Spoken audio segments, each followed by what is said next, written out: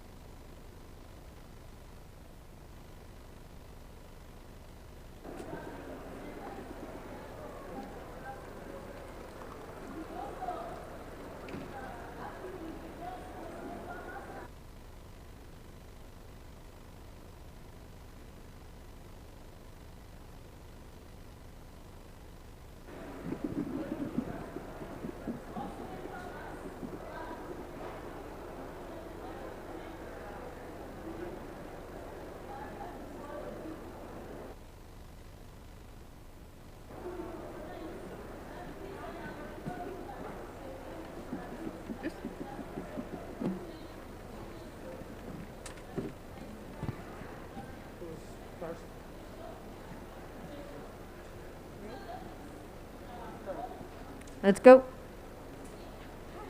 I said that out loud, apparently. What we need is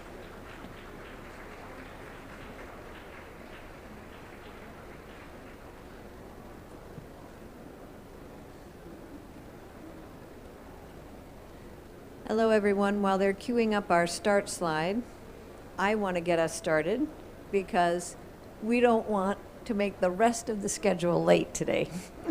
We're the lead off for the U.S. Climate Action Center. My name is Sarah Sutton. I'm the CEO of Environment and Culture Partners, which is a nonprofit in the U.S. accelerating climate action in the cultural sector.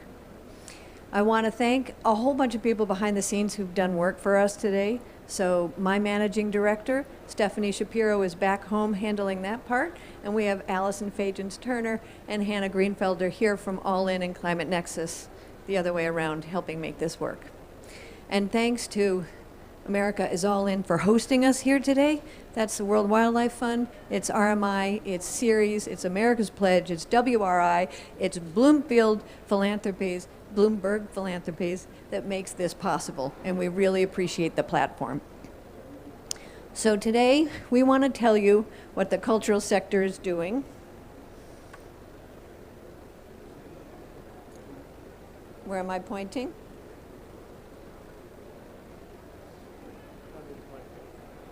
There we go. Let me go back one. I want to tell you what the cultural sector is doing to accelerate climate action. So I'm going to tell you about 3 cross-cultural sector projects, and then my 3 super colleagues here are going to tell you about projects that are taking place at their institutions. I'm going to focus on carbon, because that's what I'm motivated to do and have the most ability to have an impact on. They're going to talk about carbon and public engagement impacts at their museums. So every time a museum professional walks through a museum, she can imagine her carbon impacts. She looks at the exhibit, she looks at the theater, she looks at the conservation lab, and if she's at a zoo or a garden, she looks at the vet hospital, and she looks at the garden management process. If she's at a historic site, she thinks about managing that historic building, and she sees carbon everywhere. We know that we have significant impacts.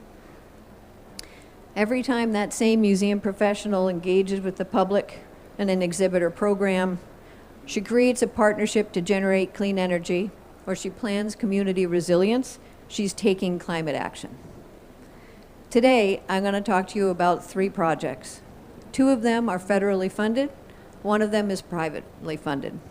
The first one is the one that you see here on the screen. It's funded by the Biden-Harris administration's Institute for Museum and Library Services.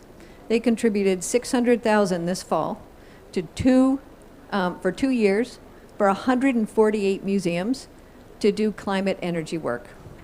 We're partnering with New Buildings Institute to do the science behind the data, and we're partnering with the New England Museum Association to reach out across the sector. We're going to take 148 buildings, all of their energy data, and we're going to create energy sensitivity models for zoos, gardens, and 5 different types of museums, so that anybody who uses this free software is going to be able to understand where they can have the greatest impact on reducing their carbon footprint right away, without needing to hire talent just to get going.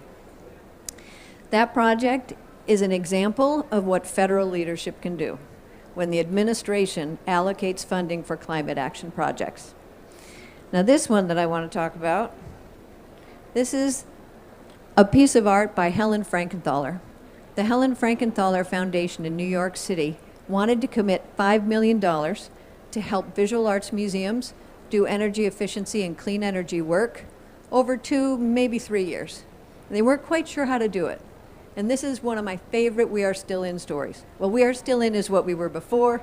Now we're America's All In. This came about because Frankenthaler Foundation reached out to Rocky Mountain Institute, part of America is All In order to get energy back up on this project. Rocky Mountain Institute reached out to me, Environment and Culture Partners, because I organized the cultural sector for America is All In. And together, we created this Frankenthaler Climate Initiative. In January, we put out a proposal, request for proposals. In 6 weeks, we had over $7 million in applications, 110 grant applications. Remember, we had $5 million to spend over 2 to 3 years. The projects were so good and so ready to go that the board decided to fund $5.1 million and 78 projects right off the bat in the first year. And then they stepped up with another $5 million over the next 1 to 2 years to do more of the same work. The visual arts sector is 25% of the 35,000 museums we have in the United States. Think if we had funders and partners who helped us do that with every sector, with science museums and with public gardens, with zoos and historic sites. So we've had a federal funder, a private funder. I'm going to give you one quick one on a more federal funding, but lower scale. Those 2 first projects were huge, right? All the way across the country, 78, 148 institutions. There's something called STITCH, Sustainability Tools in Cultural Heritage. It's hosted at the American Institute for Conservation, funded by the Obama administration National Endowment for the Humanities. And it helped us do life cycle assessment and carbon calculation for all the things that museum professional does when she creates an exhibit, cares for objects, packages an object and ships it to another museum to be exhibited.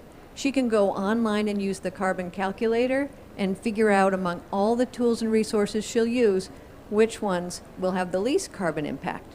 So even a regular staff member without a leader who's joined America is All In and is driving the climate fight can take climate action. It's right at her fingertips every day. So we try to scale to every level, and we try to reach every single part of the sector. So now I'm going to hand it over to Patrick Hamilton, who's going to talk to you about his work. Thank you, Sarah. And thank you to all of you who are attending this session, whether it's in person, virtually, in real time, or later on at your own convenience. I'm Patrick Hamilton, and I'm the Director of Climate Change, Energy, and Environment at the Science Museum of Minnesota. And I also represent the cultural sector on the advisory committee to America is All In. And I want to tell you a story about the Science Museum of Minnesota as a way of exemplifying and amplifying the messages that Sarah just provided about the importance that the cultural sector could contribute to accelerating climate action and justice in the United States. So my story is in 3 chapters, and chapter 1 starts in 2010, which is when the Science Museum contracted with a consulting mechanical engineer to do a top-to-bottom energy analysis of our institution. Several months later, he came back with his report, and his top-of-line message was this: the Science Museum of Minnesota, like all large modern buildings in the United States, uses a lot of electricity. And electricity inevitably degrades into heat. And according to his calculations, all that electricity coursing through the Science Museum on an annual basis degraded into over 20 billion BTUs of heat energy. And we said, well, okay, that sounds like a big number. And he said, well, it is, and you are ejecting all that heat energy from the building. And we said, well, yes, because that's how we design, construct, and operate large modern buildings in the United States. But he said, you're throwing that heat energy away, and then at the same time, you are buying an enormous amount of heat. Why? And we said, well, because no one had ever laid it out to us in those terms before. So we asked him, what actually should we do about this ridiculous situation? And he said, well, I recommend that you install machines that will allow you to capture and reuse the heat energy that you are throwing away. And we said, that sounds exciting. Can we see an example of what you're proposing? A real working example? And he said, well, unfortunately, no, because I can't think of a building in the Minneapolis-St. Paul metropolitan area that is actually doing what I propose that you do. But he said, I did a retrofit of a large industrial facility employing the same principles that I think that you should apply. So we implemented a field trip. We drove an hour south to a large food processing plant, actually a bean cannery, and actually toured this facility, and it was very impressive. Because before the retrofit, they'd literally been dumping enormous amounts of energy and water down the drain. And this engineer had rerouted that heat energy back to the front of the processing plant. And as a result, they were saving a tremendous amount of energy. Now, it cost them a lot of money to do this retrofit, but the payback was not in years, it was in months. So I approached the plant manager and I said, this is an amazing story.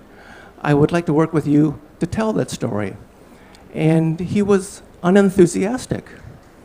And I was taken aback, but I realized eventually why he was unenthusiastic, because it's not an educational facility.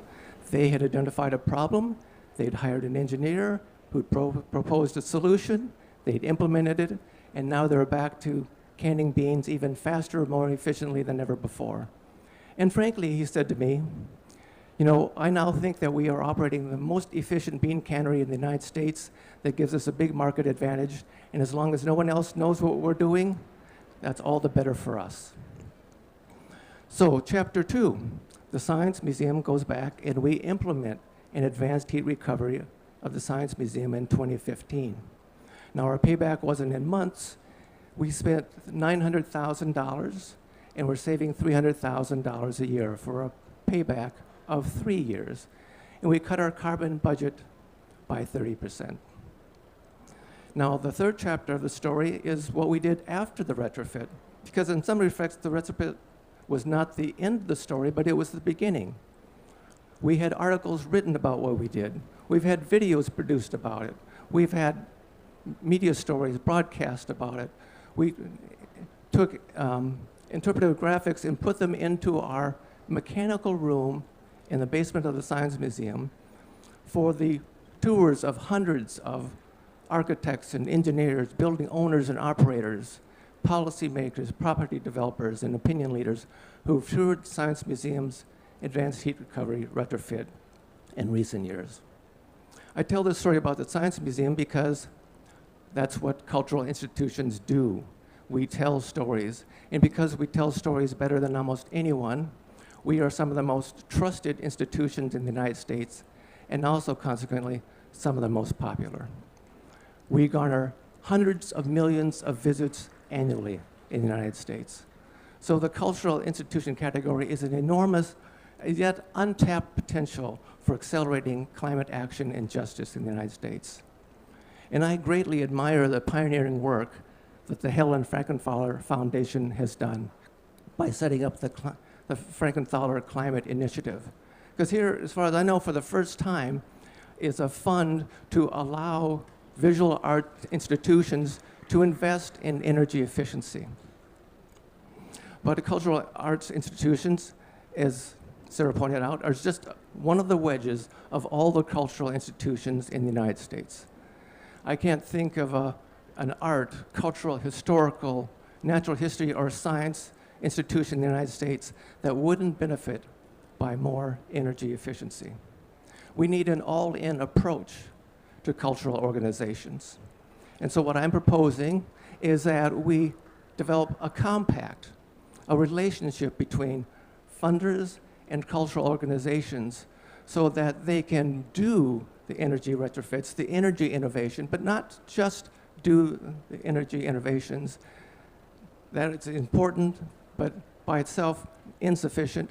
They also need to be proposing plans for how they would tell their stories to their audiences about why acting climate change is important, why they did what they did, and to encourage their public to also engage in greater, more aggressive climate action and justice. Because imagine the economic, employment, environmental, education, and equity opportunities if energy innovative cultural institutions in the United States weren't rare, but commonplace. So let's turn imagination into reality, and I look forward to continuing to work with my colleagues and with any of you to make imagination into reality. Thank you.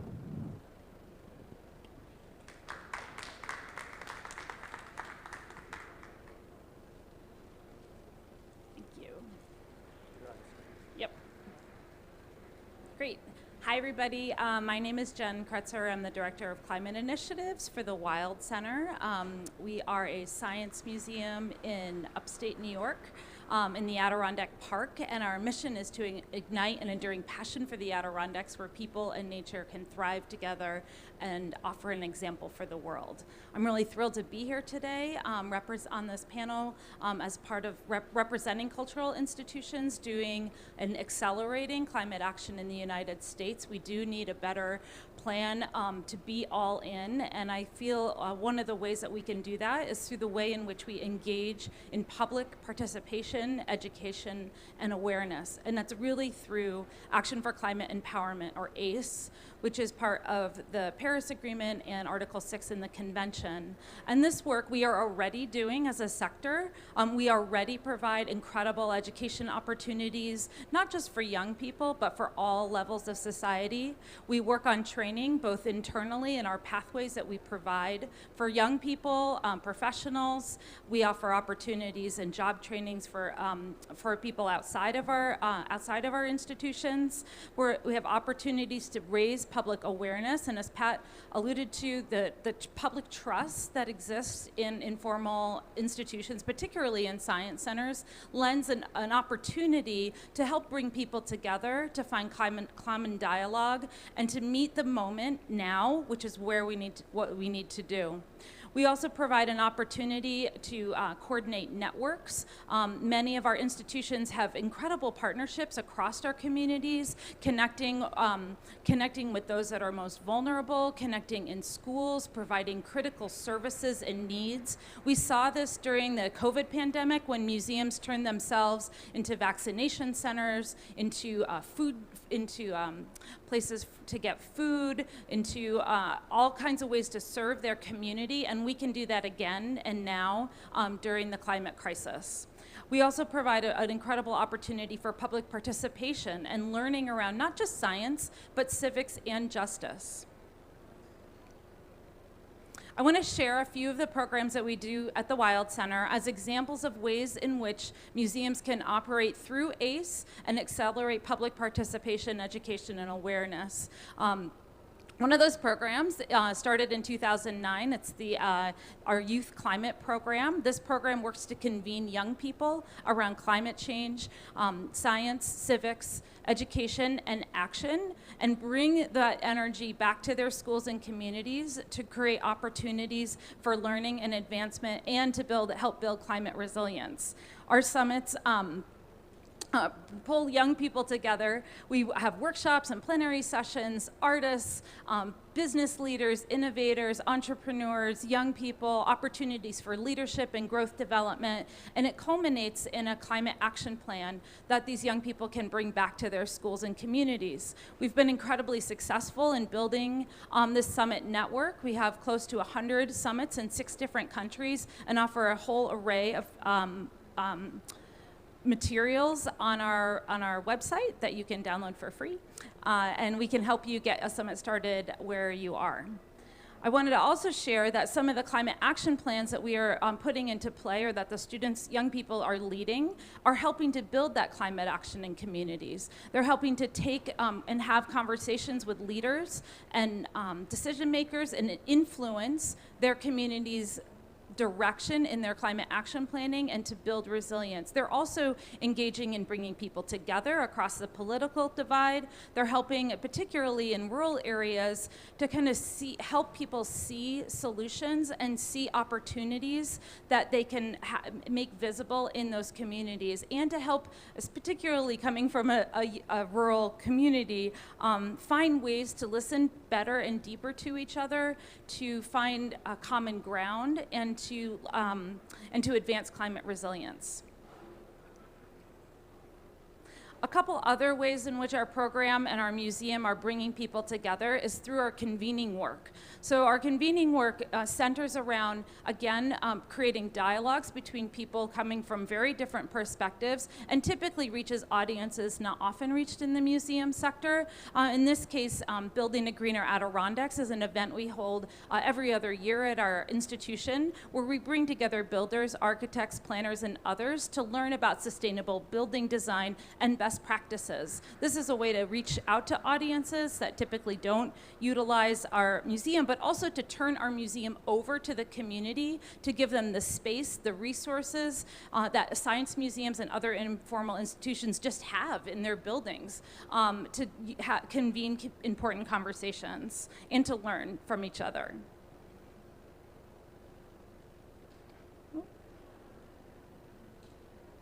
Finally, I'd like to mention that we had another convening opportunity that we've done is around after a natural disaster. So when Hurricane Irene hit in northern New York in 2011, we brought together planners and Department of Transportation. Communities were very heavily hit. They were actually cut off from emergency services, and we felt we had the opportunity there to meet communities where they were, and what they needed was an opportunity to share stories, to learn from each other, and to think about how they can build back better, honestly.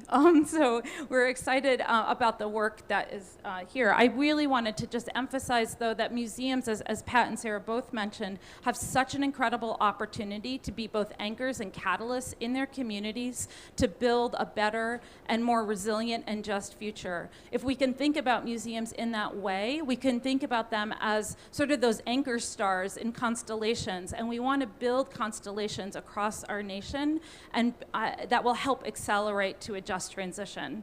Thank you very much.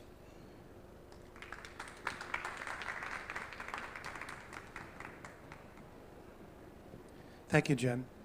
Let's see. Okay. Good morning, everyone. Let's see. I'm Richard Piacentini. I'm the president and CEO of Phipps Conservatory and Botanical Gardens in Pittsburgh, Pennsylvania. Just a visual here to show you where we're located. We're in the Northeast United States. Our original conservatory opened in 1893, but it's not until about the last 15 or 20 years that we've really started to initiate our green agenda.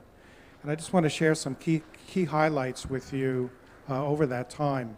A couple of examples. In 2005, we switched to 100% renewable energy to power our entire campus. In 2006, we got rid of all the plastic disposables in our cafe.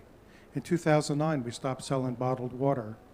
In 2010, we started to offset all the carbon we produce for heating all of our buildings. In 2015, we divested from fossil fuels from all of our investments, and in 2017, we adopted a broad ESG program for all of our investments. And then in 2019, we switched our cafes so that it's greater than 70% of our cafe items are vegan and vegetarian. During that time, over the last, let's say, 9 years, we've also built 3 zero-energy buildings representing new construction, modular construction, and adaptive reuse. The reason I mention that is because I think it's really important for institutions like ours to lead by example if we want to start to engage the public. And I think we've been very successful in some of the programs we've been using to start to engage the public, to start taking green initiatives on their own. One of our examples is the Green Power Drive that we started a couple of years ago, where we made an arrangement with a green power provider where we sell them bulk memberships at a discount that they can then use as incentives to encourage people to switch to green electricity. Over a course of 3 years, we had 5,500 families switch to their power to green electricity, which we think was really great. That's equivalent to not burning 77,000 barrels of oil each year. And that's one of the key things that I think that made this program successful, was to help people understand visually what the problem is. A lot of times we talk about tons of carbon dioxide. Who knows what a ton of carbon dioxide looks like? Nobody, right? Well, the typical Pennsylvania household produces about 8 tons of carbon dioxide each year to power their homes. That's equivalent to burning about 16 barrels of oil. So we lined our front walkway with 16 oil barrels to demonstrate to people this is the problem. This is what you can solve if you switch to green renewable energy. And it's been very successful. We then used that opportunity to start to work with other gardens and museums around the country to help them ramp up their aggressive actions to address climate change. So we started the Climate Toolkit. The idea here is for people, organizations, to recognize where does it make the most sense that they can take action to address climate change. they have to agree to share that information with other museums and gardens and zoos.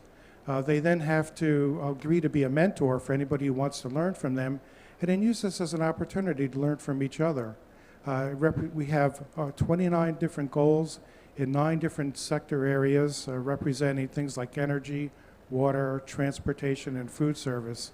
And so far, we've had 40 different institutions sign on to the toolkit, and we're hoping to really ramp that up aggressively this next year. Because I think, as was mentioned by some of my colleagues, I think Pat mentioned this, each year hundreds of millions of visitors visit our institutions each year. What an incredible opportunity to engage them in adopting green initiatives, but not only to adopt green initiatives, how about creating a groundswell of support for broad environmental action as well?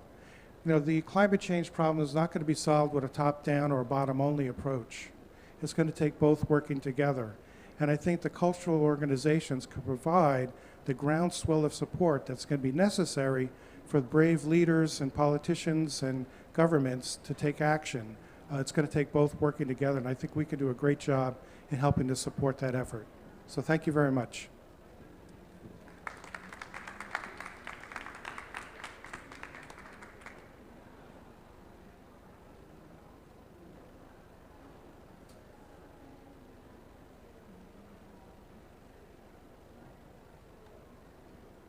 Great museum work fosters empathy, curiosity, and creativity. I helped write this quote, so I'm going to edit it a little bit. It requires courage that enables humans to understand challenges and be moved to overcome them in ways that expand well-being for everything around us. Our museums already share our knowledge and our resources. Now we must offer these in support of improved solutions and new approaches. The cultural sector is charitable, educational, mission-driven, and community-focused. We have skills and abilities in public engagement, communication, research, and knowledge creation that we can use in the climate fight. We are ready to partner in all of our communities, regionally, nationally, with businesses, investors, governments, researchers, social agencies, cooperatively advance climate action. So I'm hoping that whether you're a cultural institution or an investor or a company or the mayor of Seattle, that you will find cultural institutions and other partners in your community, near your home, your place of work, that align with your personal or professional mission. Find them, the ones that will be your new climate action partner, and use them for demonstrating promising technology, practices, public engagement, or citizen science. In 2017, when President Trump stepped out of the Paris Agreement, it seemed to me that those of us who care about this work would still do it. We'd do it wherever we could find that option. On that day, I called about 10 of my professional friends. These are 3 of them. And I said, would you still do this work even if the federal government isn't supporting it? They said yes. We had a good group that said yes. At the same time, people in the other sectors are thinking about this. 5 days later, I hear that there's something called America is All In. But it's formed with only part of the civil sector. It doesn't have culture, health, and education. It doesn't have culture, health, and education as part of it. And so I started knocking on the door. And thank goodness, Alon Strait, who was our leader at the time, who we had to share with the State Department now, heard that message. And he said, yes, we need that extra layer. And by 2018, those 3 new sectors were added to We Are Still In. That has given us an opportunity to really leverage the work that you're hearing about today. It was started before then, but it's really been able to accelerate. We're proud of that work, and I'm thankful to all 3 of you for saying yes early on. So you can reach out with your partners and co-create a plan for climate action. I hope you'll find them, and then I hope you'll contact all of us and tell us about the partnerships you've created and the work that you're doing. So we can take some questions now, and I also have some questions for panelists if they'd like it. Yes, sir, in the back.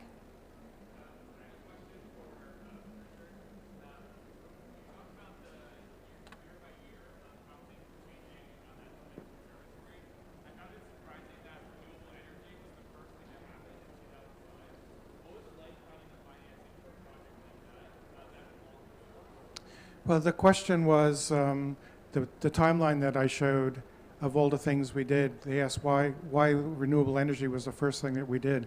Well, that was actually a result of our building one of the first LEED certified buildings.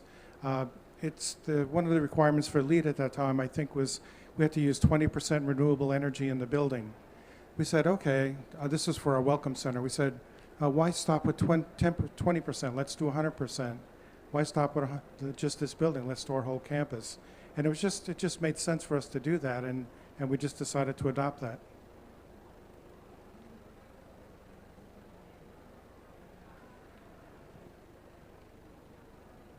Any other questions?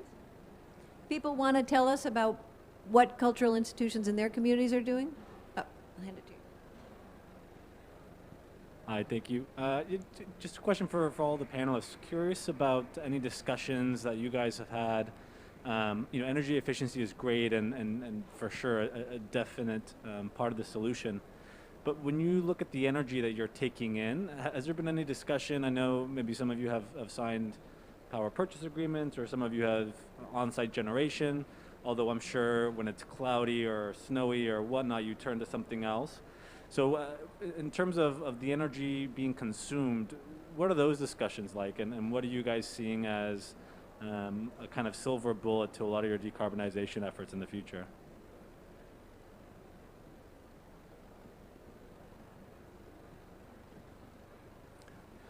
Yeah, thank you for that question. So first of all, I think energy efficiency is where cultural institutions should go to first, like any building owner or operator, because that is, I think, oftentimes the lowest hanging fruit.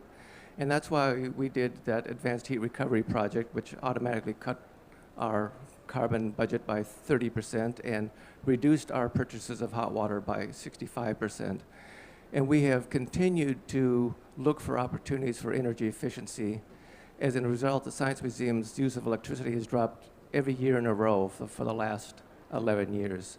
But to your point, we always are going to need to purchase electricity to heat, cool, and power the Science Museum.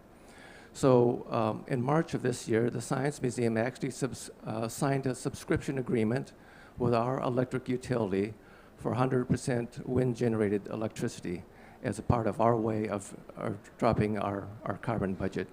Science Museum committed to carbon neutrality in 2019. Our goal was to cut carbon emissions by at least 50% by 2030 and get to carbon neutrality by 2050. But just by signing that subscription agreement, we reached our 50% reduction goal 9 years early. So I think that energy efficiency and renewable energy are closely intertwined with cultural institutions.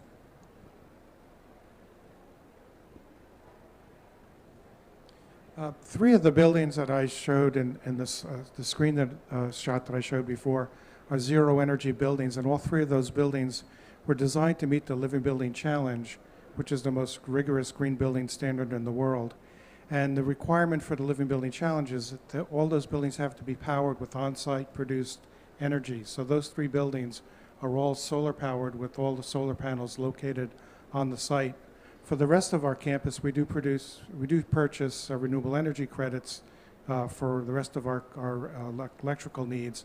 And we're in the process right now of negotiating a direct power agreement with a new solar field that's being developed nearby our campus. Yes. Yes.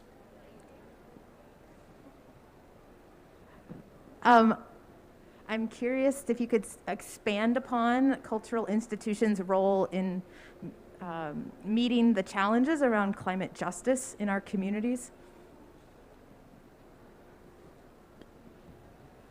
Thanks, Sarah, for that question. I feel like that museums, one, cultural institutions have a moral obligation to be part of the solution, period. Like, that needs to happen, and it needs to happen like right now.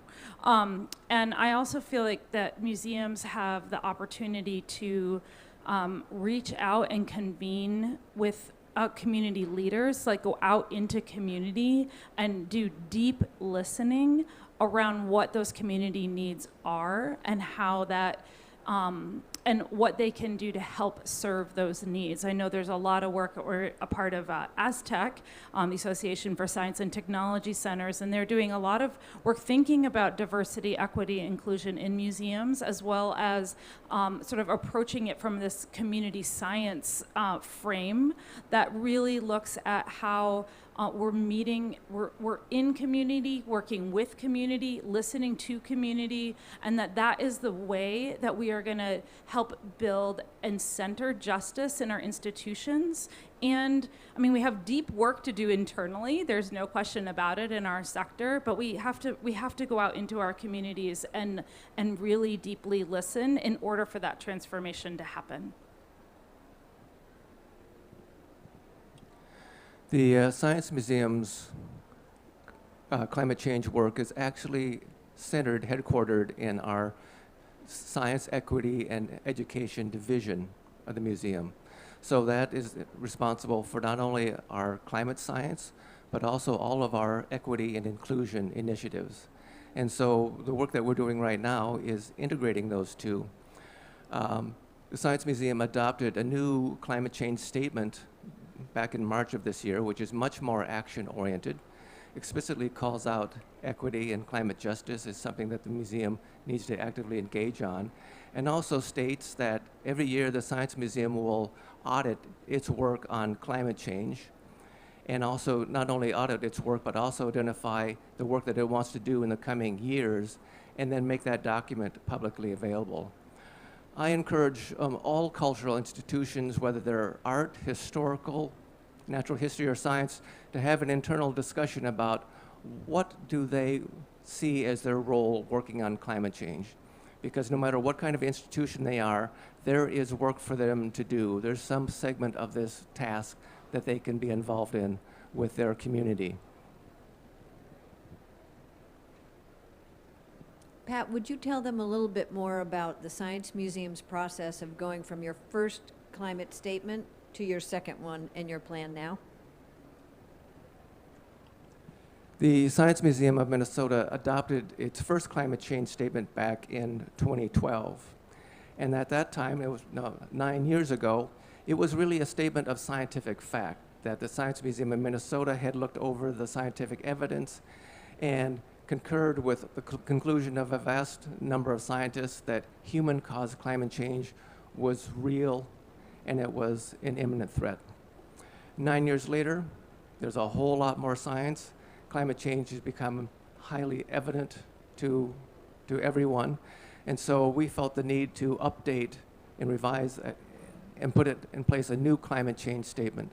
So this statement, which is easily found on our website if you just Google Science Museum of Minnesota climate change, is much more action-oriented. And the reason for it was we wanted to go beyond the fact that this is a scientific consensus to the fact that we now need all of society engagement on addressing this issue.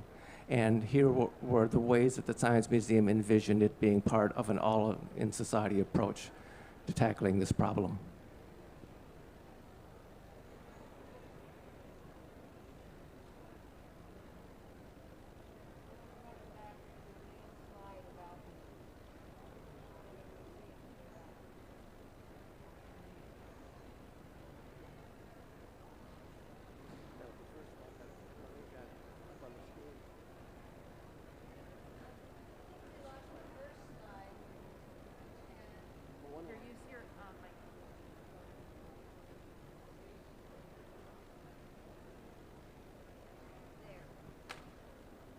By the numbers, this is how big the cultural sector is.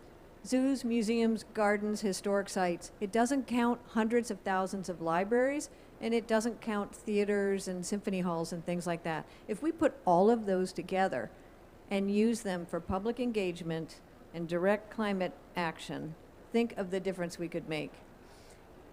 Before COVID, more people visited cultural institutions than went to professional sporting events. That's 800 million people going through getting our message if we talk about climate change. And the data is in that we are the most trusted resource on this work. And why not use that platform? If the government can't be trusted by enough of the audience as we'd like, but we can. That gives us an opportunity to send a message that leadership won't be able to. That gives us a platform that leadership needs. We need the support of leadership in order to take more action.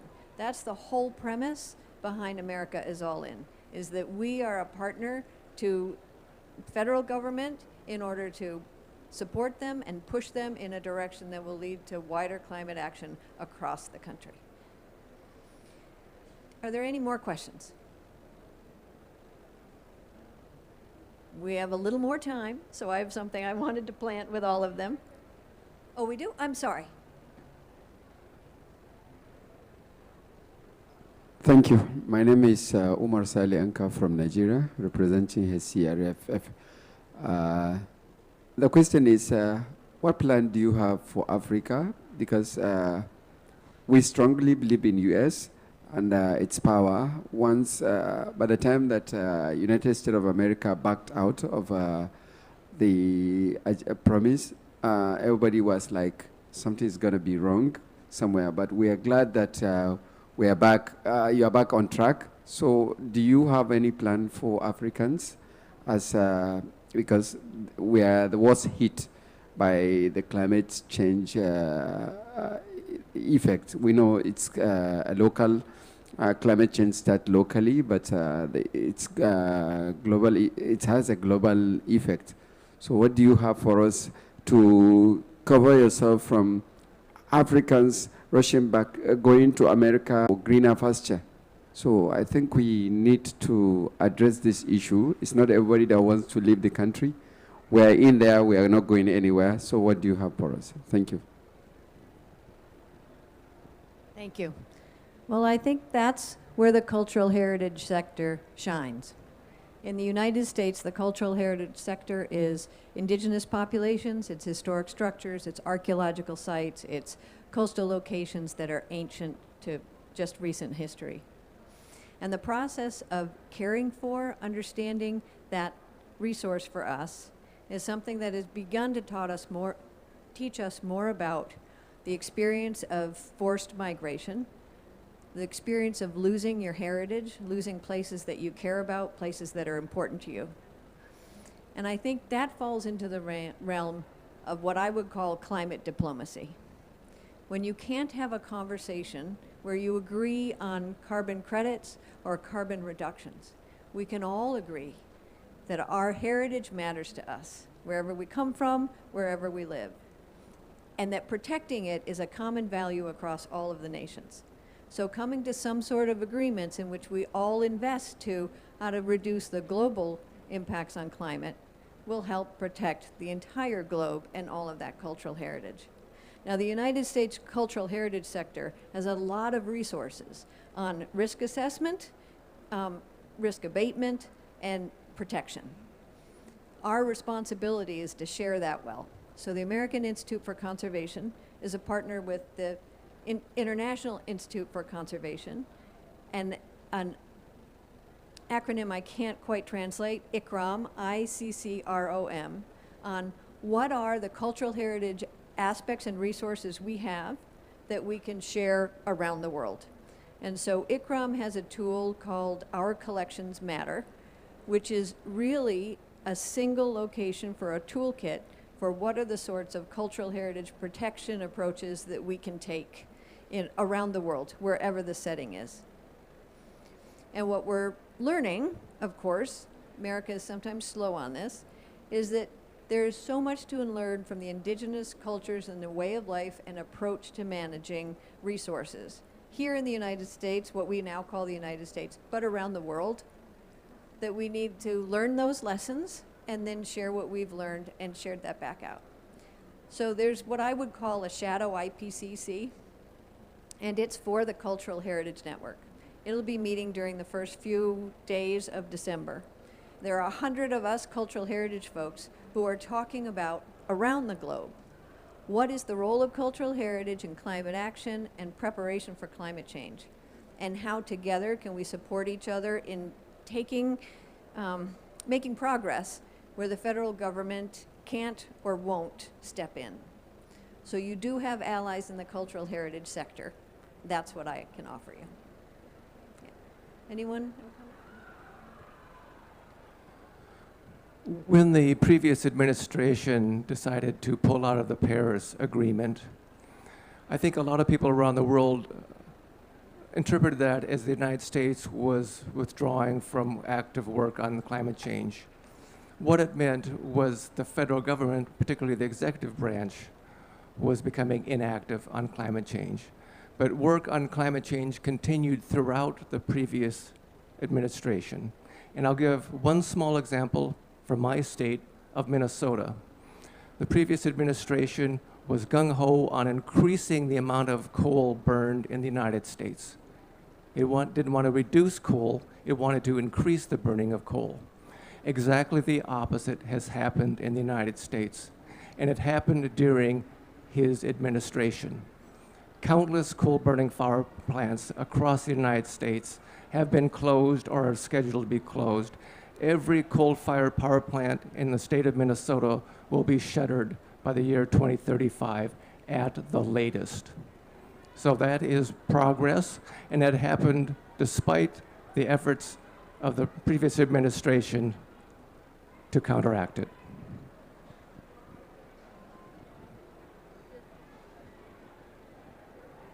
Yeah, I just had another comment regarding thinking about the role of museums in this sector, and one of the things I wanted to mention was just the ability for museums to amplify and communicate and to really lift up and elevate voices that haven't been heard. I mean, and thank you for sharing the statistics, Sarah.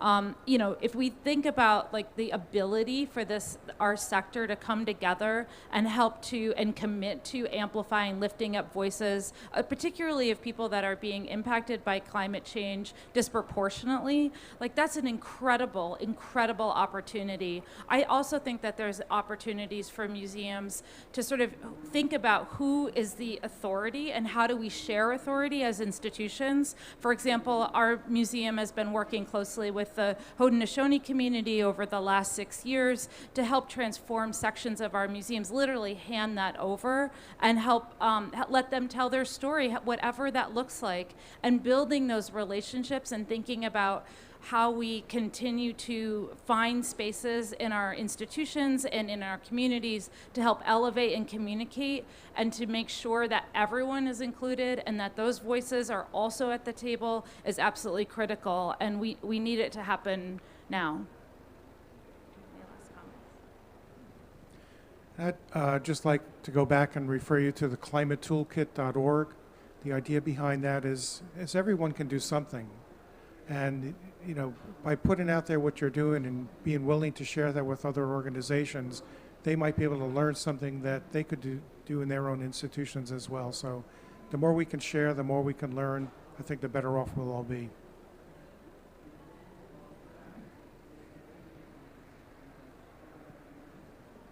Any other questions? Okay, to our panelists. So, you've shared with us today, and this whole COP is about the steps we all need to take on climate. Today we're planting the flag and letting everyone know that we are all working hard and that we all want to create strong partnerships for climate action. So where do you each think that the cultural sector should go next? What should we do next, and how will you push it forward?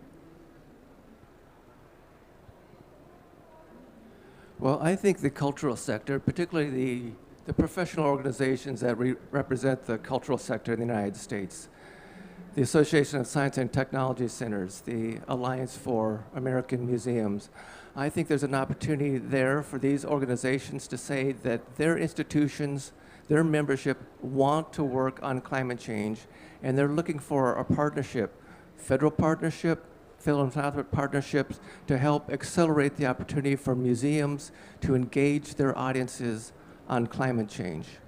There is, as Sarah has pointed out, an enormous sector that has enormous influence with large populations of the United States that could be showcases for climate innovation, for climate action and justice. And I think it's important for our professional organizations to articulate the desire for the cross-sectoral community in the United States to actively mobilize on climate change? Thanks, Pat. I believe that the next step for museums is to make our cultural sector is to really make a commitment to decarbonization. So step one, like with their buildings and their spaces, we should not be building institutions, cultural institutions, unless they are like achieving net zero. Like we really have to think about how we're changing the way that we build in our communities. I also really believe in the power of education, and that we need every institution to step up and think about how they're addressing climate change education, civic engagement and literacy in their communities, and how they're also centering both youth and communities of color to make sure that their voices again are heard at the table, that they elevate them, and that they're including them in all aspects of their decision making. I think that with that, we could really move on accelerating ACE for a just and sustainable world. Thank you, Jen. You know, one of the things I think we really need to do is for our institutions to lead by example. If we want people to adopt more aggressive action in addressing climate change, then we need to show them that it's possible. I also think we need to change the story. You know, many years ago when the environmental movement got started, I think we were all led to believe that if you wanted to be green and do something sustainable, you have to give things up, that you're going to be uncomfortable, so you might as well just get over with it. You're going to be miserable. Nobody aspires to be uncomfortable. We have to show people that it's better. The building that I showed in one of my pictures before, the Center for Sustainable Landscapes, is a Living Building Challenge building. Zero water, zero energy building, free from toxic chemicals. It's a much, much better building than any other building I've ever been in. That's what we need to show people, that actually the grass is greener on the other side, that we could build buildings, we could have a lifestyle that are better than we enjoy now and still be respect the planet and do something that's good for our health and good for the planet.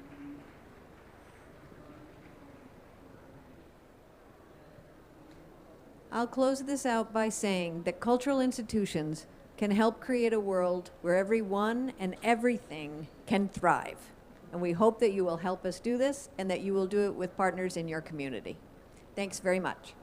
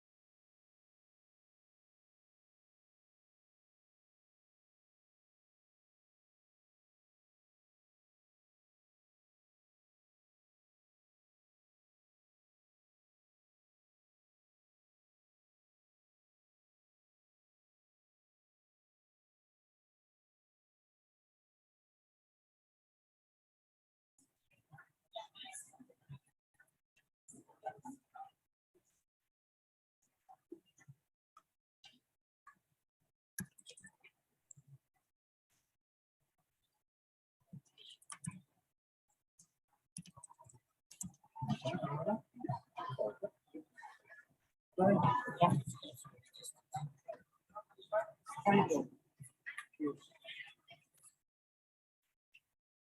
we go. Okay.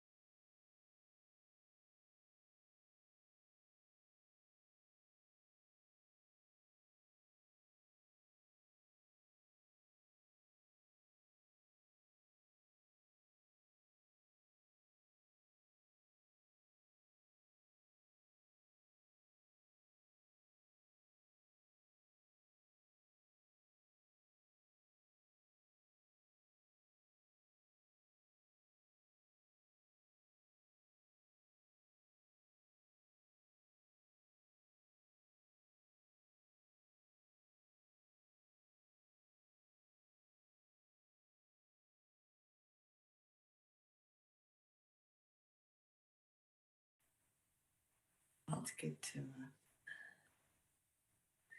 So if I want to turn on my camera, I want to see. Okay, perfect. And I can even move. I should be able to. No. Okay.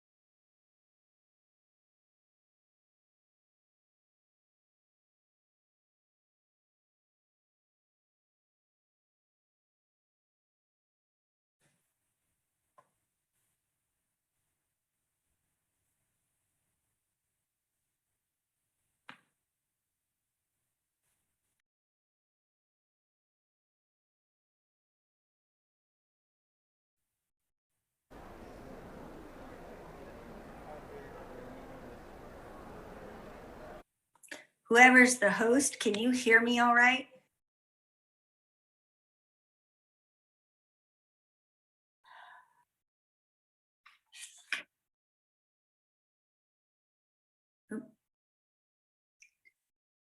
Are you able to hear me?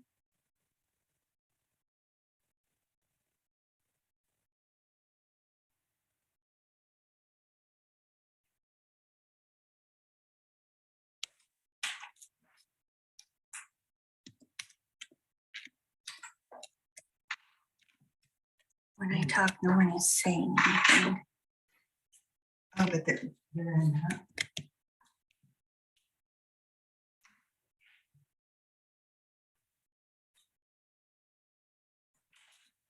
Hello to people in the room. Can you hear me speaking?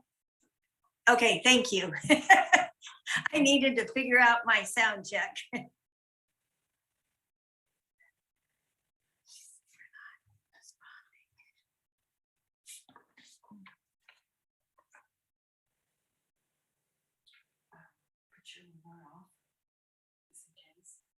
I think I did already.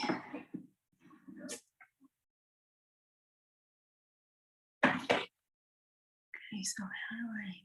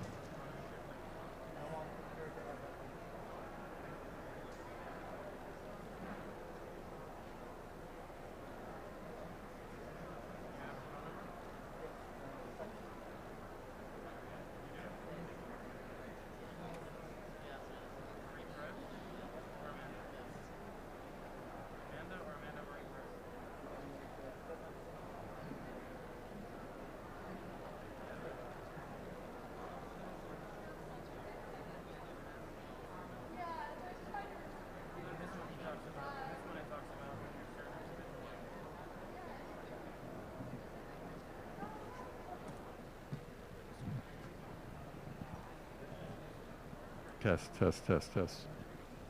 Test one.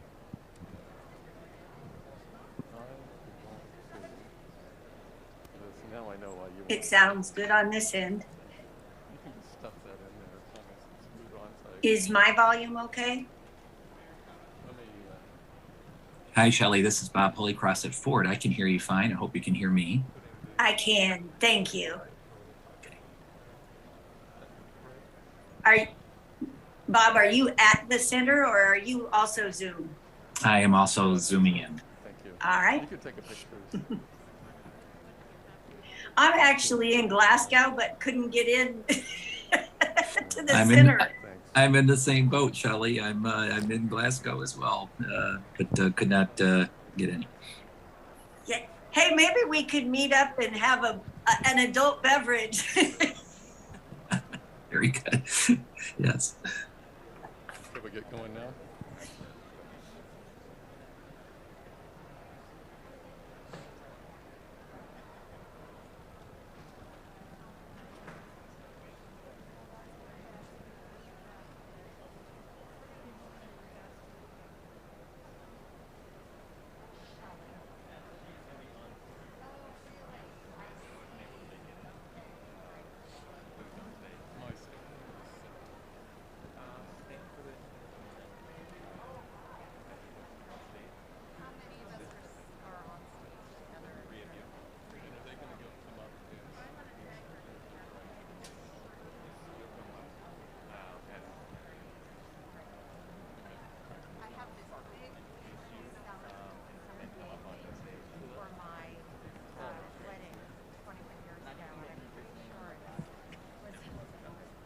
You've been eating salad with a panda on it. It's not a panda, it's got all kinds of pandas. Creatures. And it's so beautiful. Very nice. And then underneath it has the panda.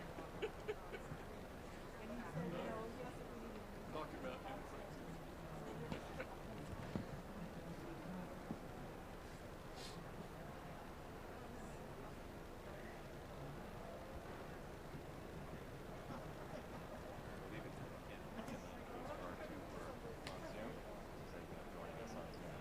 That's Bob and Shelley. What I'll do is just stay standing throughout all this. And then we're going to leave this over here. Okay, great.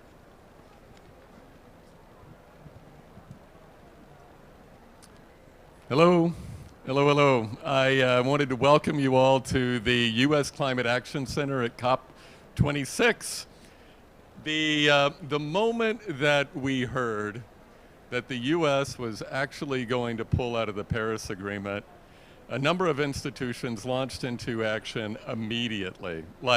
And we had planned for this possibility, but we launched into action immediately and created a coalition of institutions around the country under We're Still In, under America's Pledge, and ended up securing the commitments of thousands of institutions, corporations, mayors, governors, schools of higher education. Hello? Schools of higher education, First Nations, communities all around the country. And at the end of the day, we ended up with a group of signatories that represented 2/3 of America's GDP and 2/3 of America's population.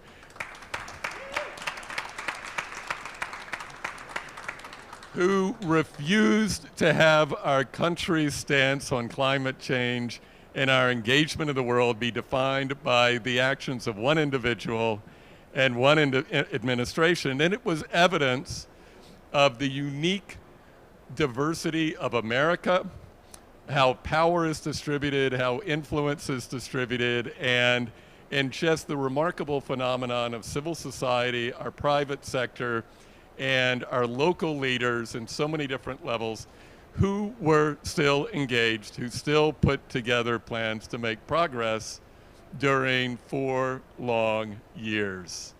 And this coalition, America's Still In, which is now morphed into a combination of America's Pledge and We're Still In, is something that I am most excited about because it is evidence that even though we're right here in this COP where nations have come together to make commitments, it is also about the powerful voice and actions of subnational actors that interact with governments and at the same time need governments to set the table with powerful regulatory frameworks, a price on carbon, budgetary commitments, collaboration, and all the rest. So it gives me great joy today to introduce a array of speakers that represent this effort. Oh, and by the way, I'm Carter Roberts. I am the president and CEO of WWF in the United States. We are immensely proud to be a part of this effort from the very beginning and on an ongoing basis, and to support the voices and the actions of so many, along with an array of institutions, including Ceres and Mayor Bloomberg, Bloomberg Philanthropies, many, many others. And this is just a wonderful moment and a great way to launch this pavilion. So I'm going to introduce all of our speakers today. A couple of them will be virtual. Most of them will be here in person. And as I call their name, if you could come up. But, and those of you who don't have the pleasure of being in Glasgow, if you could just appear on the screen and I'll ask you questions one by one. First off, I wanted to introduce the Lieutenant Governor of California, Eleni Kounalakis. Ms. Kounalakis is the 50th Lieutenant Governor of California, sworn in by Governor Gavin Newsom in 2019. She is the first woman elected to this position in the history of California. From 2010 to 2013, she also served as President Barack Obama's ambassador to Hungary, the first Greek-American woman to serve as a U.S. ambassador. And in addition to her duties as Lieutenant Governor, she represents the state for international affairs and trade. Welcome, Lieutenant Governor.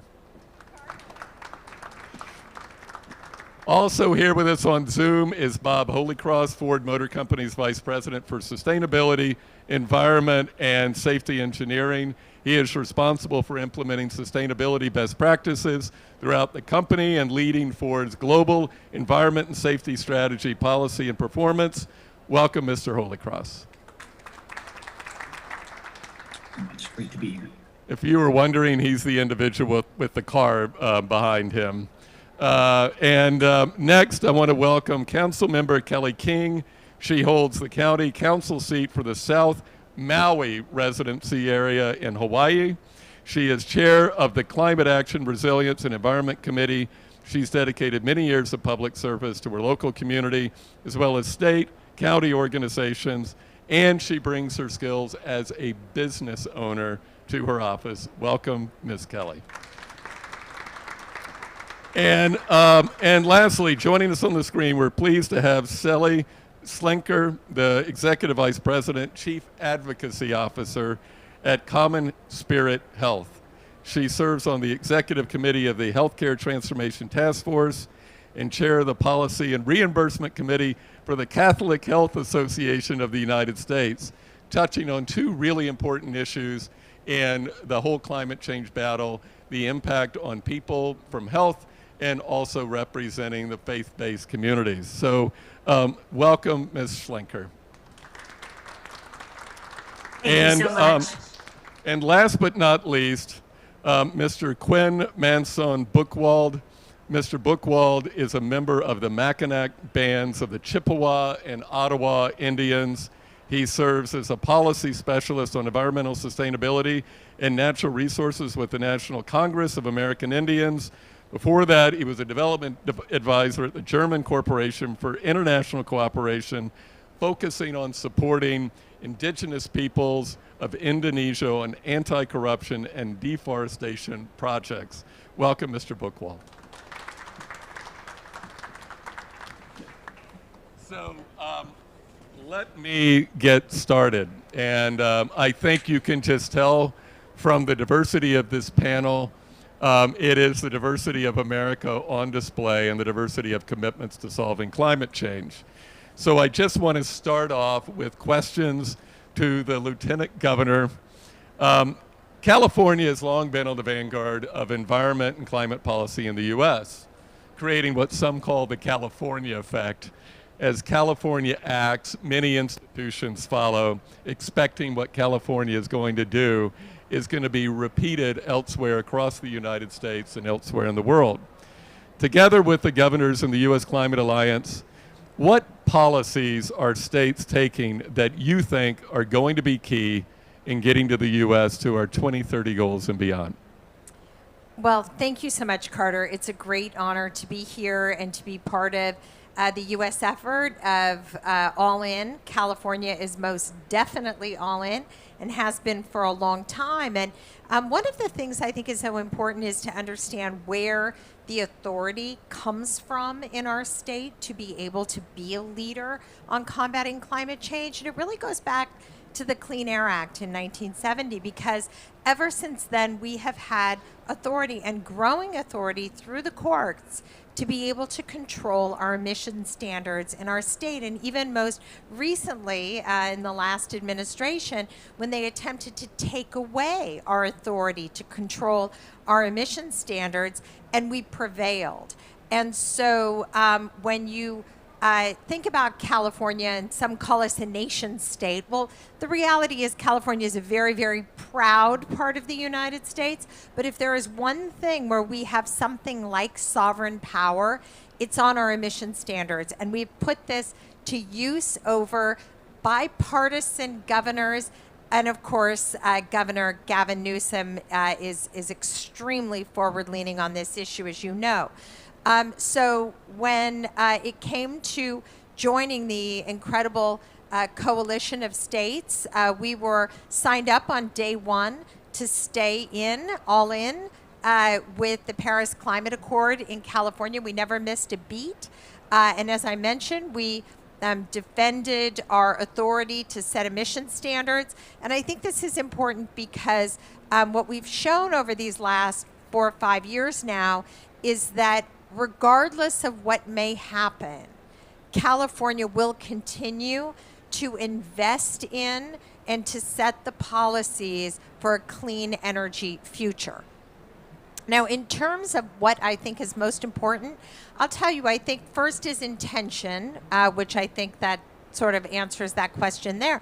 But the second, it's very important, the transition to zero emission vehicles.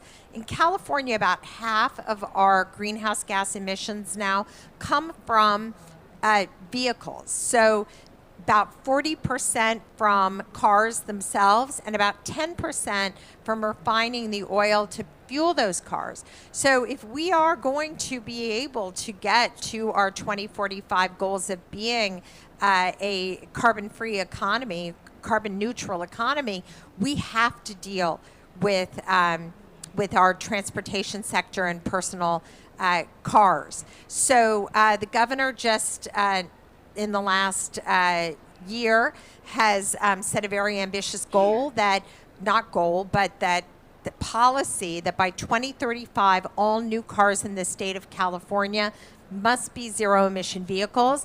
In order to get there, we're investing record investments right now, about $3.9 billion out of this year's budget to go toward building the infrastructure for a ZEV future in our state. And it's great to see Bob from Ford here, who was telling us this morning about incredible things happening with, an electric F-150 and all sorts of great things the private sector are doing to help us be able to get there. And then the final thing, just very briefly, is scale. So anywhere you go in California, and again, if we were a country, we would be the 5th largest economy in the world. We have 10 University of California campuses with private universities, Cal State universities, research universities, everywhere, national laboratories. Everywhere you go, young people are working on this. It is the moonshot.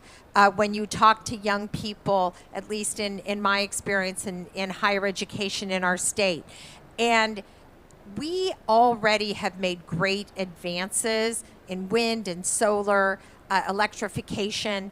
But in order to really accelerate deep decarbonization and invest in nature, as is written on the wall right here, we have to scale up. And so when you see $15 billion out of the California budget this year going into climate resiliency and a clean energy future, a lot of that is going to have to do with finding the innovative advances to be able to take what we've already learned, what we already can do, and scale it up so that countries, governments, industries around the world are able to use those innovations in order to be able to make a massive difference, which is we know we need to stay under the 1.5 degrees Celsius. Awesome. Awesome. Just amazing, the breadth and the scale of what you're doing there, and thank you for your leadership. California, always a wonder to behold the combination of technology, innovation, and also just political determination.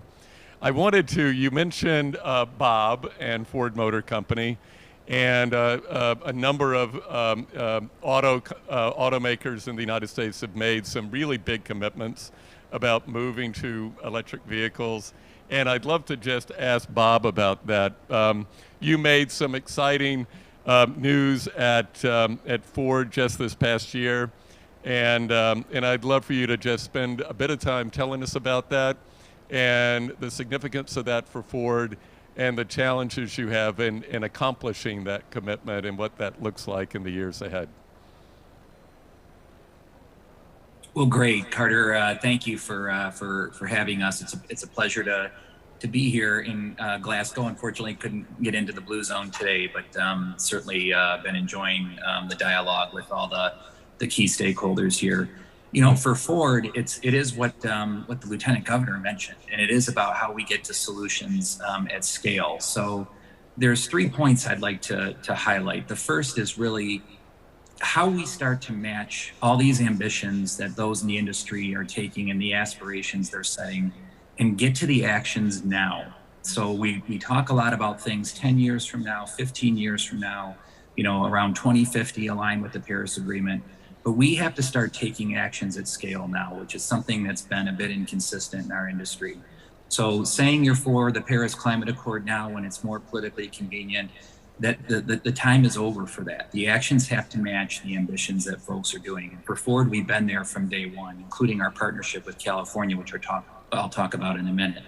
But on the product side and how we're making this revolution as a 120-year-old company, this is the second revolution for us. The first was getting the world on wheels. We didn't invent the automobile, but we invented the mobility around high scale, large volume, freedom of movement through getting it to everybody. And that's what's going to happen with this revolution on electrification. We are going to lead it at scale.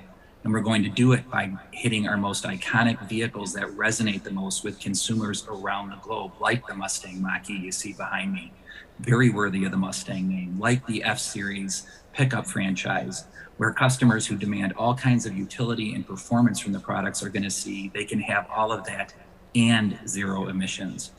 It's also going to be about commercial fleet customers, not just retail customers. We have to do this across all transportation. As Lieutenant Governor mentioned, it goes across light duty and commercial vehicles. And so our transit van franchise across the globe is going to be electrified as well, starting now. So it is about how we start to do this on our products, because our Scope 3 emissions are our largest contributor, as was highlighted. The second point I want to make is this also has to not just be about what we're doing, but how we're doing it. And for Ford and others in our industry, that means how we manufacture these products.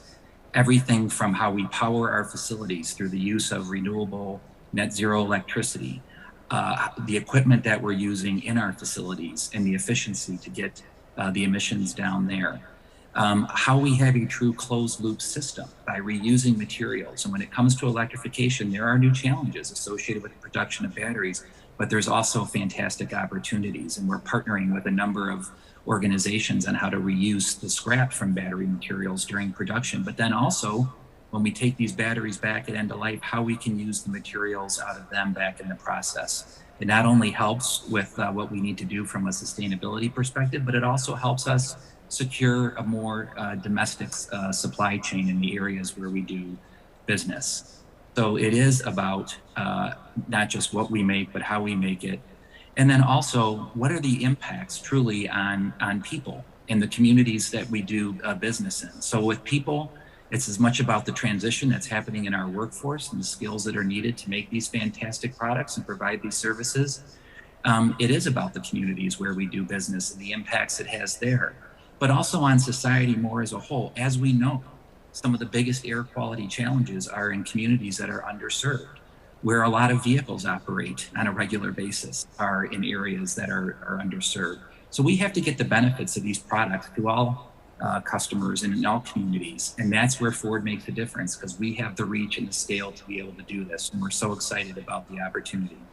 Finally, the third point I want to make is around policy and how we work with governments. And you have to match your policy advocacy with your actions and your ambitions. And that has not been consistent in our industry. For Ford, we have been consistent. We need that consistency so we have policies that are durable, that transcend political wins. We were proud to partner with the state of California over the last few years during a more challenging time in policy in the US to voluntarily sign up to more aggressive greenhouse gas emission standards. We remain the only full-line domestic automaker that has signed on to that agreement. And the great thing is that has served as the blueprint for the Biden administration's new vehicle greenhouse gas emission standards that should be finalized later this year.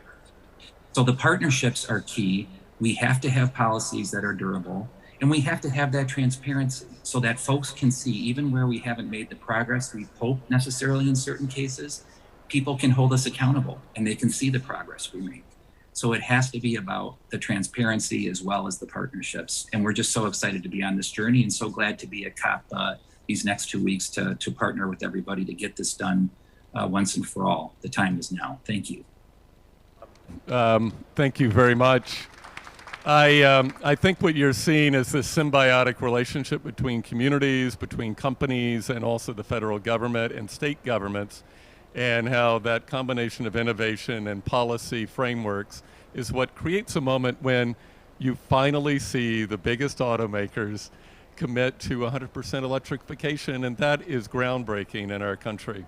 I wanted to turn to Councilmember Kelly Takaya King, and we've talked about local governments, we've talked about it at the scale of California. But when you think about coming out of Paris and the big part of getting the Paris Agreement done, eventually it comes down to the ground in real places like Hawaii. And I'd love if you could talk more about how, for you, mayors and local elected officials at the COP, why is it so important for the international, obviously, we all know it's important for international leaders to listen to local communities. But what's your take on how that is happening this year in this COP that might be different from other years? We've had so many COPs over time. Thank you. I think you're on. Am I on? Yes. Okay. Thank you so much, Carter. And I'm really excited to be here because Maui has been all in since our last president pulled us out of the Paris Agreement. I immediately wrote a resolution to put Maui County back in.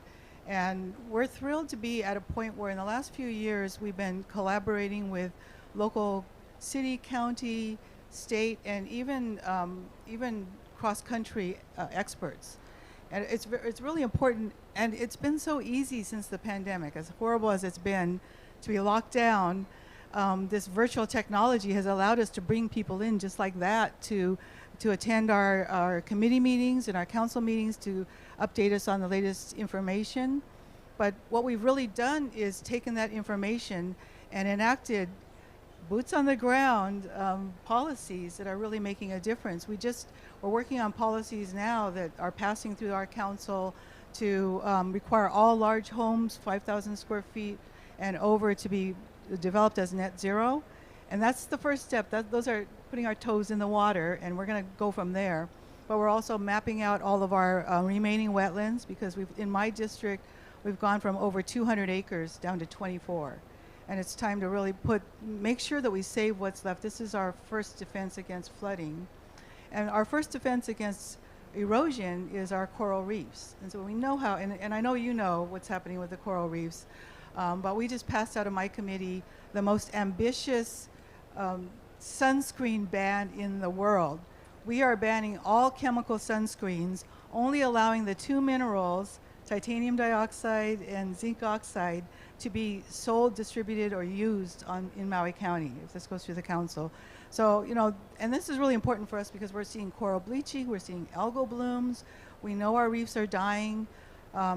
It's also related to what Hawaii Wildlife Fund has been involved in, and that's the Lahaina injection well case, which was the shot heard around the country. So I've been collaborating with ex-EPA officials, with environmentalists across the country for the case that went to the Supreme Court.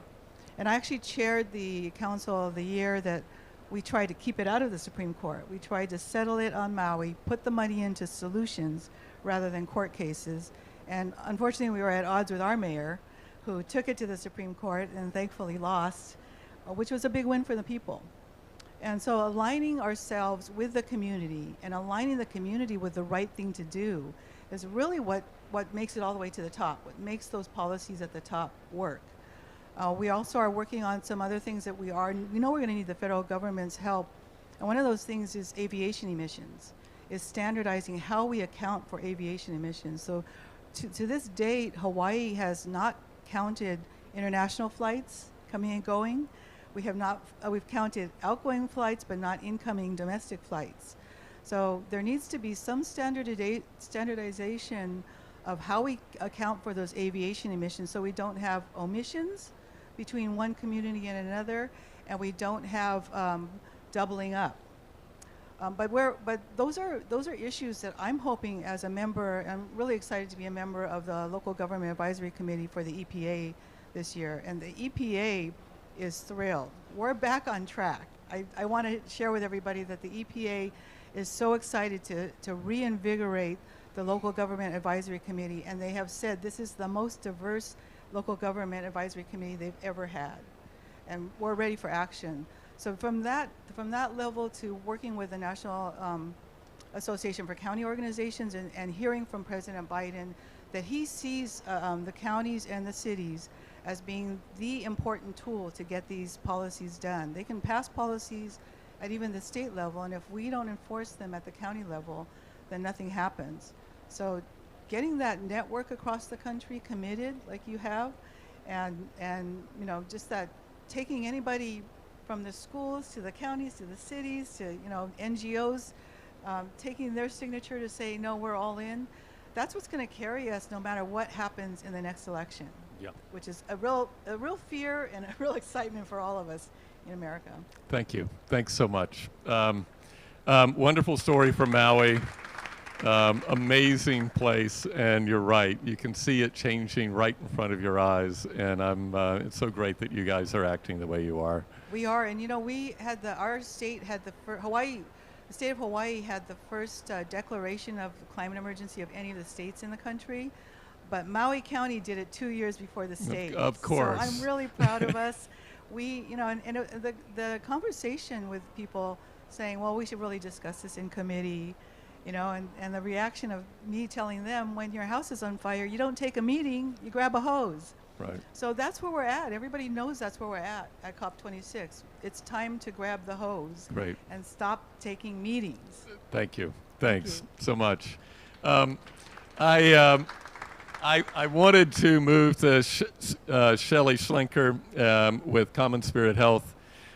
Thank you so much for joining us. We know that your CEO is, in fact, the co-chair, one of the co-chairs of America's All In, and we're so glad you could be with us here today. As I said before, climate is, among many things, a health issue, a profoundly important health issue for people around the world. Can you expand on that a bit more, and how it is interconnected with infrastructure, nature, and the many ways that we design policy changes in our lifestyles to address climate change? Yes, thank you, Carter. And Lloyd Dean, our CEO, does send his greetings and congratulations. He is very proud to be a co-chair of America's All In. We are so proud to be able to announce, we announced yesterday, our new ambitious climate goal to take Common Spirit Health, our 140 hospitals and 1,000 care sites across 21 states to net zero by 2040. And as an interim step to go to cut in half our own greenhouse gas emissions from operations by 50% by 2030. To your point about how climate and health interact, as the largest system, we understand the unbreakable bond between people and the planet. We know the tremendous impact our industry has on climate, as well as the effect of climate change on the patients we serve. We understand there's urgency in addressing climate change and are committed to delivering more sustainable health care. It's very basic core. A healthy planet means a healthy earth. And a healthy earth means healthy people. And we have to address climate change in order to have healthy people. It takes clean water, clean air, nutritious food, and an infrastructure to support the health of individuals. Climate change is a threat multiplier for the drivers of social and economic justice issues around health. So we are working hard to not only address our emissions, but the broader supply chain issues and stakeholder issues. We're proud to advocate alongside the governor in California for landmark legislation there. And we're doing everything to the point of Ford. We're installing the electric charging stations at all our hospitals and doing a lot to move the needle. We understand that healthcare, being about 10% of the total greenhouse gas emissions in the US, must take action to make sure we have a healthy planet. We have learned a lot of lessons during the pandemic, including how important infrastructure is.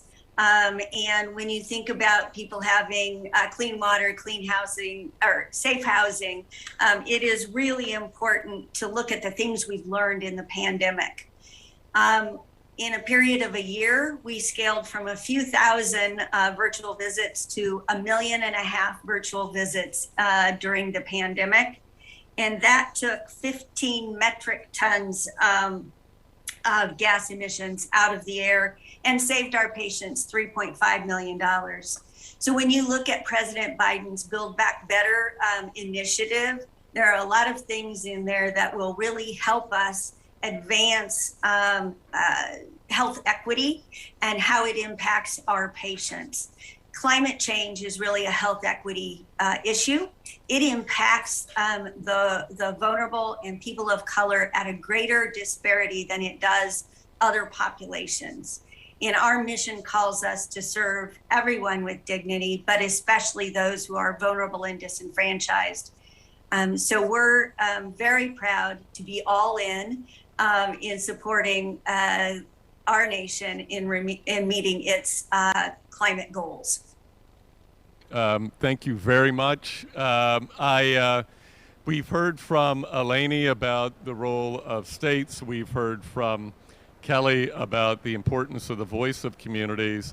And we've heard from you about how climate change most particularly affects the lives of the most disadvantaged communities. And so I think it is fitting that we end with Quinn. We had yesterday a first session of America's All In, and we heard from Fawn Sharp, who represented the Congress of American Indians, and along with Sam. And we'd love to hear from you as a member of one of the First Nations in our country, just how you see the issue of climate change, how your voices are being heard in this COP, and what you want to see from President Biden and the other leaders in the world. Thank you very much. First, I'd like to introduce myself. As Indigenous people, we introduce ourselves while entering a room. Buju, Mashkawide, Gwigwizens, Nishtakas, Makwa Ndodem, Mishalamakana, and Dunjaba. Chimagwech, hello everyone. My name's Quinn Manson Bookwald. I'm a member of the Mackinac Bands of Chippewa and Ottawa Indians and a descendant of the Turtle Mountain Band of Chippewa Indians. I work at the National Congress of American Indians. Thank you for that question. It's really pointed at this time. So NCAI represents tribal nations and governments across this country, and we advocate on behalf of these governments and their tribal citizens. I think it's really important to talk about youth, and I don't think we can talk about climate action and climate change without talking about our future generations. As we've seen at this COP, as well as in almost every other past COP, youth are an integral driving force to combat climate change. Indigenous youth are central to this activism, and Indigenous perspectives have long been acknowledged among the youth movement, much longer than in some other institutions. For too long, have the youth of our First Nations been the last consideration? Especially, there's 2 points I'd like to make. One is we need to begin providing extra funding for youth to attend conferences and activities such as this, such as the COP. A lot of our youth come from communities and areas that are rural, hard to access, as well as they don't have the support, financial support to attend events. As well, we need to provide access, such as providing credentials to youth to attend COP. I think I consider myself a youth. I'm 25, but I'm here today. I usually don't speak, but all of our youth are indisposed because we don't have enough attending. Additionally, for speaking about the Biden administration, unfortunately, we saw the new reconciliation package that just came out yesterday. The House bill that was proposed was $1 billion for climate action for tribal communities, and released yesterday, it's been cut by over half to $441 million, which is incredibly disappointing. We need to support our tribal communities, and I really hope that local communities as well as cities are able to help fill that gap through funding, capacity building, technical assistance. One program I'd really like to mention is the Department of Interior has recently announced an Indian Youth Service Corps, and we really need to push and ensure that federal funding is provided and allocated to this program.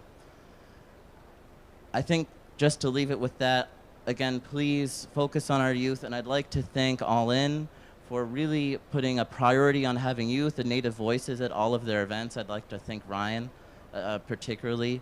And again, please think about our youth and how we can create better access to them in the future, since this is their future. Thank you very much. Great, thank you very much. Okay, I just got word that our last speaker is not going to make it, but I wanted to try something that no one has suggested that I do, but just riffing off of your last comment.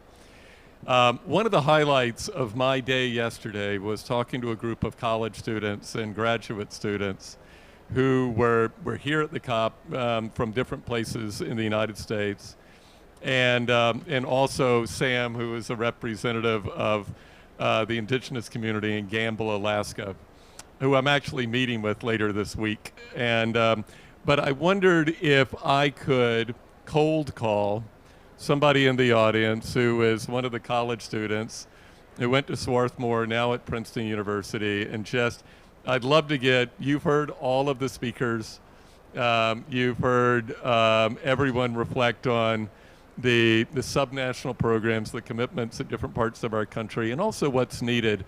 And I'd love it if you could provide just some final reflections on what we've heard. See, this is going to teach you never to come to a COP again, on just what you've heard and any messages you'd like to share with the crowd. Oh my, okay. Sure, hi everyone. Over here? Yeah. Well, thank you so much. Hi everyone, I'm Melissa Tier. I'm a PhD student at Princeton University in climate policy and a Swarthmore alum. Wow, this is incredible to be on stage, unexpected. Thank you so much to all the panelists for your comments. I want to highlight what you were saying right at the end, of course, the involvement of youth activists, and particularly indigenous youth activists from the US and from throughout the whole globe in participating in this event. And they are participating both in these side events and formal events, but also in the broader stage here throughout COP, throughout Scotland.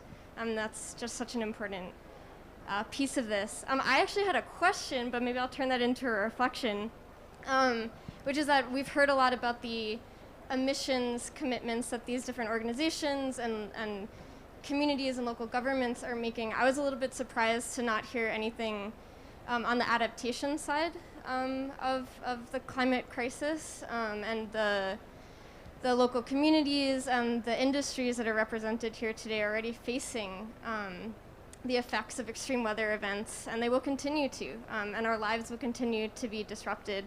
So I think both sides of that coin are critically important to work with the new administration and to work with this coalition on meeting both, how we achieve the emissions reduction pathway and how we also adapt to the world that we're living in now and in the future. Thanks so much. Thank you so much. Let me let the Lieutenant Governor address that issue. I agree. Change is already upon us. Communities are already suffering, and nations are suffering. And we've started to hear some big commitments from governments here today.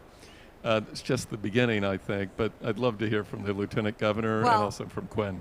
Oh, I think everyone's going to come in on this. That is a very, very important thing to highlight. And in California, we have been experiencing this disproportionately. The experts estimate that we have lost about 150 million trees over the last 10 years in the largest forest die-off in the recorded history of our state. Pine bark beetle infestations have come from weakened forests, drought, and changes in the temperatures in the wintertime. We have had four of the 5 largest wildfires, most catastrophic wildfires in the history of our state. Just last year alone, when 4% of the state burned, that had to do with dry lightning strikes, something that was not unheard of, but that came full force and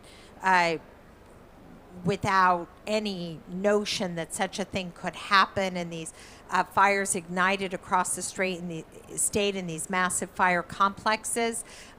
We have had high winds now that are common, whereas they would only really occur in certain parts of the state at certain parts of the year. Now they're everywhere. We don't even think of fire season anymore. We just think of fires anytime because of the changes that have been brought on by climate change. So we are already having to adapt to the impacts, but the very first thing that we talked about was the intention, and the people of the state of California who are now living in these extreme situations, in these natural disasters. In fact, one of the members of our delegation from California is our insurance commissioner.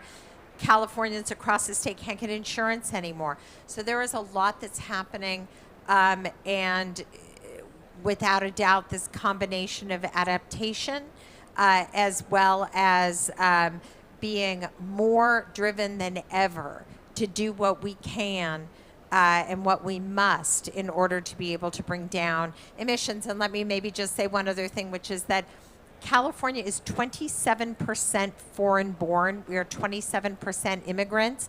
The national average is 14%.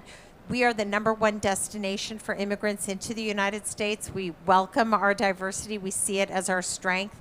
But there is no question is that as the climate changes in the world, immigration into the United States will be impacted, immigration to California as well. So we are feeling this on absolutely every possible level, which is why we are always going to be the first at the table to continue in this effort to allow for human activity to be the answer and no longer just the cause.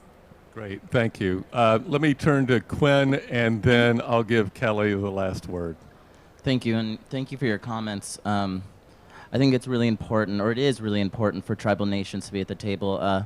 As my great-grandmother always told my dad and I, if you're not on the table, you're on the menu.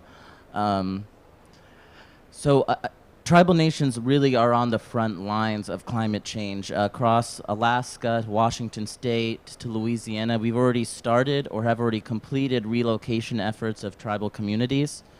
And of course, federal funding is incredibly important, but I also want to stress the importance of having tribal perspectives, indigenous perspectives to climate change, listening to those ideas. We've managed these lands for millennia. So having those people at the table listen to those solutions is incredibly important, and it's incredibly exciting to see that move in the last year or so. So thank you very much. Great, thanks. Kelly? Okay, thank you. Thank you so much for that question, because I think there's 2 points to that. There's adaptation to environmentally to what we're doing, and we are certainly in Hawaii adapting the way we do energy. We're going more into community-based energy that also gives us jobs and keeps the local revenue in. And that's one of the things I wanted to highlight earlier too, is the fact that it's important to also keep the focus on agriculture, but it's not agriculture for agriculture's sake. How you do agriculture is as important as what you farm. We have to start doing agriculture regeneratively so that we're also capturing the carbon. But I think what you're really talking about is how do we adapt to the changes that are happening from climate change. And this is something that is exciting you're bringing up, because I've been talking about this for the last couple of years, that the people who are going to survive are the people who are going to be able to pivot and adapt. We have to be flexible. We can't be expecting every time we flip a switch the lights are going to come on, because sometimes they aren't. We can't be expecting that every time we want a drink of water that the water's going to flow, because it's not. And so conservation is a big part of the adaptation, but it's also in our minds. We're going to have to go back to the days where we didn't have everything we needed at our fingertips, and things are and we're not in a disposable world anymore. We know that. We can't afford to trash your future environment.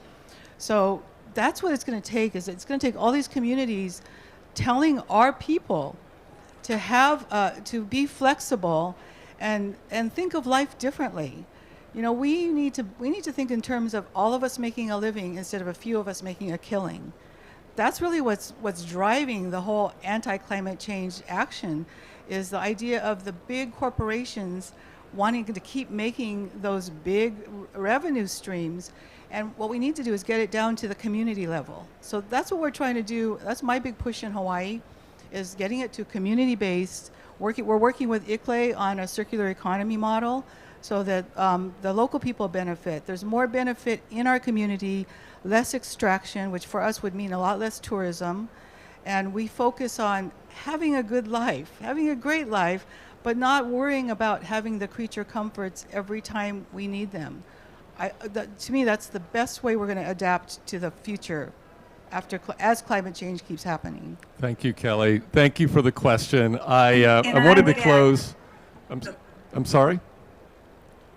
I wanted to close by I was just going to add. Shelley? Sorry, there's a delay. I just wanted to echo that last dialogue, that healthcare is on the front lines of adapting and responding to these climate emergencies, because we're seeing the increased asthma from air pollution from fires, and treating patients with extreme heat exposure. And we are that sort of last line of defense for those patients who have nowhere else to turn in extreme climate events. And so we too are doing our part to sort of adapt and do new drills and reach out into our communities so that the patients we serve get the care they need in these catastrophic events. And we are seeing them multiply across all of our 21 states. And unfortunately, it's also the health equity issue, because those patients we're seeing are the poor, the vulnerable, and the communities of color. And COVID really highlighted that.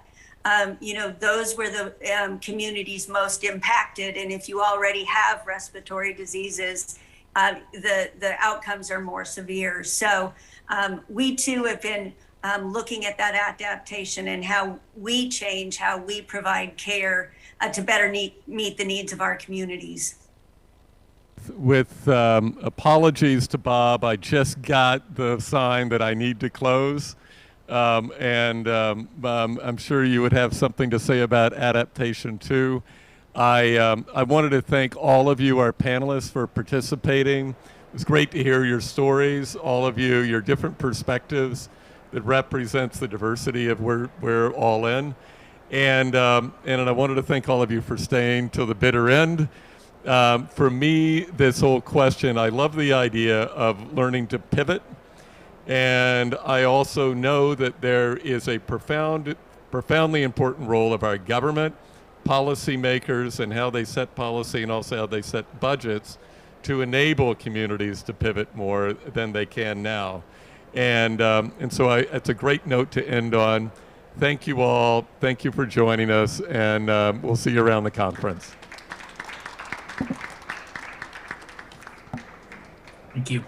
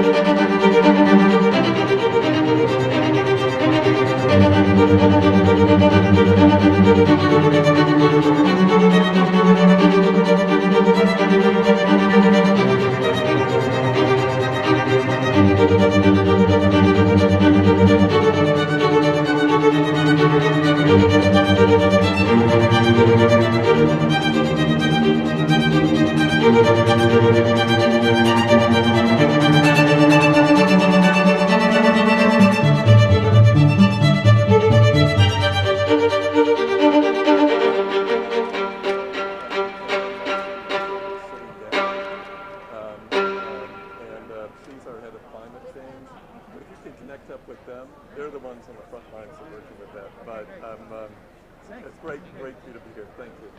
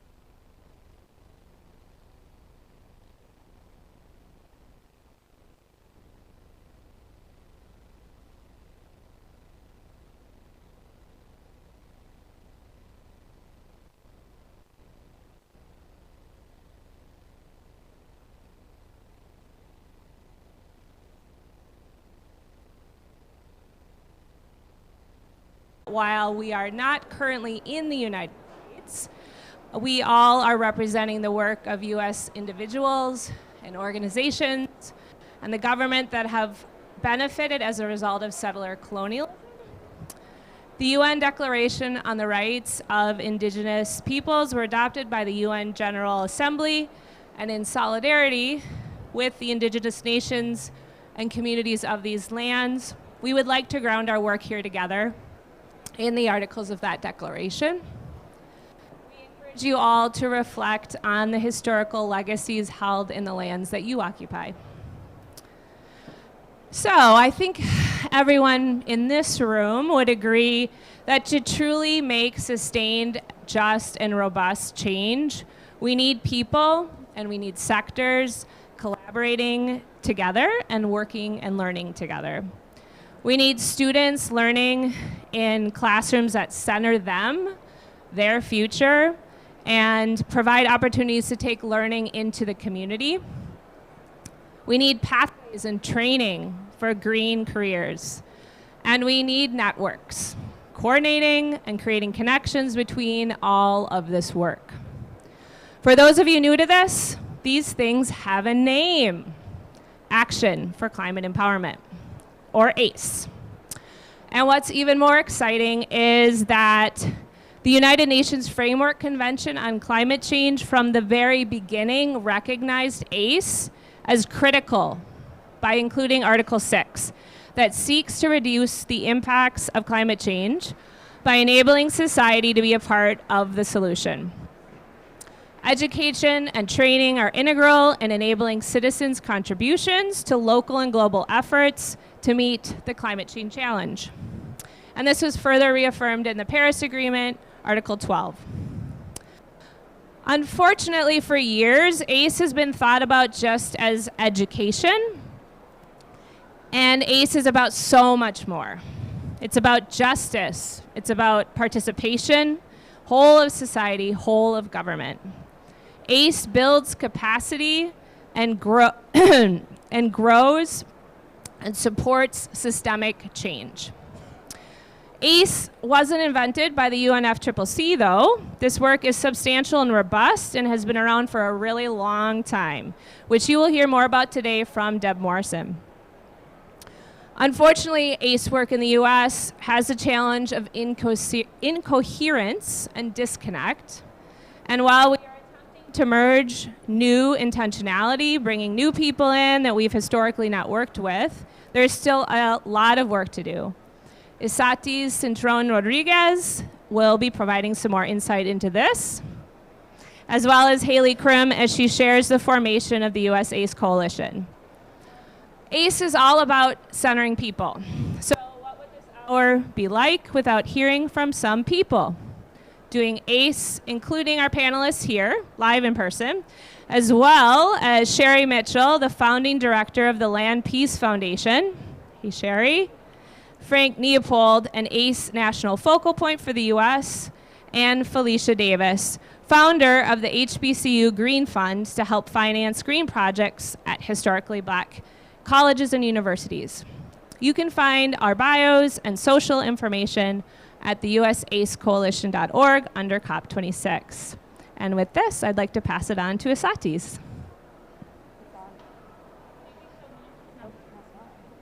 Hello? Yeah, you got it. Okay, thank you so much. I think that, okay.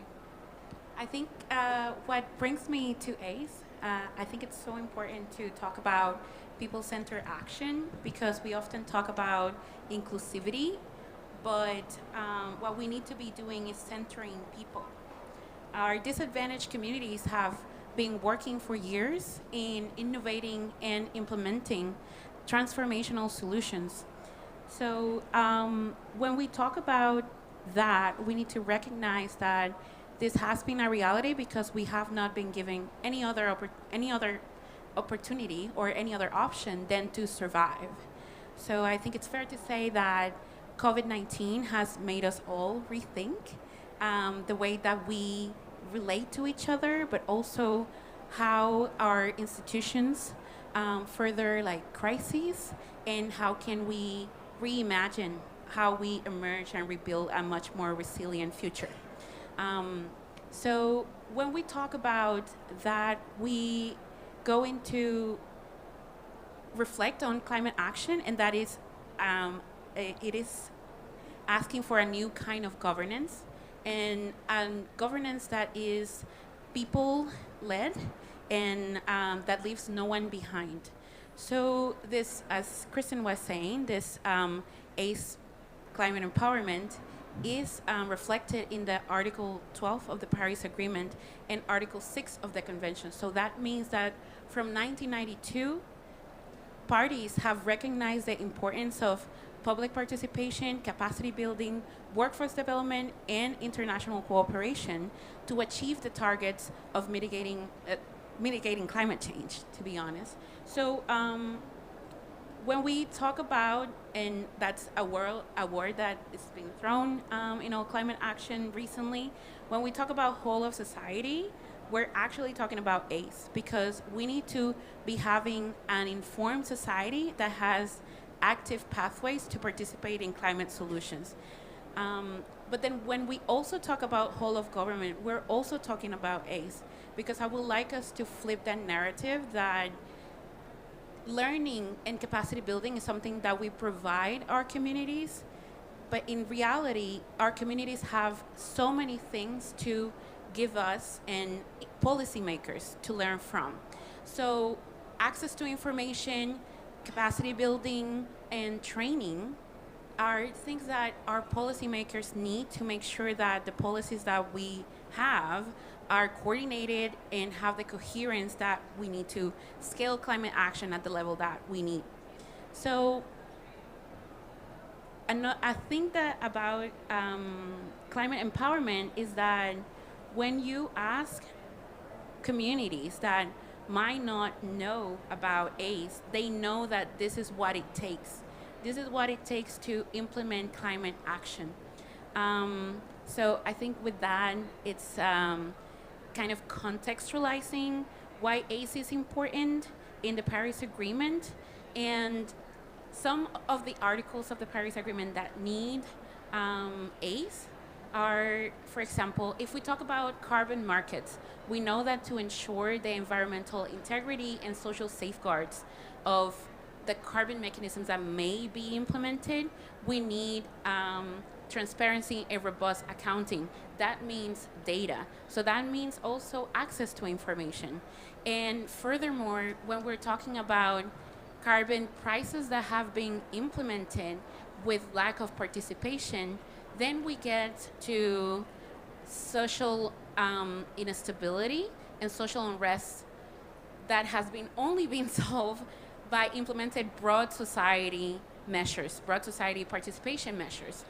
But that is only after, right, as our response to this unrest and its implications. So I think it would be much easier for everyone and much cost effective if we would implement public participation from the policy design through the public implementation. So I think this is the power of ACE and why we need ACE acting as a lens through which we implement all climate action.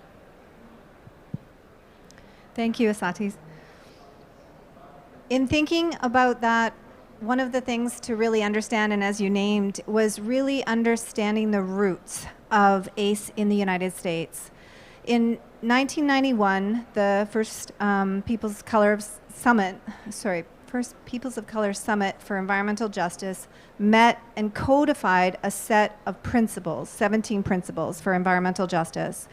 These principles are they're rooted on deep histories in place across the United States. They're rooted in deep histories across the world. And they are themselves the roots of climate justice principles globally. The 2002 Bali principles that defined 27 climate justice principles were based on these American principles that were defined. So really important when we think about these histories that we understand these roots in environmental justice efforts and how they have sort of gone on and gone forward. In terms of the ACE Coalition and the formation of the ACE Coalition, this work is rooted, again, in communities actions, civic action in the United States and across the space in tribal nations. Decades and decades of organizing work by many that you'll hear from today, both in civil society and in and across the government at different scales. And so in the past 10 years, things started to coalesce more as the ACE program got defined.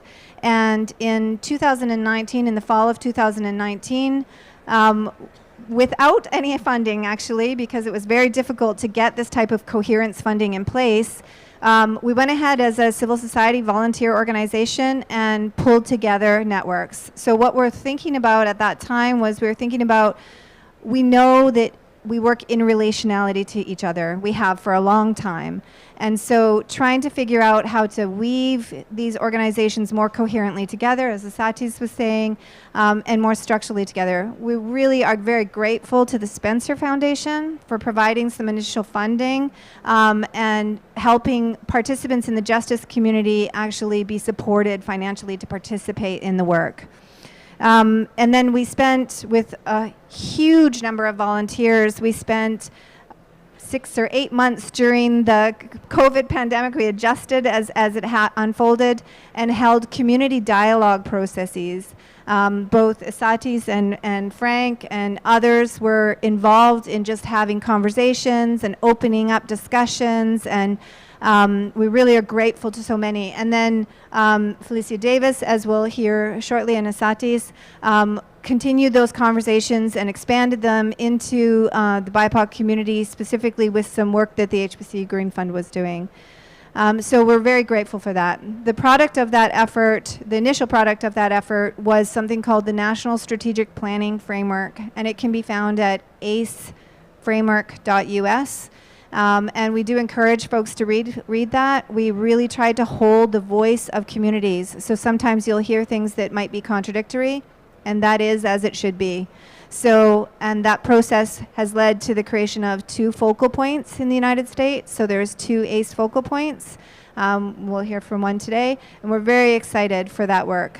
And then maybe the last thing to name, and we'll hear more about this today, was the extensive work that Sherry, Felicia, Asatis have done, and many others have done to expand the way in which Black, Indigenous, people of color leaders are naming issues of environmental justice specifically in this work, and having those voices be central to this effort. Thank you.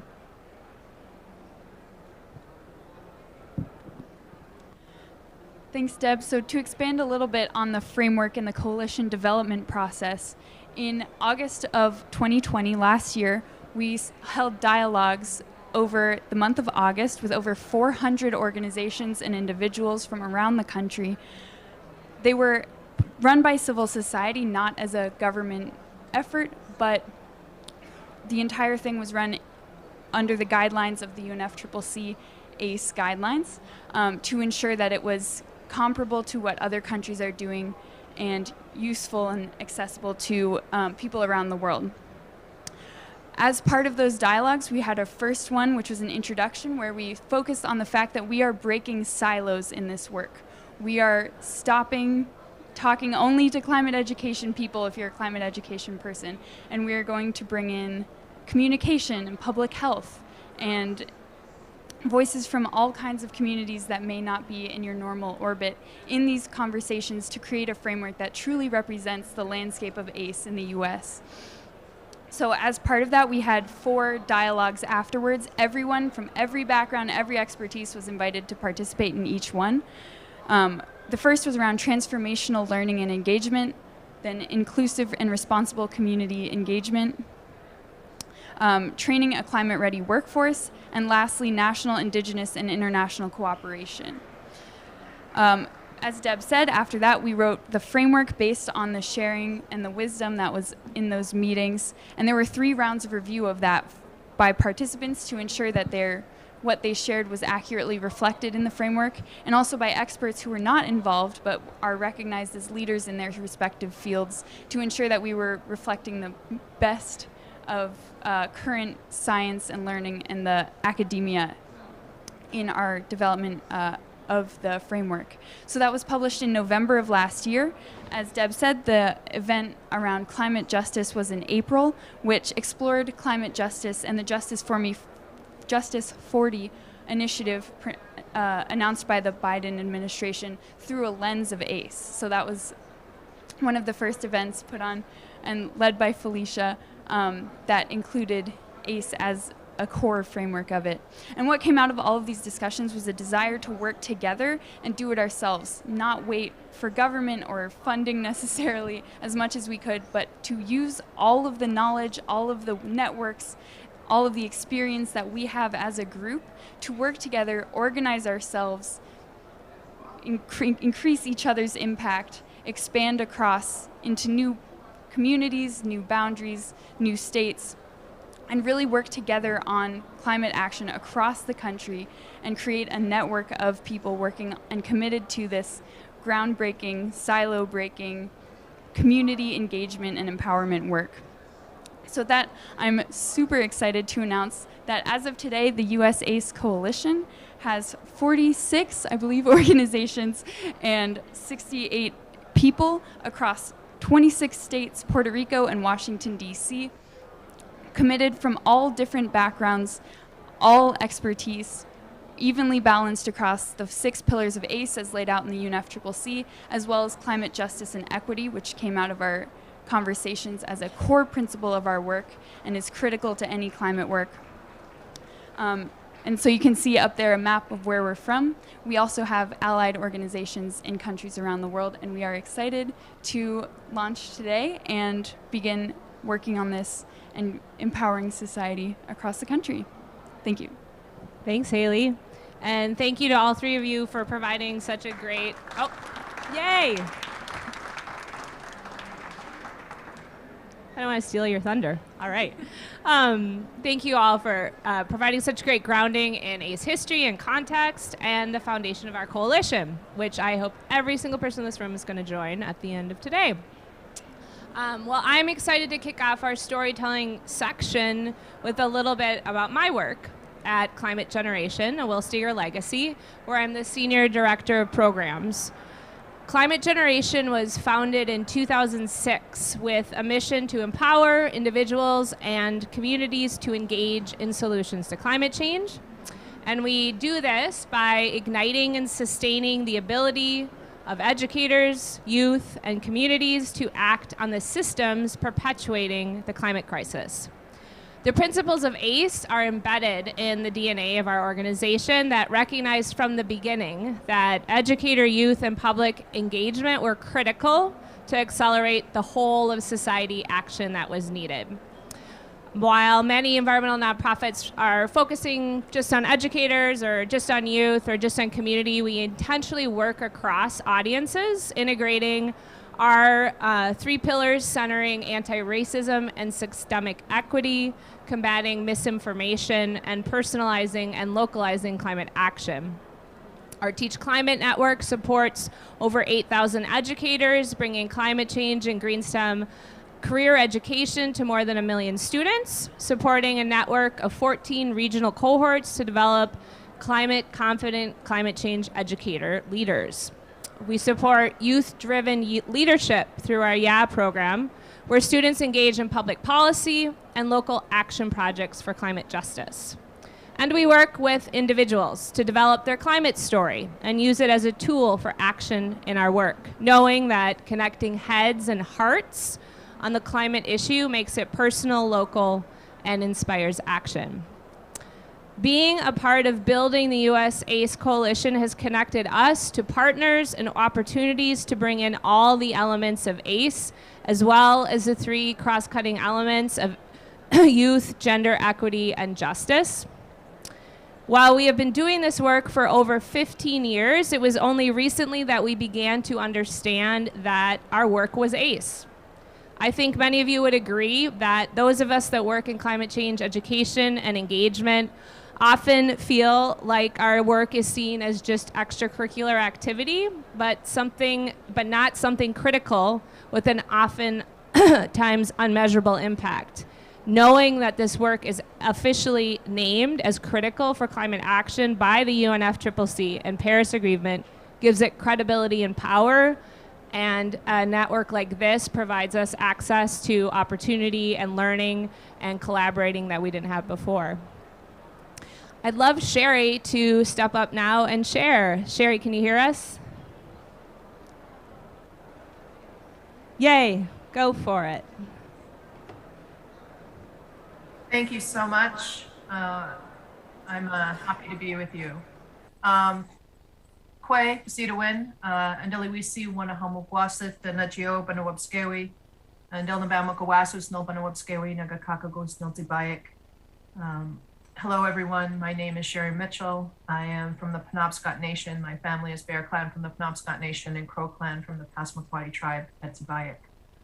I'm the executive director of the Land Peace Foundation, an Indigenous-owned organization that's committed to preserving and promoting the Indigenous way of life, which includes the protection and preservation of Indigenous land, water, religious, and/or spiritual rights, the proliferation of cultural and traditional practices, strengthening of kinship roles, and preservation of ceremonial ways of being.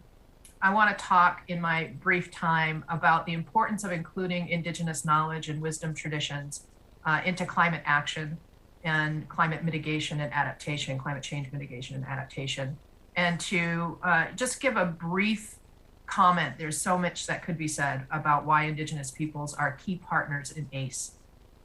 Indigenous knowledge is based on millennia-long studies of the complex relationships that exist between all systems within creation.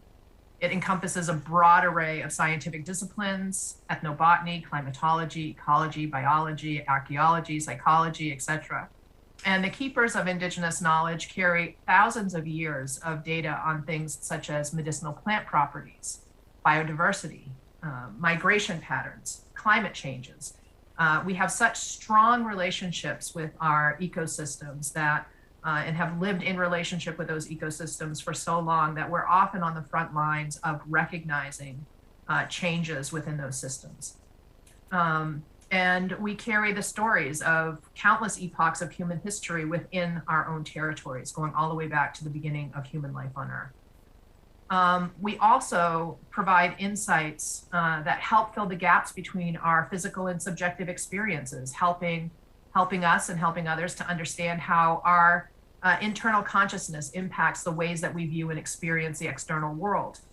In scientific terms, we talk about confirmation bias and all of these other terminologies.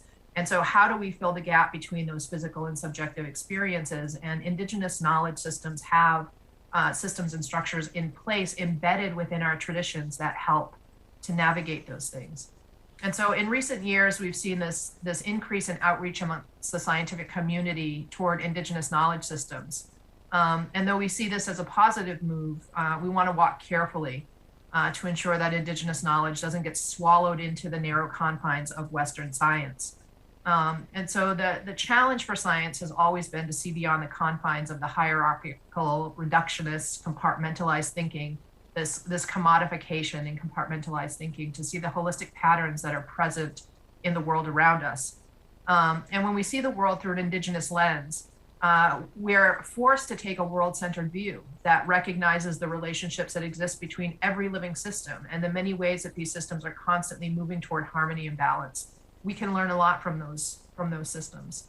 Unfortunately, a great deal of critical Indigenous knowledge has remained outside of the confines of this Western scientific parameters, making it very difficult for those who have been trained to see the world in fractured pieces to see a holistic view of the world. And so that's one of the things that I think is most important for Indigenous peoples to bring to the table, is a more holistic view of the world, but also an interrelated, interconnected view of the world that actually honors and acknowledges the sovereign right that every living being has to exist and to coexist, and the responsibility that we have as human beings to coexist with all other living beings as co-equals. If we truly hope to align Indigenous knowledge with Western thought in order to address the crises of our times, mainstream thinkers will have to be courageous enough to challenge the barriers that have prevented Indigenous knowledge from coming forward previously. And I think that one of the greatest challenges that we have is in our attempts to think about climate solutions in a way that moves beyond Western values, because Western values are often hard to define. When you ask somebody what is a Western value, they say baseball and apple pie, right? So how do we actually define an ethic, rights-based ethic going forward that moves beyond these boundaries and these parameters that have been established in rights-based models that are more geared toward capitalism and commodification, and less geared toward honoring the sacredness of all life, toward an indigenous value system that really recognizes that all life is both sovereign and interdependent, and that each element within creation, including humans, has the right and the responsibility to respectfully coexist. And so I'm very proud that we are able to be a part of the ACE discussions and that we've been a part of framing this structure and the system. And I'm hoping that we'll be able to continue that conversation long into the future and do what's needed for us all to work together to save Mother Earth. Thank you very much.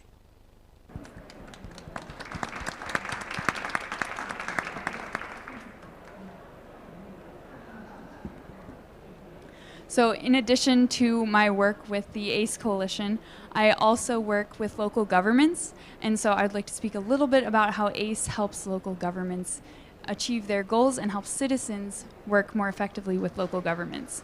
So ACE is absolutely critical to national and subnational work, no matter what side you work on. If you're a citizen pushing for your government to do more, or if you are a local government or state government leader trying to enact climate and justice legislation or programs in your community. So as a citizen, ACE can help you to mobilize support from your community behind just community-led climate actions. And it catalyzes people to take actions in their own houses and schools and places that they work. Everywhere they go, having an ACE lens focused on communication, coordination, engagement, education will help you make your argument more effectively and help people reach out to their own government more effectively to support citizen work in advancing climate action. From the other side, as a government, ACE will build support within your community for projects that you would like to do and push you to do more and be responsive to what the community goals are around climate and climate justice. It also encourages people to get engaged through public participation and inspires people, again, to take their own action to reduce their emissions and prepare, adapt for climate change across your community. So taking a little bit of pressure off the government. ACE enables people to elect climate champions and hold them accountable to their true goals and to enacting just and equitable solutions in their community that they serve. It also works outside government to spur just and locally relevant climate action on every scale, every place. As a small example, I worked in Park Forest through AmeriCorps in the south suburbs of Chicago, and as an example of amazing public participation, they had a civic leadership academy that introduced citizens to one government department every month. As part of that, the Sustainability Office, where I worked, gave a presentation on local climate impacts and forecasting and ways that they could get involved in their local government to mitigate and adapt for climate change.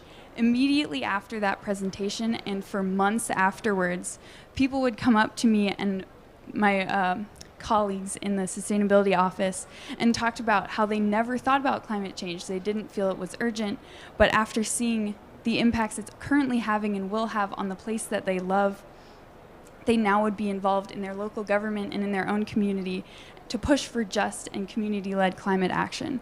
So that's just a very small example of how public participation, access to information, and education can work together with local government and community to advance climate action. And I'll pass it back to you. I think, can you hear me? Yeah. As Haley, and I think as many here, we wear many hats. And I think, like, as a true environmental PhD student, because we think that we can change the world, right? So I'm a climate engagement specialist. So that's what brought me to the US AIDS Coalition. But I also work in the Citizens Climate International, empowering individuals to influence policy making. So in this role, I have also created a citizen assembly to create an Puerto Rico NDC, and this is coming from the perspective that the US NDC does not reflect the needs and priorities of the people of our island, and moreover, the colonialist powers have actually furthered the vulnerability of our people by setting austerity measures that take away our essential services, and that takes away, like the focus into climate action, because where the funding is going to come from. If we are fighting for having quality education, quality healthcare, and housing, like there's still houses from Maria that still don't have a roof. So this citizen assembly is a series of dialogues or e-consultations that are happening right now in parallel to this COP. So people are creating a national strategy for and by Puerto Rico that elevates both the contributions that non-state actors have been leading and spearheading for years, but that go unnoticed. So basically what we do is that we set up a set of principles and then go through what are the priority areas that we should work. And this, as we know, Puerto Rico is not part of any of these conversations. They do not take part of the United Nations or regional conversations because of our status. So they don't know anything about ACE. But in conversation, the main principles that came out was public participation, transparency that talks, transparency and access to information, education, and accountability that speaks through the whole spectrum of ACE elements. So in this, what we're aiming to is to create this NDC that centers people, because the communities and the people that are closer to the problem are the people that have the solutions. So I think we have seen that ACE is a cross-cutting issue, or a cross-cutting implementation need for all climate action. So we're super excited for this process and super excited to be here and see what develops. So as we talk about ACE, many of you might be thinking, so what about education, right? Like, where is education specifically? Because a lot of people think about ACE and think about K-12 education. So I want to share with you the work in the state of Washington. Believe it or not, Washington and not New Jersey was the original state to engage in climate change education systemically across the state and implement.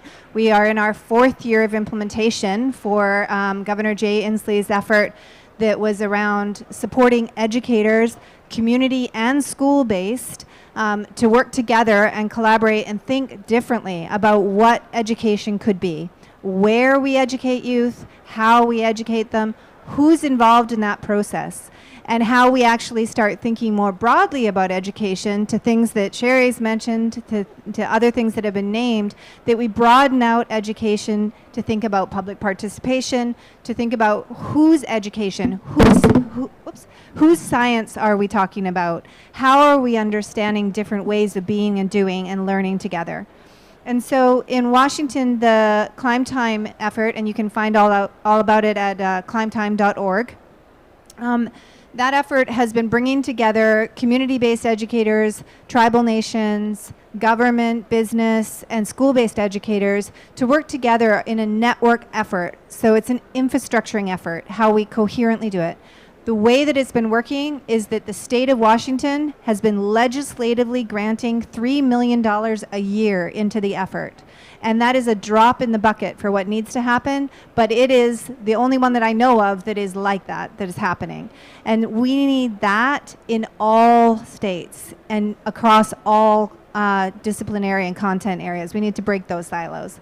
So that's a little bit about what that work is. That work has centered in justice, and it's been expanding even how we think about it, not just what we study inside that space, but again, to many of the things that have been said here today, to really think about who's involved, how are we defining power relationships in that, how are we decolonizing education foundationally in that work, and how are we thinking about who's learning. So many of the things that has been going on is educators themselves have been learning about issues of justice in the work.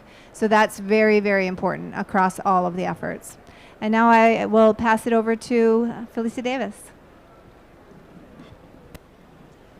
It's working. Testing. Microphone check. So as you can see probably from my hair, I've been attending COPs since COP26, and which was The Hague, and I thought there would be a solution completely by COP10. And so now fast forward, and when I look up at the screen, I see Frank, and I kind of encountered him before we had this commitment to a whole of government response. But when I started, the year 2000, climate justice was what got me on board. And nobody within the arena thought, they said, oh, that'll come later. You know, it was Kyoto Protocol, 3 pollutants, 4 pollutants, So some of us that work on climate justice said that climate can't be solved without putting justice at the center. And when we talked about equity, we meant equity within a domestic and global frame. So that could be community by community and nation by nation, and we needed to do some work in that arena. And even my good colleagues here, I hang out with them because they let me, but which is an accomplishment for me. But in thinking about climate solutions and justice, and why climate justice advocates put justice at the center, is that there's a whole host of challenges that spin off from our use of technology, right? And that's in different generations. But justice for people is a human consideration, right? And it requires that we think in the same way about all people, which is very difficult to do culturally, personally, individually, collectively. But this group, ACE, comes together to do that. And what's most impressive to me is the energy is largely voluntary, right? I'm quite cynical about paid efforts. And it's not that I don't think that people should get paid for work, but I've just seen people get off of one train and on the next train moving. And with ACE, it's a commitment to collective work and struggle and justice, and within the context of knowing we have to turn a really big ship. In my opinion, I don't like to say that things have failed, but I don't think industry has done something that I would call success on climate. I don't think governments have done anything that I would call success. I won't say that it's a failure, but after 20 years, the conversation, well, the booths are much nicer. They're doing it. I didn't go to Paris. I was in Copenhagen, so these booths are lovely. But in terms of the conversation is rich, the words are interesting, but the action has been lacking. And so I've decided governments may fail, industry may fail, but the people won't. And so ACE is about the people. And so now it does mean, no offense to all of you, are just lovely, and the room is filled for those of you that are at home and can only see me. It has a lot of ivory people, and a few cream colored, and some others. But we have to have a richer, more robust mix. It's also, which I like, gender balanced, because there's only a few guys in here. So, and that works for me. But from the U.S. perspective, gender is an issue we've not tackled well, right? I'm 5'2". I still see things. If I have to stretch, some people could bend down. You know, if I'm going to be largely responsible for care, then things need to be adjusted to caregivers, right? So that, and then if we think in a global context, and I don't want to go over my minutes, a finger will go up and I'll know to stop. But these are things that we've got to be about it, right? And I'm not trying to sound eloquent. I arrived this morning. I forgot my snacks at the airport. So at this moment, I'm just challenging you all to step up. Whatever it is that you think you've been doing, forget that, because it was minimal. Think of your life being at risk, right? And think of being all in. Look at this thing. The United States is back in the Paris Agreement, back at COP, and ready to go all in on. Ready to go. Who does this? Frank, I'm available. Ready to go all in, right? I'm all in. I came to the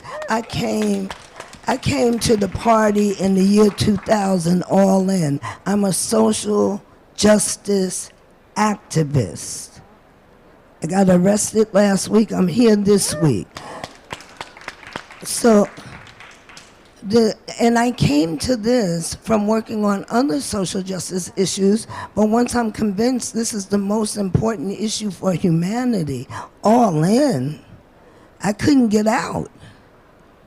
And we cannot allow these ridiculous conversations.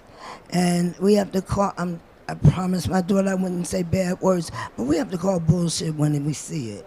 Right? When this stuff is funky, we cannot allow it.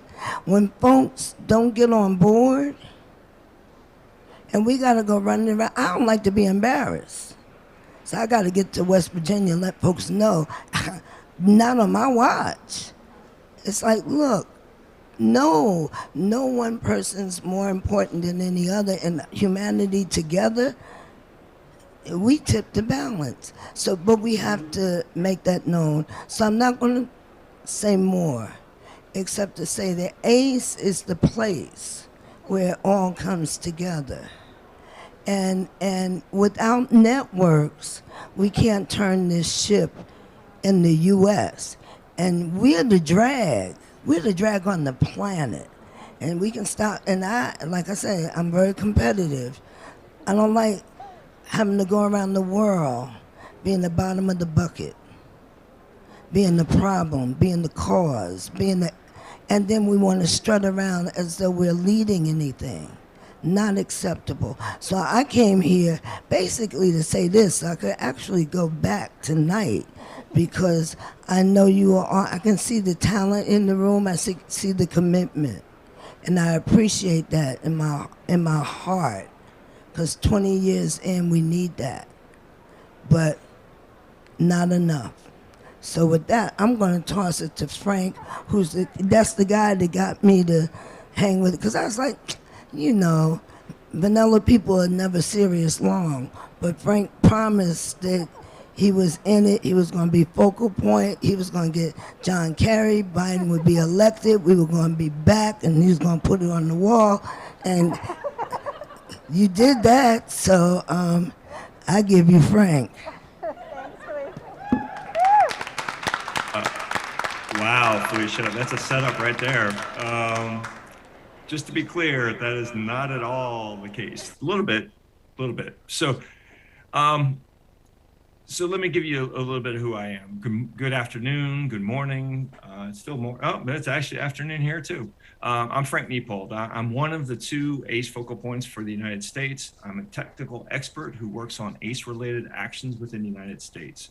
Olivia Bansky from the State Department is the other ACE focal point, brand new as of March of this year, who focuses on leading the international delegation. She's with you at COP26.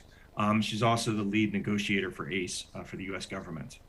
We work together to reflect the amazing work being done in the United States and the 2 colleagues overseas, and also to bring that work back to the United States for what we need to learn. I think today you see why the ACE Coalition is such a critical part of that work, because the richness that was just demonstrated. In my co-focal point role, I work closely with government, non-governmental agencies and local governments and schools and universities and communities to ensure that ACE work happening domestically is shared with other countries, including the ACE focal points from those countries. So one of my responsibilities is, since 2007, is to contribute the information in the United States National Communications to the UNFCCC on ACE. It's been named many things over the years. So the White House just released yesterday our 7th United Nations Framework Convention National Communications, and members of the coalition's work are highlighted there, and others in Chapter 9 of the Climate Education, Engagement, Workforce Development, and Training chapter. Check it out, learn more about it. I'll put that into the chat once I'm done speaking. So you can see that as an official communications, came out yesterday. And check out some of the work that we're doing and the important work we're doing on ACE. Unfortunately, the United States work on ACE historically in the UNFCCC community is not as seen, and we haven't been as present. And so the ACE Coalition is trying to change that. So we appreciate the efforts of the US ACE Coalition to foster knowledge exchange within the United States and abroad, and point to such examples of progress where we share with other countries. You know, it's important how we do that in our national work on ACE, but it's not our work, it's the nation's work. So in my couple of decades and a half of experience in working on climate education, youth engagement, workforce development, I've had the honor to work with so many of these coalition members, and it's a growing coalition. So I represent some of the United States' most effective ACE-focused practices and programs, and some of the best work and some of the most collaborative leaders. I think you've got that demonstrated here, and so hopefully you get a chance after this event, even though Sherry and I are not with you in person, to exchange, to talk, to learn, to co-benefit from each other. We're in this together. So, and some of them are, others are also here at COP26 who are not on the stage or in the room. So there's some amazing work being done in the United States on ACE, even though we don't call it ACE often. So I hope that we can benefit from the exchange and the best practices we're sharing and learn from each other at COP26, but also how to support this ambitious whole of society effort to tackle the climate crisis when we're back home in our home communities. So thank you for the ACE Coalition, the US ACE Coalition, and I give it back to you. Hopefully I didn't take too much time. Thank you. So what we'd like to do now is we had the privilege of being able to collaboratively write a paper on the process that we went through to do this coalition work. So Asatis led the paper, I contributed, Haley contributed, and many of the others across the coalition in all different ways. And that paper is part of a special issue for the Journal of Science, Policy, and Governance that's for this COP. So we were very privileged to be accepted into that issue. And we're going to share with you a couple of the principles that guided the work here. And Satis and I will kind of take turns on this one. So I'll start with the justice and equity. These were the principles that framed our work together and that we would encourage others to frame their ACE work nationally in. So in terms of justice and equity, in the dialogue process and in the resulting ACE strategic planning framework, we sought to acknowledge histories of oppression and actively deconstruct the systems and institutions perpetuating it. We tried to just do things totally differently. Process design iterations help to foster new ways to name and resolve tensions resulting from the histories of colonization, marginalization, and unequal distribution of power. And I should say the histories and the current dynamics of those issues across government, society, and environmental policy. And so now Satis with action-oriented. Yeah, and I think to add to that, I think that's one of the most important, because connecting justice to, or justice-centered climate action to ACE was fundamental and a very big highlight of our work. But also we talk about action-oriented.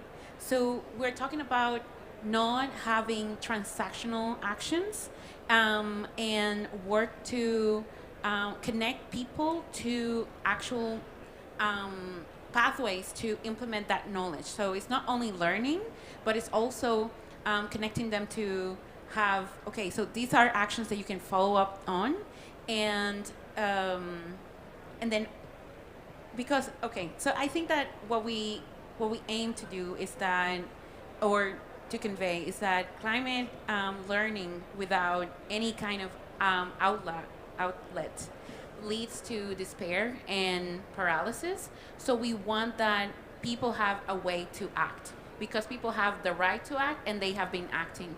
So we want that all of our framework is not only stick into words, but actually leads to changes and transformation in the system.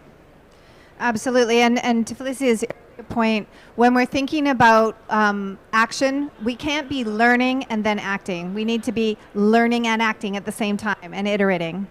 In terms of coherence, that has been one of the primary reasons for the formation of the coalition.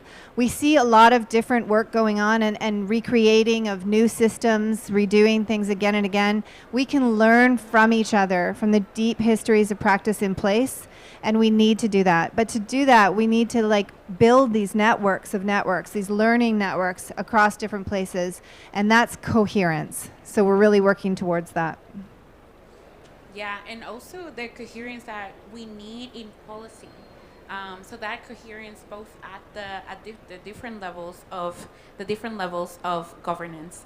Another of the principles that came out was relationality, that we don't work transactionally with communities, because often we know of projects that come into our communities and they're just following their goal that they want, that have not consulted with the community, and that we actually aim to co-design that process together, and that leads to a more robust strategy. So that's what we mean when we mean relationality. Sorry. So I think that that's a very important principle that came out in ways that we should transform protocols and ways that we actually engage in climate action. And to something that Sherry said earlier as well, when we think about rights-based work and we think about working in relation, we're working in relation to each other, we're working in relation to histories, to place, and to do that, we really need to engage in participatory collaborative design processes and practices. And that means that we actually have people at the table with decision-making authority, with the rights to be engaged, and that those decisions that they make are drawing on these multiple ways of knowing and being in the world, so that we're not having one science define all solutions. All right, and I think we're back to you.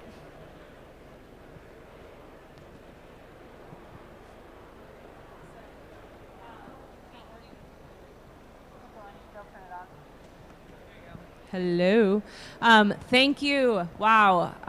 What a whirlwind of awesomeness. I really appreciate you all being here today. And I also, just thinking back on all the information that was shared, the stories that were shared, and thinking about, I think, really the idea of a coalition that is needed, that we can all join. And I was inspired this morning by actually an article Frank had shared with us, and I wanted to just read a quote from it that Chad Frischman from Drawdown Solutions had written. And he wrote, "Making a difference in climate is all about building coalitions and working collaboratively. Bringing together as many and as wide a variety of stakeholders as possible to work hand in hand is the best, perhaps the only, way to truly move the needle on a problem of this magnitude. This is a race to zero, and we must link arms together to get on track and achieve the 1.5 degree climate target." So I challenge all of you to link together with us. We'd love to have you join the coalition. In fact, we may have a pin for you if you sign up today. We have a barcode, and we'd love to have you join us at 2 of the other panels that members of the coalition will be facilitating here at the U.S. Climate Action Center in the next week or 2. And we'd also love to hear from you. What do you need from the U.S. Climate Coalition? What U.S. ACE Coalition, I should say. What can you share with us? And this is a Mentimeter, so if you take a picture with your phone, it should take you to a question, that question, if you want to answer it. And with that, we do have 3 more minutes if there was any questions or, yes, Felicia. I just want to, maybe Deb, you, anybody, we de-emphasize education, but I just want to say I work with historically black colleges and universities with a network of pretty much science-based faculty, and also K-12 teaching and learning about climate. And so that attracts lots of people to the ACE network. We de-emphasize it because coalition building and working across communities is at the core.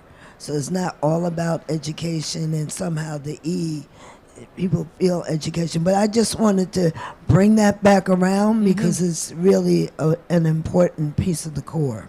I appreciate that, yeah.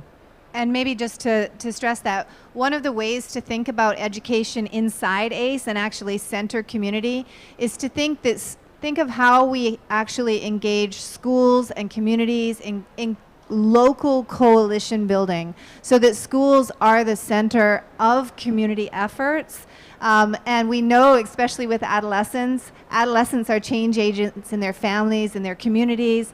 And so if we are doing a K-12 wide climate change, all grade levels, all subjects, we are going to get communities moving in significant ways. However, if we are doing that, we cannot be doing the current sort of colonial models of schooling. We need to be thinking about new and innovative ways that actually disrupt educational injustices as well. So thanks. Sherry, please. I just wanted to add a comment to the end. I know we had talked about doing this when we were discussing this to really think about, when we're thinking about education, it doesn't have to be traditional forms of education. There's all kinds of ways to educate ourselves. And one of the things that my organization has done is we've trained over 2,000 scientists, scientific scholars, environmental advocates and activists from 40 different countries on how, what are the best practices for engaging cross-culturally with one another. How do we improve our relationships with one another? You know, the educational component, it spans all of these boundaries. And that's one of the beauties of ACE, is that why is it important for us to have ACE, to have a coalition like this?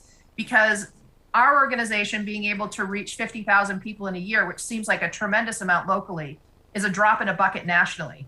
And when you look globally, it's barely even a noticeable ripple. But when you combine all of the organizations together and you bring all of those voices together and all of that reach together, then you're making real change. And the beauty of ACE is that it's moving us all from aspiration to action, as Felicia said. And that's where we need to be. So I just wanted to add that on the end. So thank you.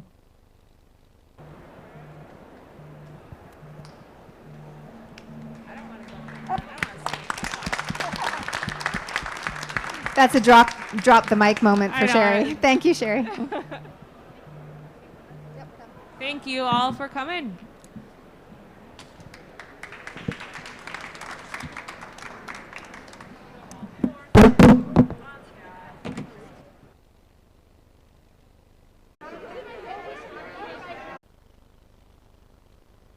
Put Gustavo over there, is that okay? And then I'll start here so we're together, and then I'll shift when she comes. Okay, so am I okay? Take it off? Should we start? Good afternoon, everyone. Welcome to this session today. My name is Stenka Piskulic, and I'm the Managing Director of Enduring Earth, which is a new global collaboration between the Nature Conservancy, World Wildlife Fund, Pew Charitable Trusts, and private investors and philanthropists Ben and Luciana Walton. And what we seek to do through Enduring Earth is to deploy new project finance for permanence mechanisms at a global scale to allow for sustainable finance and greater conservation and to accelerate conservation around the world. Today, as we're gathered here in this meeting, the question that is flowing around all of the pavilions and all of the meetings is, nature has a central role to play in helping the world achieve its climate goals. But really, it's what is the best approach to quickly deliver results at scale? And that is what we are here to talk about, because that is specifically what project finance for permanence can help achieve. How can we not only meet these goals, but sustain them over time, and do so by working in collaboration between communities, governments, all the stakeholders, civil society, to jointly achieve joint vision for conservation and to sustain it over time. So PFPs, PFP is the short version of what we call Project Finance for Permanence. What they do is they bring together partners across sectors, and they help secure the financial, political, and the community support required to keep both landscapes and seascapes intact. That means that they are built in the fundamental importance of engaging local peoples, governments, civil society, and others who have the most at stake in securing these landscapes and seascapes, starting with the communities on the ground that are also part of this process. And what is beautiful about this approach is that it has the capacity to simultaneously address the three crises: the climate crisis, the biodiversity crisis, and also the economic crisis, by providing long-term financing and support and offering governments the opportunity to actually seek new financial tools and deploy new financial mechanisms to ensure this sustainability. So it looks at sustainable approaches to both development and natural resource use that is kept in carbon, in forests, seas, grasslands, soil, and in biodiversity. So we're very excited about the potential of these approaches. These approaches have already been done in 5 countries in the past. They have been done in Great Bear, they have been done in the Amazon, in Brazil, in Peru, and in Bhutan as well, and in my home country of Costa Rica. And now here's the opportunity for us, through Enduring Earth, to actually extend this effort to 20 more geographies around the world by the year 2030. So therefore contributing not only to meet the 30 by 30 goals for many of these places, but also to sustain them over time. And so we're very excited about this. We're very excited about the big results that this can provide. And so I'm very honored to be joined here today by such a distinguished group of panelists to talk about how we can rapidly accelerate PFP model to achieve Enduring Earth's vision of building these 20 PFPs and securing over 500 million hectares of land and water and improving the lives of millions of people around the world.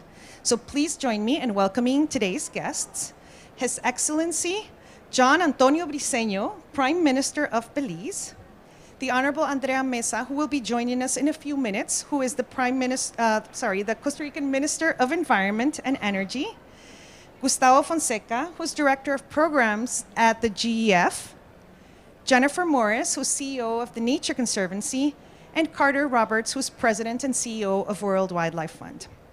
Thank you for being with us today. And I now leave you with Carter, who is actually one of the leading experts in PFPs around the world, and will now moderate this panel. Thank you.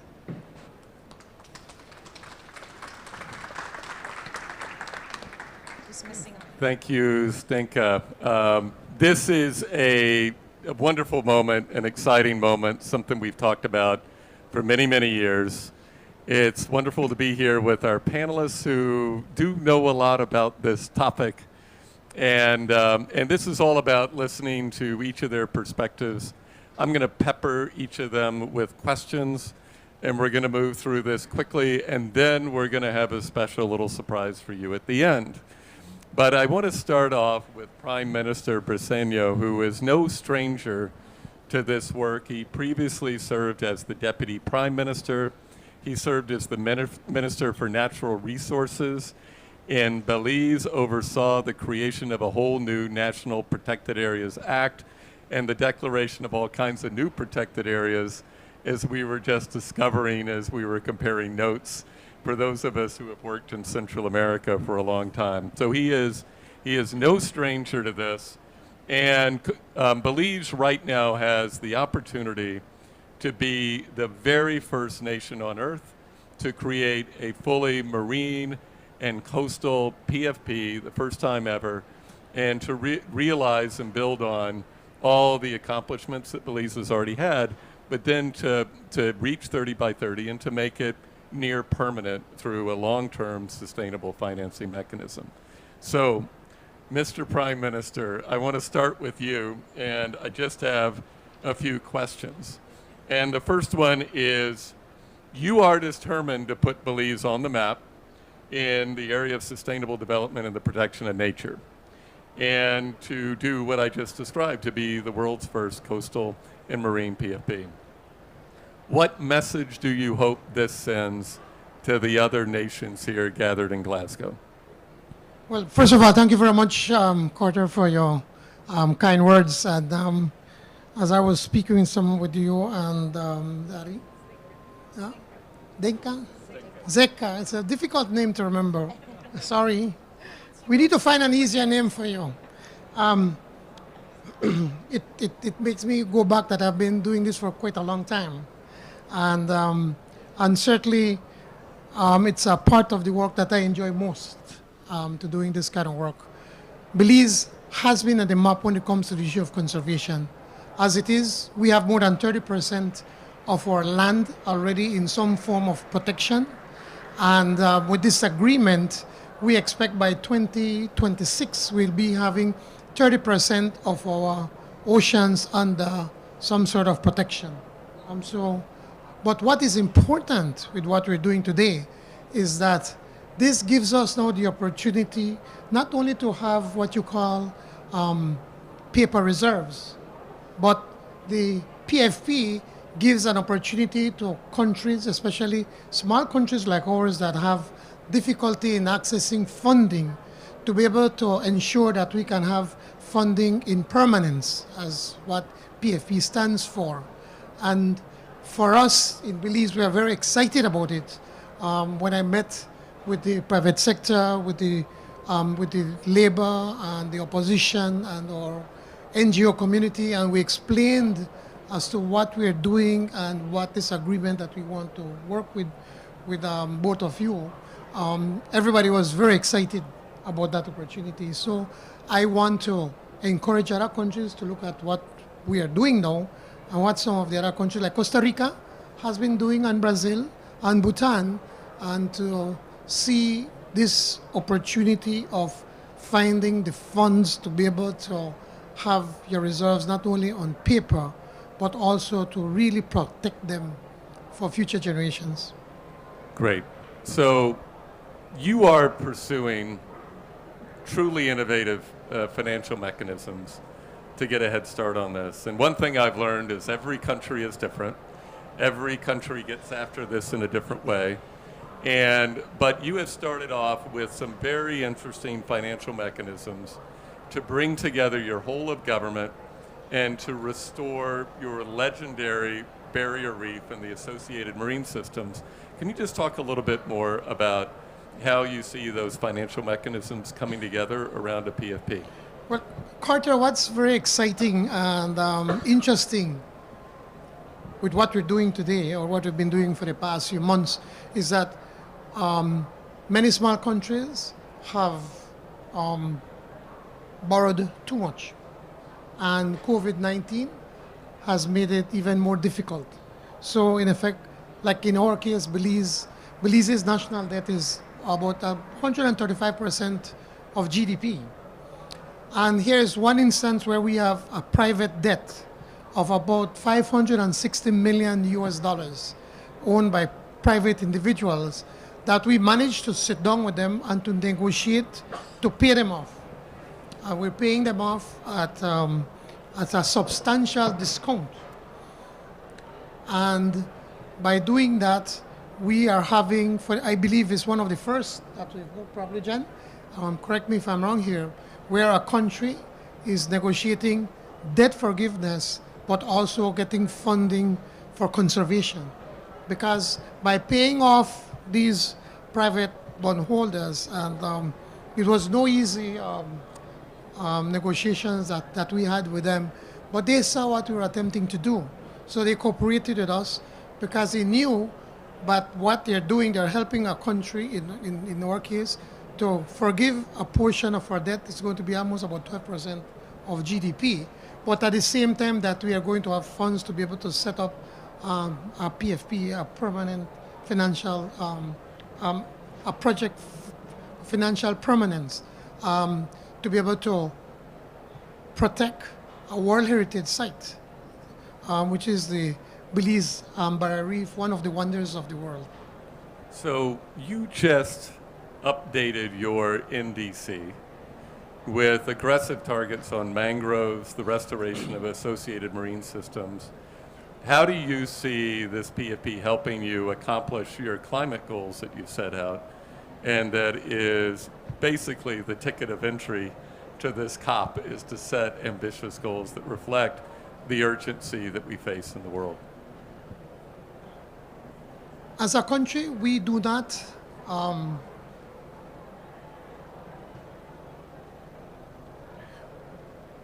we are not the causes of climate change. We're doing our part. I mean, because over 60% of our country is still under some form of forest cover. But that aside, we still believe that all of us are in this together. All of us are in the same boat. It's not that Belize can protect itself and the rest of the world, we don't have to worry about them. So we believe that we also have to do more. But by the actions that Belize is taking, by setting aside 30% of our oceans in protected areas, more than 30% of our national land, we are challenging the developed countries that it is time for them to stop the talking. We've been talking, I've been going to many of COP meetings since the early 2000s, and it's only different faces, but the same thing we're talking over and over. And for so long, people are saying that, oh, climate change is a myth. Well, it's not a myth. No, everybody's realizing it, even the developed countries. Like Prime Minister Trudeau mentioned yesterday in his message that Canada, one of their towns was burned to the ground because of climate change. In the United States, you have areas where there's drought, that their forests are being burnt, and they have no control over it. And we, small countries like Belize, that has a coast, whenever as the climate gets, as the world gets warmer, more and more of our land is disappearing. Actually, one of the persons that's here with me, and I wish you can see it, Carter and Jen and everybody else, where we had an island that was used by birds, and it has disappeared. I mean, they had the video showing it to you, and that is how climate change affects you directly. We have droughts in Belize. The climate patterns have changed. When we're supposed to be dry, it's raining. When it's raining, it's back and forth. Last year, we had historic flooding. We haven't seen floods in about 100 years. So we want to do more, but it is time for the developed countries to do their part. Great, thank you. So I wanted to turn to our next panelists. And before I do so, I want to just say, of all the PFPs that have been done in the world, there are two institutions that have been a part of almost every one of them. And that is the Gordon and Betty Moore Foundation, and Eileen Lee, who is the head of their environment program, is somewhere here today. There's Eileen. And the other is the Global Environmental Facility, which was, I think as everyone knows, created back in the original COP in Rio as the response of the world to creating a financial mechanism to help developing countries address sustainability, the protection of nature, and climate change. So Gustavo is a native of Brazil. He's had a long and storied career in conservation. And the parts that I remember is he spent a long time at Conservation International and has led the program area for the GEF for as long as I can remember. And he's worked for a number of heads of GEF, and he has been a constant. And he has been right in the middle of most of these PFPs and is a great source of insight and wisdom on how they work, why are they important, and what are some of the challenges that they face. So Gustavo, welcome. And I just wanted to say, okay, you have been a part of 5 of these. And what is your perspective on the impact of doing these and how they have played out over time? Because we're talking about durability, not just one fell swoop announcement and then walk away. Thank you. Is this working? Thanks for recognizing the long-standing interest of the GEF in this arena and protected areas, and in making sure that we protect nature, and we have the systems in place to really endure the first investments that we make in creating these areas into the future. And as Carter mentioned, ever since the GEF was created, this agenda of protected areas has been at the core of what we do. It's been one of the mainstays of the GEF. We did an analysis a few years ago, and in developing countries, which is the only geography that we operate, because we are a financial mechanism of 5 different conventions, this being one, biodiversity being another. We have had investments in close to 15% of all protected areas in developing countries. So the footprint of the GEF in this arena is basically everywhere. And it's not anything that the GEF can claim credit for, about, but it's more about how we can assist countries in realizing this vision that nature is part of their natural capital, it's part of the way that they make decisions, and it's part of their future, and it's part of their societies. But protected areas are, in a lot of ways, a social contract. They start normally through opportunity and political will, but as we know, political will comes and goes, and we need to have in place instruments that can go beyond governments and can really attend to the country needs over time. So what did we do early on in the GEF when we worked on the creation of protected areas?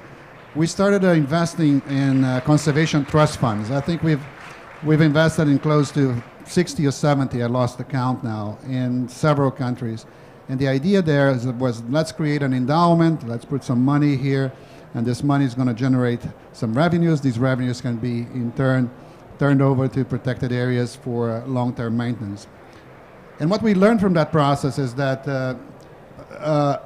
endowments are good in certain cases, but they tend to lock up capital that sometimes are needed on an urgent basis, and they don't have really a long-term perspective. Endowments are for the most part, built to last forever. And we learned that that's not the best way to go. Or I won't say that all of them are in this way, but there is something about endowments that do not really address the need, particularly as you go up your ambition and you try to protect as many hectares as possible.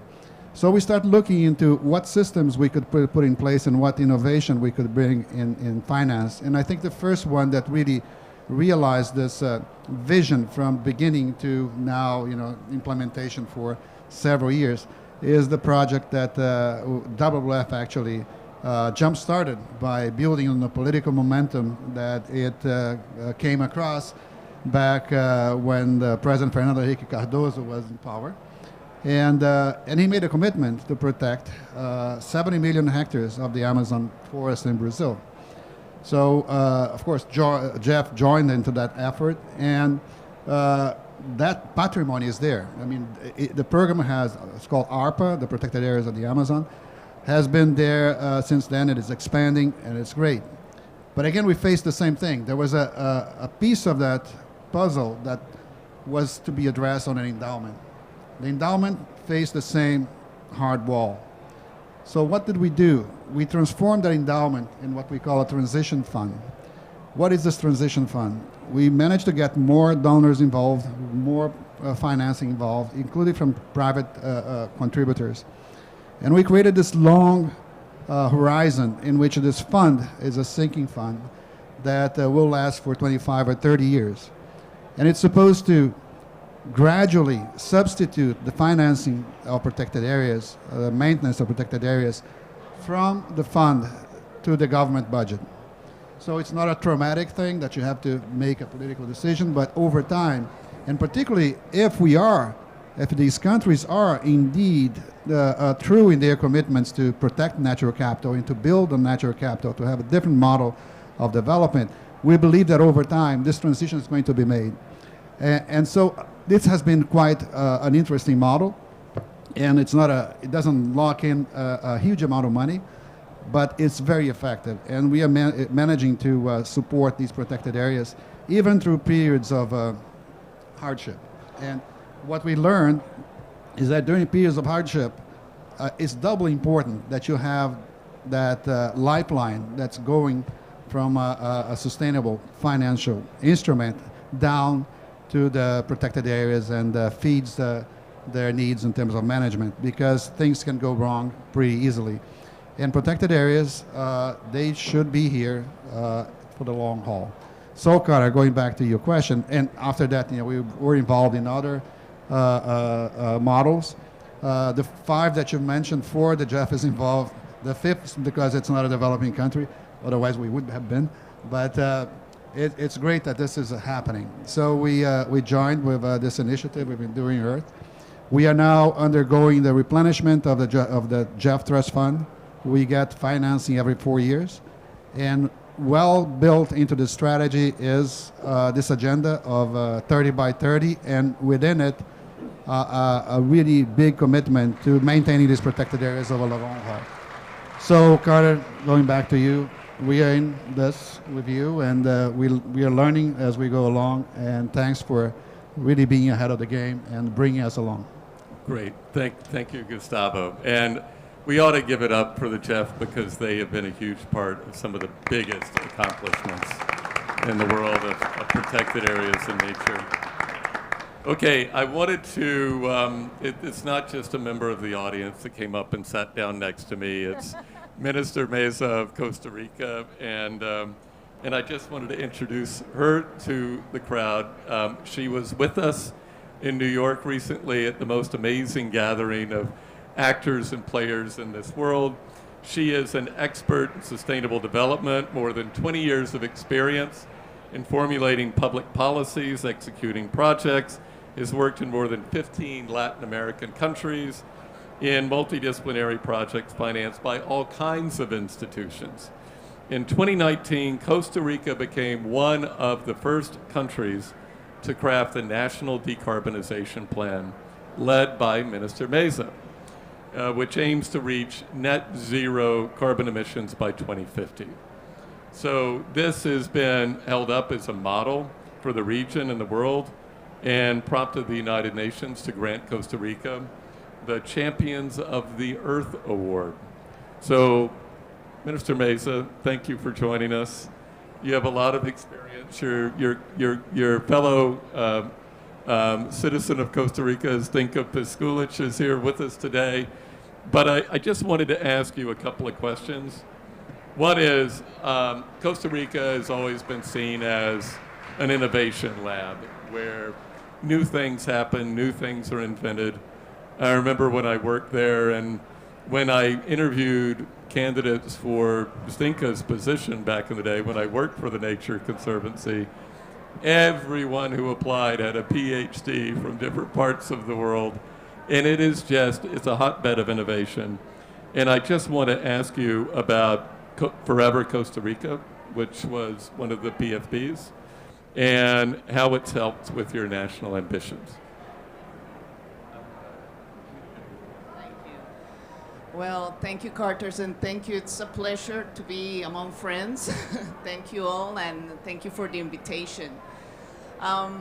When we are doing this long-term plan, and basically the decarbonization plan is our long-term strategy to become a carbon-neutral economy in 2050, we also need to understand what will be the financial architecture to also support a lot of the projects and the policies that we have there in the plan. And basically, Costa Rica por Siempre and PFPs is one of these mechanisms that we have to really guarantee that we will be doing a lot of the implementation. And in the case of the decarbonization plan, we also included nature-based solutions, of course, as part of the strategy to become a carbon-neutral economy. So right now, what we are seeing is that we can not only state and protect the part of the land conservation, that we need to move into the ocean. And we also just heard the announcement made by the 4 presidents of Colombia, Ecuador, Panama, and Costa Rica, announcing that they will be protecting the Eastern Tropical Pacific. And this also now generates this new opportunity. How are we going to be then doing the management of this area, but also supporting the 4 countries? I mean, we have the political will. We have seen this in the declaration. And now it's also time to think, can we, now that we have the lessons learned of PFPs, also use them in the ocean part? And I think that this is, I mean, when you know how to do a good thing, when you know the recipe, I think it's good then to follow the recipe. As someone who is a terrible cook, I always follow the recipe, but and it's true, once you have done one of these, you want to do more of these, and the more Prime Minister Briceño and I were talking about the importance of visiting Costa Rica, learning from what you have done, and really continuing to evolve the approach that we've taken. Your approach to this, and you've already framed it, it's not just about nature, it's also about climate change. Nature is an intrinsic part of your approach to climate change. Can you just say a little bit more about nature-based solutions, how they work, why they're important to Costa Rica? I mean, I come from the United States where the whole game is in renewable energy and transportation. But for most of the developing world, a lot of it is about nature. So could you comment a bit about that? For us, a lot of, one part of the big challenge when we are talking about climate change in nature is to avoid deforestation, right? To stop land use change. And yes, there is where protected areas or strategies to work with the farmers or with mechanisms such as payment of environmental services makes a lot of sense. It's about going to zero deforestation, which is also something that we need if we want to achieve the 1.5 goal. And if we want to achieve that goal, it's also about landscape management at the end. And when we are doing these and to do this landscape management, then it's critical also to work with agriculture. And it's about production and conservation and do this management and combining. And in the, I'm seeing again the decarbonization plan. We see this as an opportunity to enhance our agriculture sector because it's about going into making these efforts of efficiency. It's about that. So we're talking about precision agriculture, which is like the next step. So it's about, if we do this combination right now of precision agriculture, protecting the landscape, having conservation areas, intact areas also, and working along in the corridors, this is how we see that it is critical. And we are analyzing, in the case of Costa Rica, yes, the urban part, the transport part, but it's also about managing the rural landscape. Otherwise, we will not be achieving these goals. And also including now the ocean as well, which is the new frontier. Thank you. All right, so I'm gonna, just for those of you who, I'm gonna provide a little advertisement, which is Enduring Earth, as Dinka said, is a collaboration between the Nature Conservancy, WWF, Pew Charitable Trust, and the Walton family, along with partners like the GEF and the Moore Foundation, to be a resource to countries who want to emulate what Belize, Costa Rica, Colombia, Peru, and Brazil have done.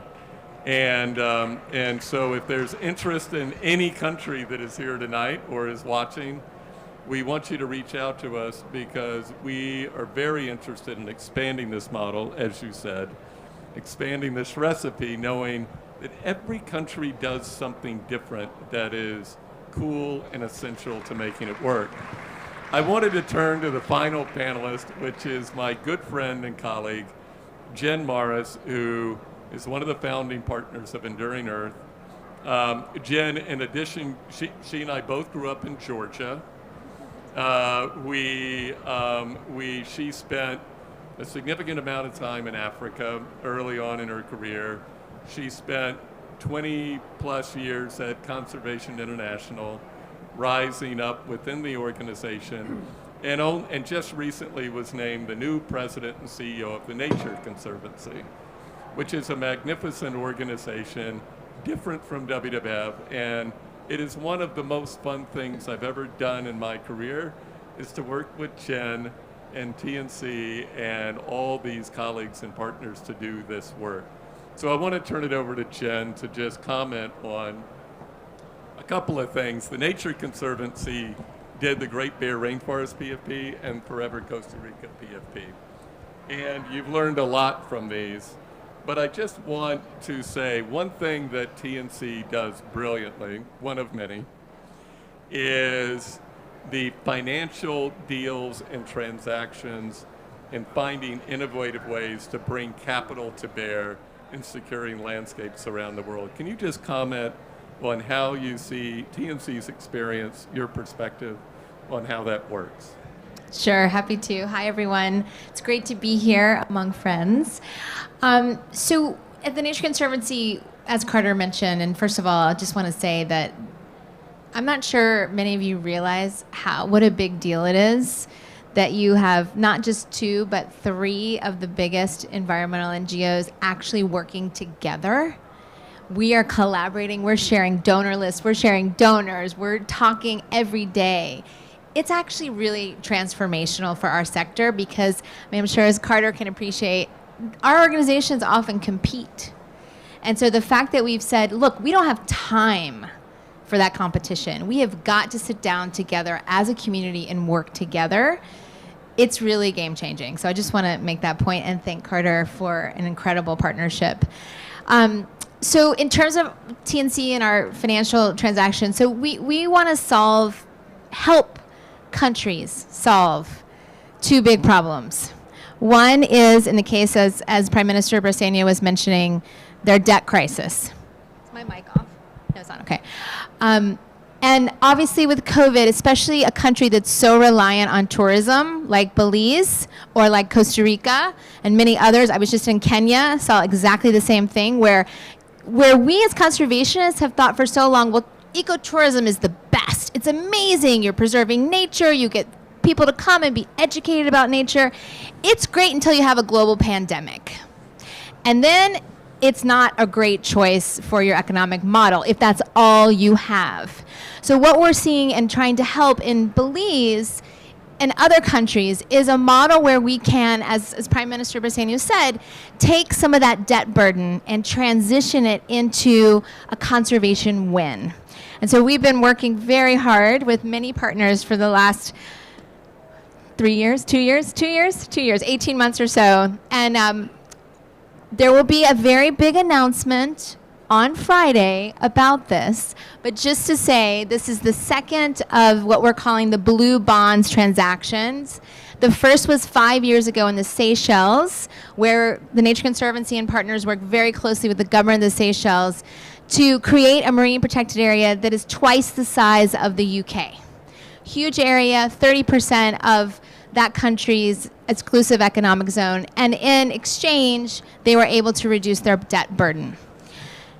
Really great outcome. We're looking to do this in many other places, and as you can imagine, given the highly indebted nature of so many countries right now, especially that we're reliant on tourism and that have an amazing biodiversity and have committed through the High Ambition Coalition to a 30 by 30 agenda, they're looking around and saying, we want to do this, but how do we pay for it?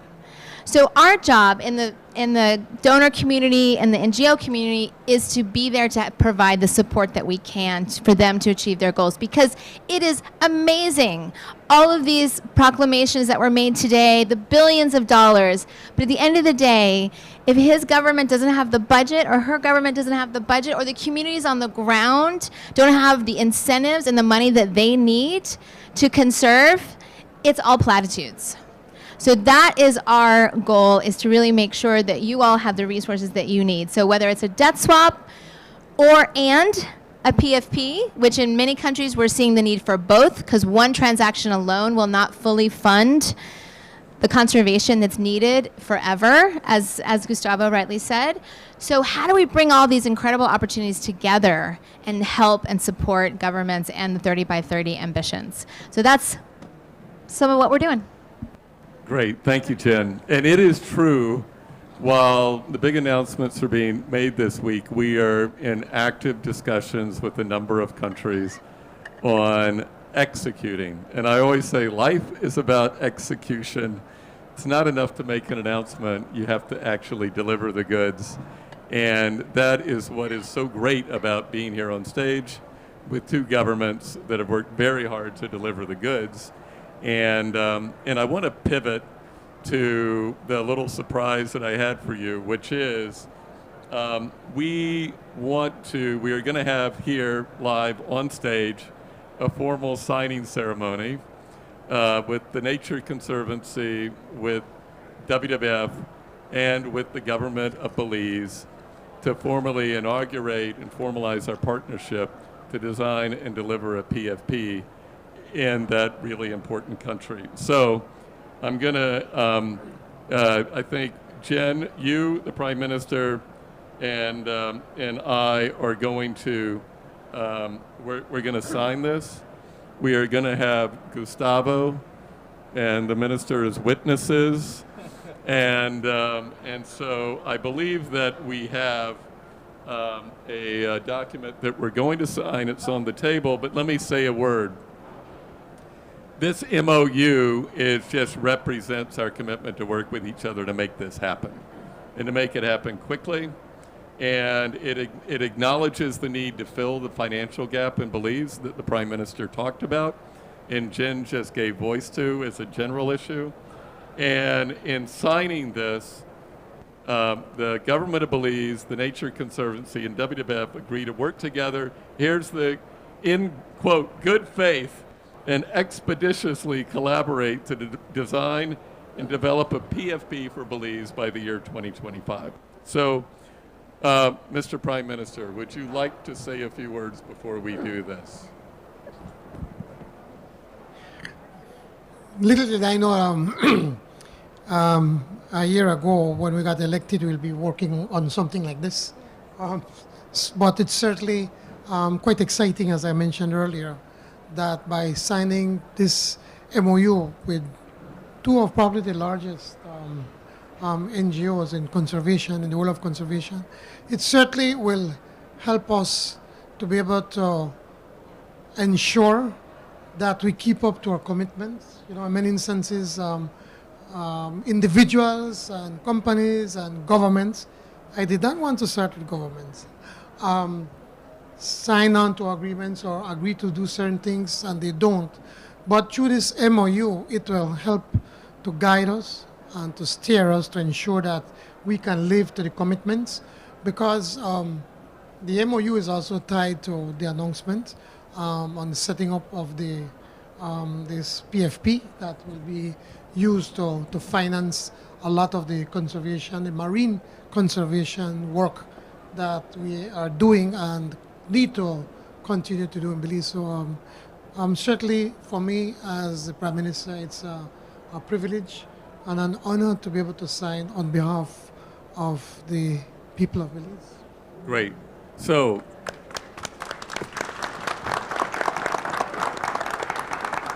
Prime Minister, the pen is up there. A familiar flag is on the table. And you go first and we will follow.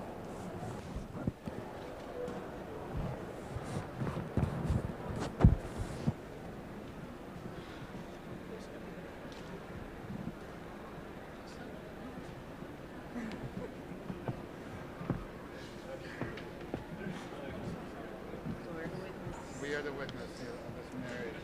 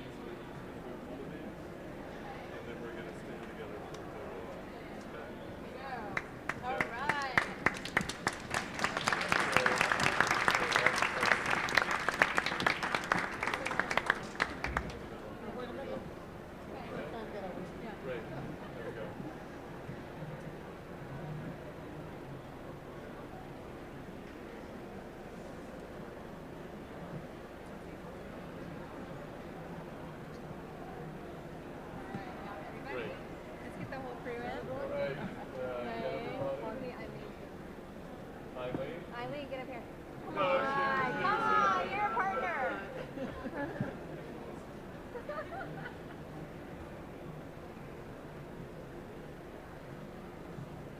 All right. I am now going to turn it over to Stinka to close. Thank you. Look forward to working together on this.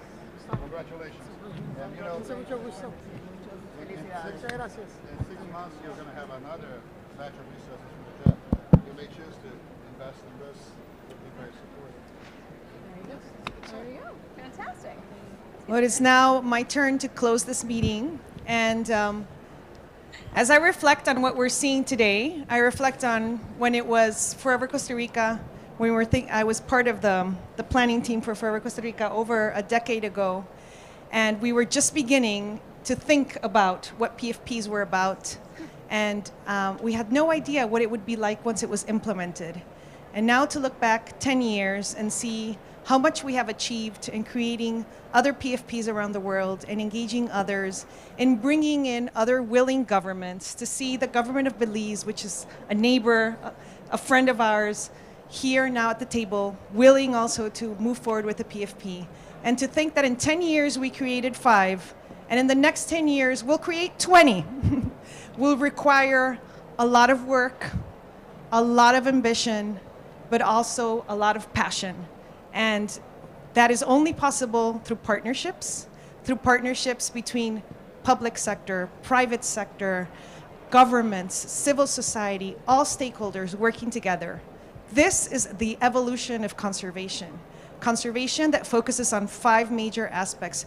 Organizational, creating strong conservation trust funds, organizations that can follow this in the future. Political, supporting governments and building their enabling conditions to be able to actually do the conservation that needs to be done. Social, bringing in the groups that need to be part of this process, engaging communities in all throughout this process, and bringing in new economic opportunities. Financial, providing sustainable finance for all of the goals that we need to meet. And finally, which one am I missing? Oh, environmental, of course, and ecological, and making sure that we are building better, stronger, not only protected areas, but better and stronger places both for climate and for nature, both marine and terrestrial. And so thank you to those of you who are still implementing. Thank you to Costa Rica for being a leader in this process. Thank you to Belize for believing in the work that we're doing. And thank you to this wonderful partnership of organizations, as Jen said, that are completely breaking all barriers to work together towards conservation. To the GEF, to the Moore Foundation, for your support throughout the years in making this happen. And we hope that when we see you here, 2 years from now in the next COP, and when we see you in the Biodiversity COP, that we will be able to celebrate many of these achievements throughout the world. Thank you very much for joining us today, and we'll be in touch with you.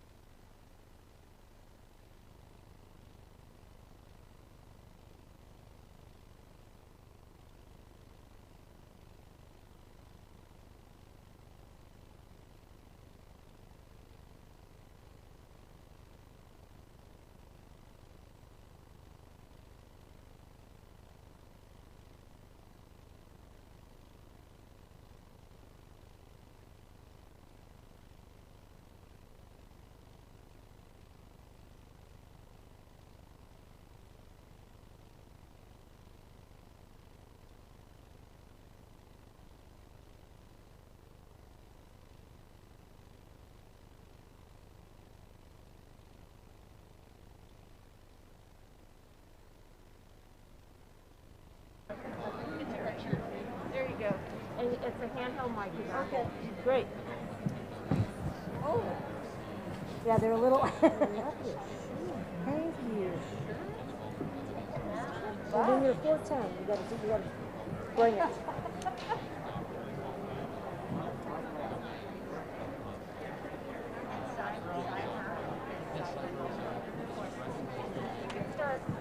Get up and start. The mic you said should be on.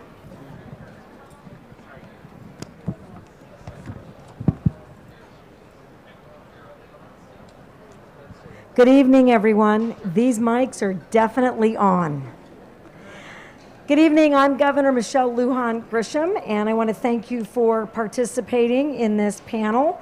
This is really about leadership and collaboration, and I'm incredibly honored and delighted to be one of the representatives of American states who are attending COP26 and who are leading the way toward a cleaner, greener future, and whose presence here as Americans back on the world stage on this all-important subject underscores the critical nature of subnational commitment to meaningful, significant, and equitable climate action. In fact, leadership at every level matters. States like mine, New Mexico, and like those represented by my fellow panelists, are accustomed to being laboratories for innovative policies and practices.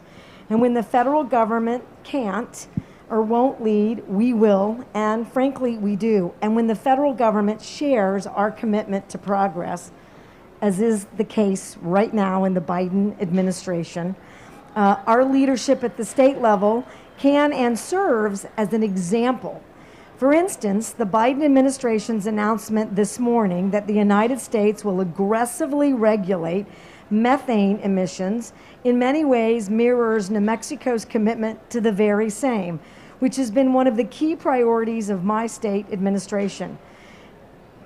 I am incredibly thrilled because it seems, I'm going to look right at Gina McCarthy, that the Biden administration is following to some degree New Mexico's example of strict compliance and comprehensive monitoring. Policy in my home state can be a roadmap for everyone's state, and ultimately, as we are reminded here on the global stage, the world. So we must continue to enact these kinds of compounding policies at every level, local, state, federal, to have the kind of impact in the kind of time frame that we need to prevent unalterable catastrophe. Although the three states represented on stage today, New Mexico, California, Louisiana, are vastly different in many ways, although I am looking to trade some green chili for gumbo, Governor Edwards. We share the same goals of enacting policies that incentivize green technologies, training workers for new jobs and new fields, intentionally building equity into jobs and business opportunities in new industries, and supporting communities in the transition away from fossil fuels. I believe this conversation today can take us in a positive and collaborative, action-oriented direction. I have a few questions prepared, and I'm going to discuss the opportunities for collaboration between like-minded states, how states can work with the federal government to address and mitigate the effects of climate change on underserved communities, such as the almost 24 tribal nations and pueblos of my home state. How equity and environmental justice can be foregrounded in the policy work that we do, and how the states and federal government can help one another to ensure the very important and sometimes fragile progress we make is not undone by potential future administrations. In short, how we can maintain the American leadership that is so necessary to meet the goals we have set globally for ourselves. Now, I'm going to have each of the panelists, because they're going to open up with 5-minute remarks, introduce themselves, but I get to introduce the first panelist who's going to make opening remarks, the Lieutenant Governor from Hawaii, Lieutenant Governor Eleni Koulinakis, who we're delighted to have here. What did I say? Hawaii. I said Hawaii. Well, Hawaii and California are two of my favorite states. You just have to keep rolling with the punches. So you can be the lieutenant governor, but don't tell the lieutenant governor of Hawaii that I've made you the lieutenant governor of now the entire western area of the United States, including all of the Pacific Islands. You're welcome. In any event, I'm delighted. This is our first time getting to say hello to each other. It is not the first time that I've seen incredible leadership out of California in a number of incredible leading climate change policies.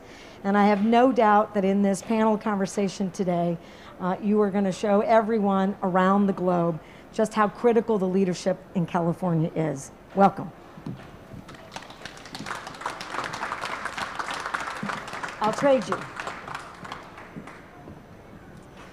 Well, thank you so much. I'm Eleni Kounalakis, Lieutenant Governor of California, and what an incredible privilege to be here with you, Governor, and of course with you, Gina McCarthy, for this conversation. And what an incredible privilege it is to be in Glasgow with all of the challenges around the world of the COVID-19 crisis. Just the fact that the organizers were able to assemble us and bring us together is an incredibly important accomplishment.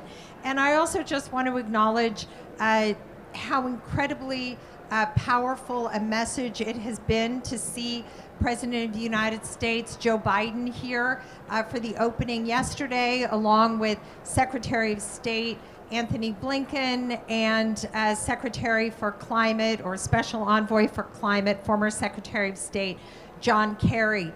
The message from the United States to the world is absolutely clear, which is that we're back, we're all in, and this is an enormous relief to those of us in California, and we are just very, very pleased to see the United States step back into its role in leading on addressing climate change. So the view from California is always optimistic. It's in our nature. And it is always rooted in the sense that no challenge, no problem is too big for us to tackle with intention and with a lot of hard work. And with, as we are fortunate to have in California, a very powerful economy. So what I wanted to do, just to set the stage a little bit, to talk about California's role in the world today and leading on innovation around addressing climate change, is talk a little bit about the past. You know, very often our governor, Gavin Newsom, will say that California is like a nation state. We're 40 million people. If we were a country, we would be the 5th largest economy in the world. And I'm a former US ambassador. There is a difference between being a sovereign nation and being a subnational government. But in one way, California has had almost sovereign power since the Clean Air Act in the 1970s, and that has been around our emission standards. It has been tested many times over the years. Most recently, the Trump administration filed lawsuits against our state to take away our power to set our own emission standards. That lawsuit went through the courts and California prevailed, preserving our control over our emission standards. And so with that authority, we have used it. And many of you remember the catalytic converter that came as a direct result of California regulating NOx gases back in the 70s. You may also remember in the early 2000s when the very first legislation in the country to set greenhouse gas emission standards happened in California. 12 years later, those CAFE standards under President Obama became the standards for the entire country. So what I would suggest, again, just to be a little provocative here, is that California has been the tail that has wagged the dog on environmental protection, and that we are continuing to play that role. And very recently, in the last year, a very important new standard was set for our state by Governor Gavin Newsom, and that is that by 2035, all new cars in the state of California must be zero emission vehicles to be sold in our state. We are the largest consumer market in the United States, and this standard is most certainly already shaping the future of our light-duty vehicles and commercial vehicle travel. So what I would call upon, as we all stand here together, so privileged to be in Glasgow, and for everybody who's watching this live stream, is that we take Governor Newsom's new standard that by 2035, only zero-emission vehicles will be sold in the state of California, and that we call upon the other states in the United States to do the same, and for the federal government to eventually follow suit. So with that, I'll hand the microphone back again to you, Governor, and thank you all. I look forward to this robust conversation.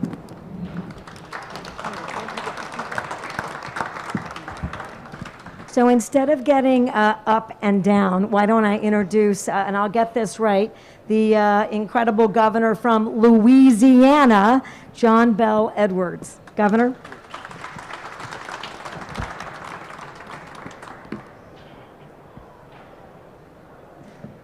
Thank you, Governor Luan Grisham, and it is great to be here with you and with Lieutenant Governor Kounalakis.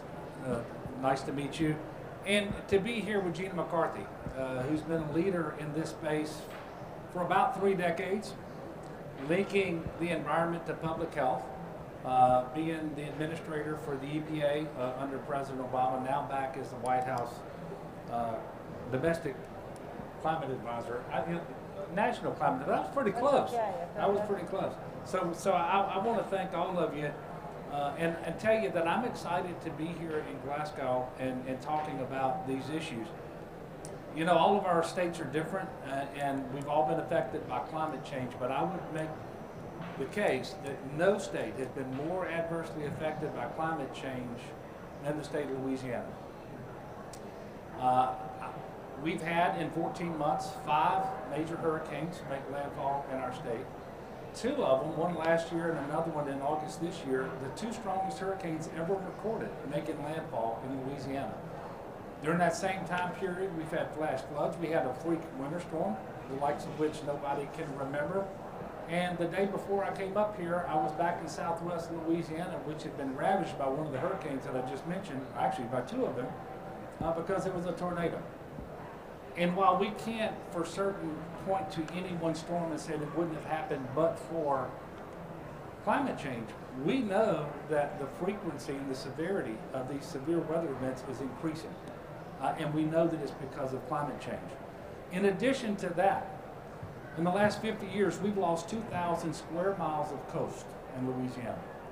If we don't do anything, we're going to lose another 1,800 square miles of coast.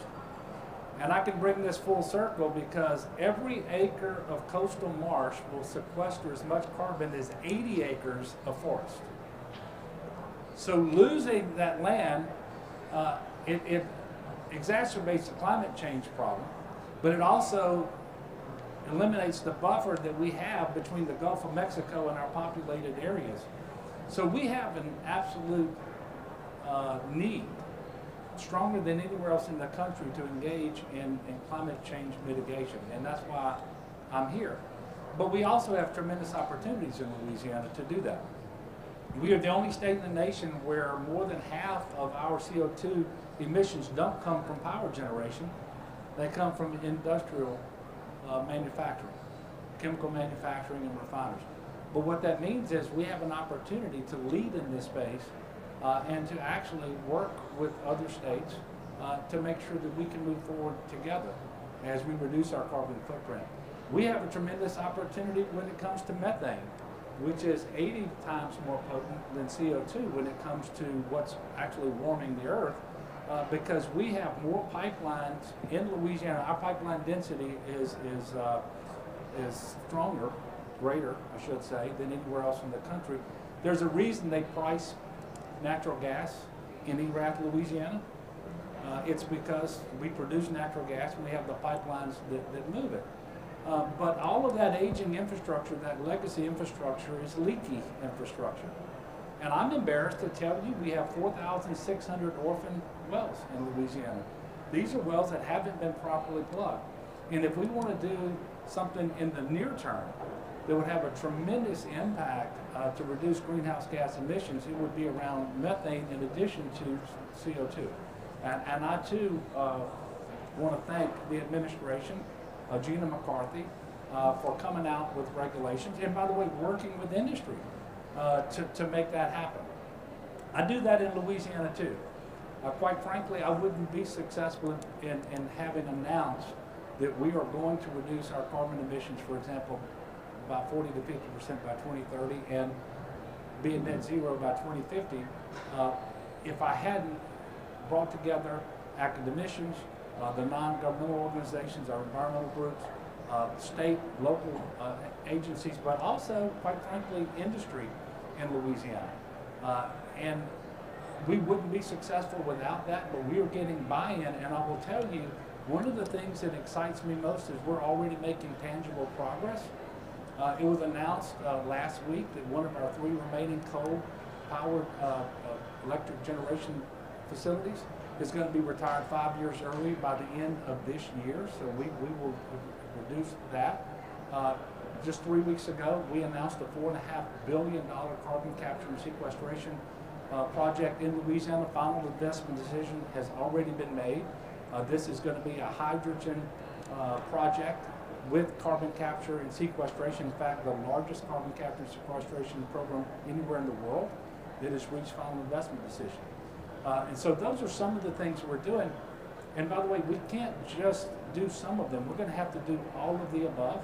So it's going to be hydrogen, it's going to be carbon capture and sequestration, it's going to be renewables, wind. I'm very optimistic that sometime in the next 14 or 15 months, we're going to have the first ever lease sale in the Gulf of Mexico for wind energy. And we want to play in that space. If you can fabricate an offshore oil platform, you can fabricate an offshore wind platform. And if you have the vessels to service the offshore oil platforms, you can service the wind platforms too. And so we can do a lot. We're going to have to do some workforce development, but we're prepared to do it. And by the way, the coal-fired plant that we're taking offline 5 years early is going to be replaced by renewables. And that electricity will be sold not just in Louisiana, but in Arkansas and in Texas. So we have an awful lot going on in Louisiana because we have to.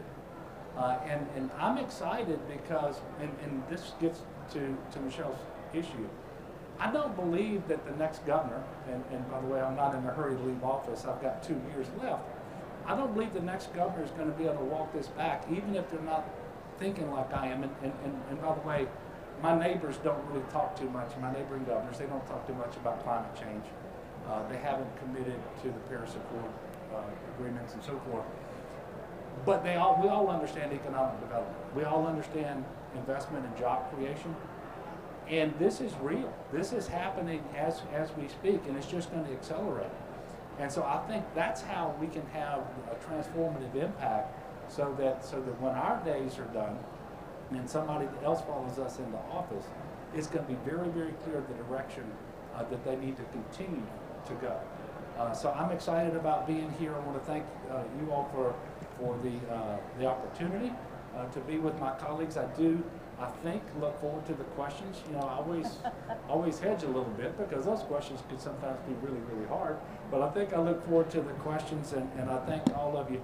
I'm going to introduce Gina McCarthy. I've already told you an awful lot about her, but really for 30 years, she has been linking public health to the environment. And she served as the administrator of the EPA under President Obama. She's now the senior advisor to President Biden, who is obviously leading in this space, unlike his predecessor. And therefore, this is a very high priority for him, and that's why he chose Gina McCarthy. So Gina, you take it. Can you get by me? It's a tight space. I was just making sure you could get by this. Oh, I'm good, thanks. Get rid of that thing. It drives you crazy. Hi, everybody.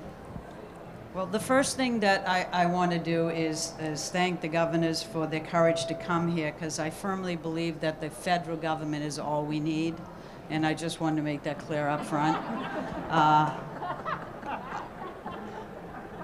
Maybe I better clarify that a little bit. I think everybody probably knows that I cut my teeth at the local level and the state level, and I know how change happens, and it ain't at the federal government. It is pave the way to change happens at the local level, and it happens at the state level, and you just happen to be looking at 3 governors who have the courage to actually set the pace for change in the United States of America. And every time that happens, it gives the federal government an opportunity to actually make that happen in a broader and more consistent way. You know, you have Governor Lujan Grisham, who has been busting her butt making sure that oil and gas is properly regulated. Well, guess what? We just rewarded you by doing that nationally. How's that sound? And we did it because it's the right thing to do, because you tested it, the technologies are available, it's cost effective. Why, if you're a natural gas well operator, wouldn't you want to actually capture the natural gas that you're leaking and sell it? Isn't that the United States of America? I think that's okay if we keep working together to make sure that we're paying attention and supporting the innovation at other levels of government and scaling it up so it can make the kind of difference that we need to have an impact on something as significant as climate change. And so we just made it a big announcement on methane. And we're going to go after it. And guess what? We're accompanied by more than 100 other countries to go after it. That's what you call scaling up, because we have to do it. And guess what? So does everybody else. Because there isn't a country in the world now that is denying the fact that climate change is an existential challenge. And if you're not in, then we could all be out. And so we have to work together, and it was remarkable to be able to already have a great outline of a methane action plan that we have already developed to achieve this in the United States of America. We can do this because of the work that has been done by everyone else. Lieutenant Governor Kounalakis, I think EPA has done much more than California on car standards, and Jared Blumenfeld will tell you that's the case, won't you, Jared? Absolutely. No, he won't.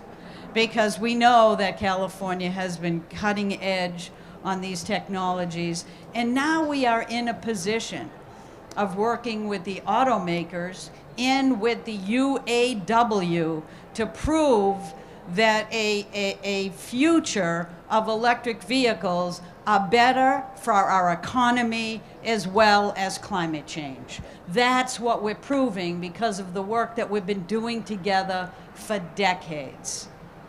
And I'm excited about it. I think it's going to make big changes. We are being able to do this because we have the biggest automakers, the big 3, standing up and saying, beating one another up to try to see who can get to 100% EVs more quickly.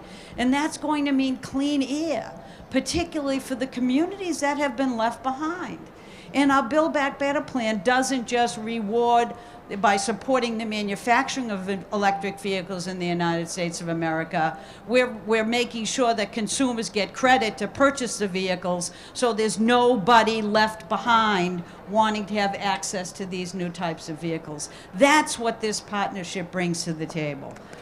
And Governor Bell Edwards, I don't know whether you've shown any of the videos you've had of the work you're doing on your shoreline to recapture your marshlands and your wetlands.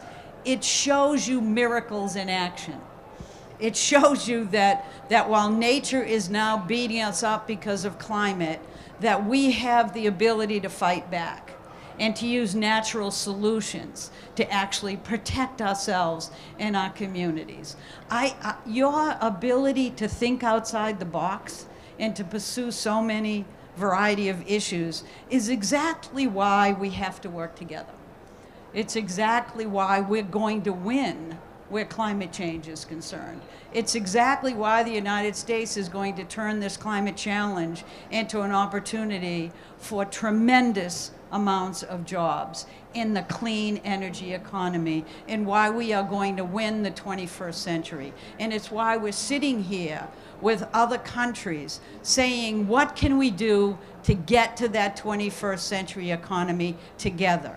We are not coming here as leaders after 4 years of climate denial, but we are coming here as full-throated partners, which is what you actually need always. We're coming in here with resources to spend and to share with countries that don't have resources on their own.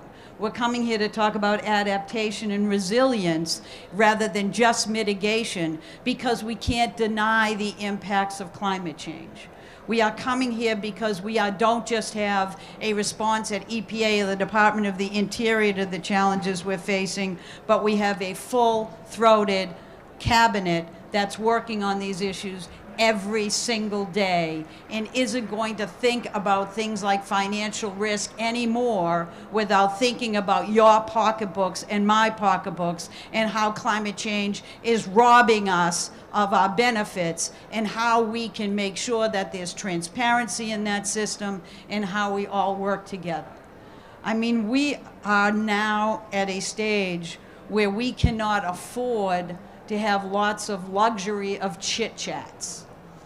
We are now at a time where we have to act, and we have the ability to act. We have the technologies at our fingertips, and we have the innovation that we can spark.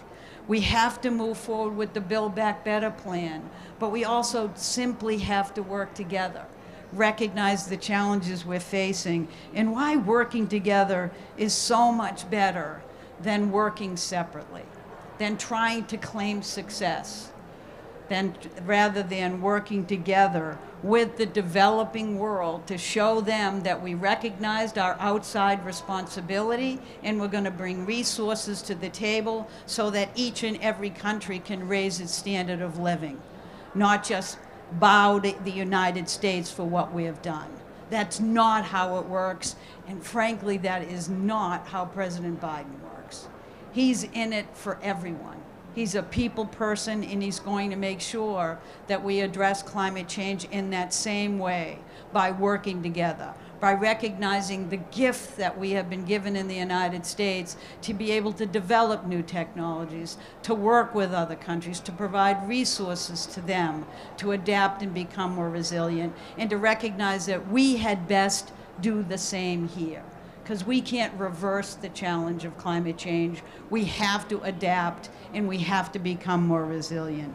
And that's why I'm incredibly excited that we don't just have this all-of-government approach with our National Climate Task Force, but we also have a new intergovernmental affairs group that is going to work with folks who work with you every day in every one of the agencies. We're going to bring them together so that when there are opportunities, we can deliver them together, because that's how we're going to get out of the climate challenge that we're facing and turn that into the biggest economic opportunity and hopeful response that we can. We just need to tell people that we're all working together, everyone is on one another's side, and we can beat this thing back like we've beaten every other challenge that has faced us. So it's a fun time. It's a time to focus on health. It's a time to focus on people. It's a time to focus on environmental justice and making sure the communities that have been left behind don't get left behind. And it's time to focus on our workers again. Give them a good union job, and we'll keep working just fine. Thanks so much.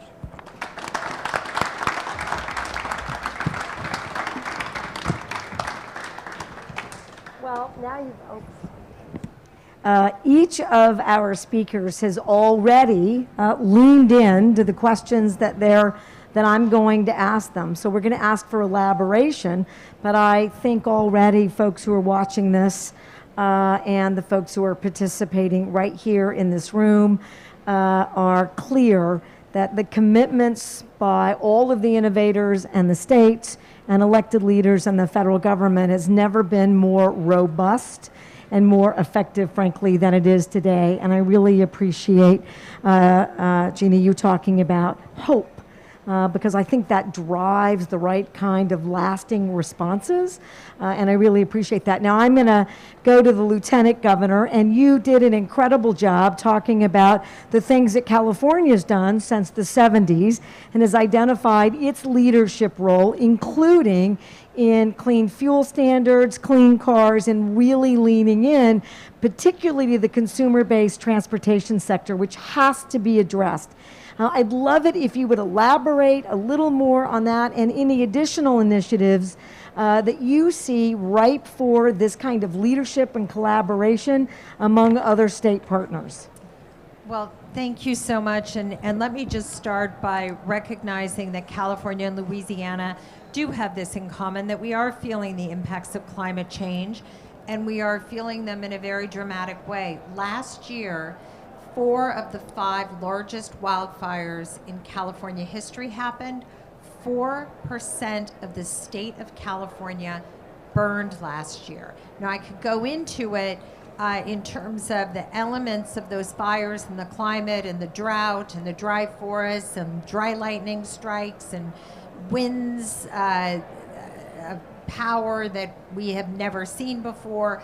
But there is a high level of recognition in our state among our people that we are confronting the impacts of climate change, and now is the time for everyone to do their part. So if you look at the number of electric vehicles on the road in the United States, half of them are in California. If you look at the energy grid for California, about 60% of California's electricity now comes from non-carbon based sources. The national average is about 40%. So we have already, through programs, had a very large level of adaptation. You look across our state, we have incredible investments in solar, incredible investments in wind. We are going right now forward with a real concerted effort to develop offshore wind off the state of California. It's a little harder for California than some other areas, including right here off of Scotland, because we have a very deep continental shelf. So we're going to have to look at floating wind turbines as opposed to those that anchor down to the ground. But we're really serious about it, and we do regular engagement with countries around the world that have expertise to help us develop this new wind energy future for our state. But it really goes back to the people and the willingness of the people to be able to accept the kinds of changes that are going to be necessary. And what I think is probably the most important thing for people to know about California's intention right now is that it is all being approached through the lens of equity. We've had programs in our state for a very long time to help people to get subsidies to purchase clean cars, electric cars, to be able to put solar panels on their roof. But the fact is you need to have the disposable income to be able to do it. So the programs that we're running now are very largely focused on getting to those underserved communities and have those communities be part of the solution as well. And there is a lot of energy around this that's happening that's very inspiring. And I think that's going to be a very significant part of how we get to the next level. But really, you know, what we have seen the last few years in terms of coping with the impacts of climate change are driving a whole new generation in our state, not just to be willing to try new things or live in a different way, whether again it's energy or plastics, but to be motivated to be part of the solution in other ways. So we have public universities, the University of California, our research universities, our national laboratories, and everywhere I go, I meet young people who are committing themselves to being part of the generation of innovation to be able to do what we really need to do now, which is scale. We have so many solutions out there, so much innovation in battery technology and all these things, but what we have in California is the 5th largest economy in the world, if we were a country, and a massive budget surplus this year of $75 billion, of which $15 billion is going to climate resiliency, is we have young people who are ready to be that next generation of innovators, to be able to bring the innovations to a scale that our friends and colleagues and like-minded governments and activists and people around the world are going to be able to use to make change in their countries and their communities as well. Lieutenant Governor, thank you. I think making sure that we can incentivize and excite a growing group of young people in new renewable energy technologies and jobs of the future that not only create the kind of opportunity that you've described, but also help us meet these climate action efforts in very meaningful ways. Governor, you talked about the Louisiana in the context of natural gas and abandoned wells and the kind of fossil fuel industries that require, frankly, that you have to have everyone engaged and involved so that these action-oriented items have staying power.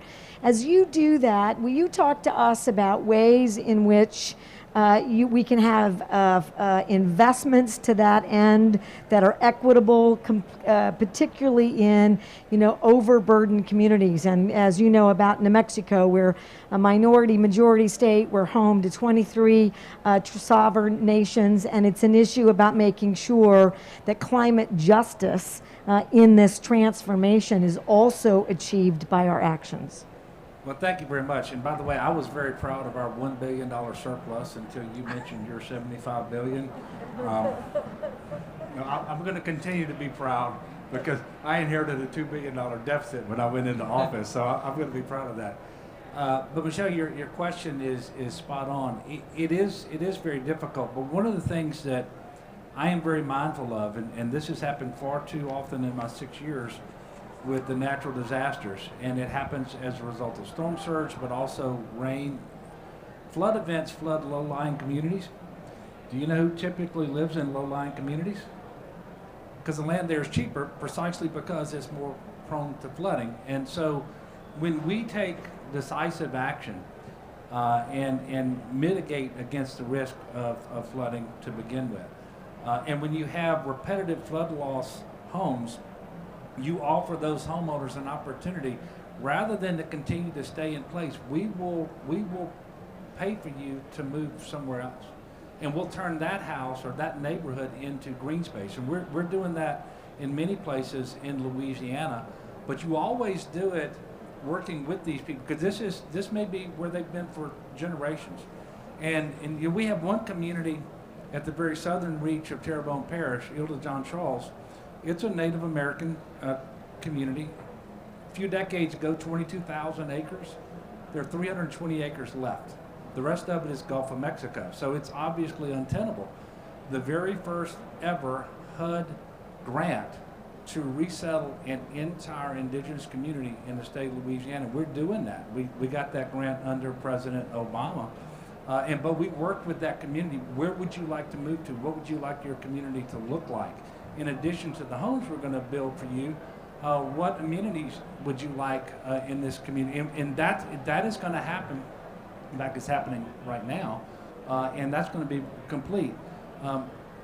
But some of these things you have to do where you have to do them. So if I'm going to capture carbon, I have to capture carbon where carbon is being emitted, right?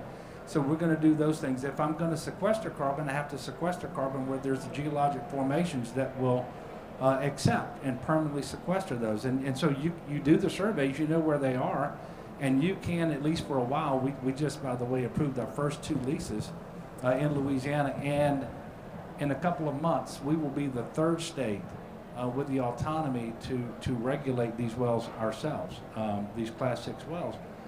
So we can make decisions on where we're going to do these things to a very large degree. And one of the things you have to do, and I think Lieutenant Governor Kounalakis mentioned this a while ago, you have to be intentional. So I have a climate initiatives task force, but a big emphasis on that is equity, and it's stated, and it's something that we are very intentional about.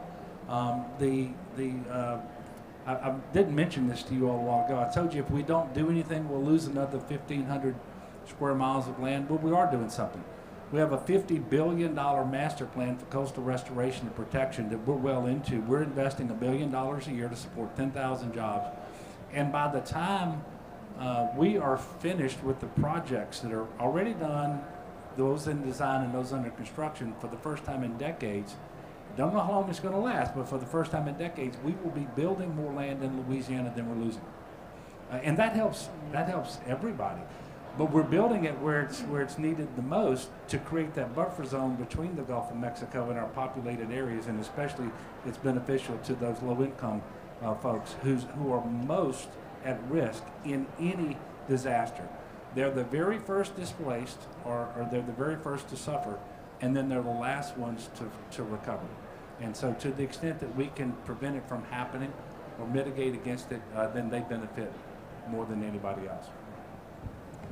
Governor, I really appreciate that the concept here is purposeful investments that are clearly directed to environmental justice and opportunity. And I do think that that is the strategy forward and can be replicated in all of the countries that we're working so hard to make sure that they can engage in the climate transformation that we all are. Advisor McCarthy, you were hopeful and energetic. You always are, and each of us appreciate the recognition and shout outs about the things in our own states that are action-oriented and really tackling these issues, frankly, head on. But what can we do in the context of making sure that these decisions and commitments that we make today, right, have longevity?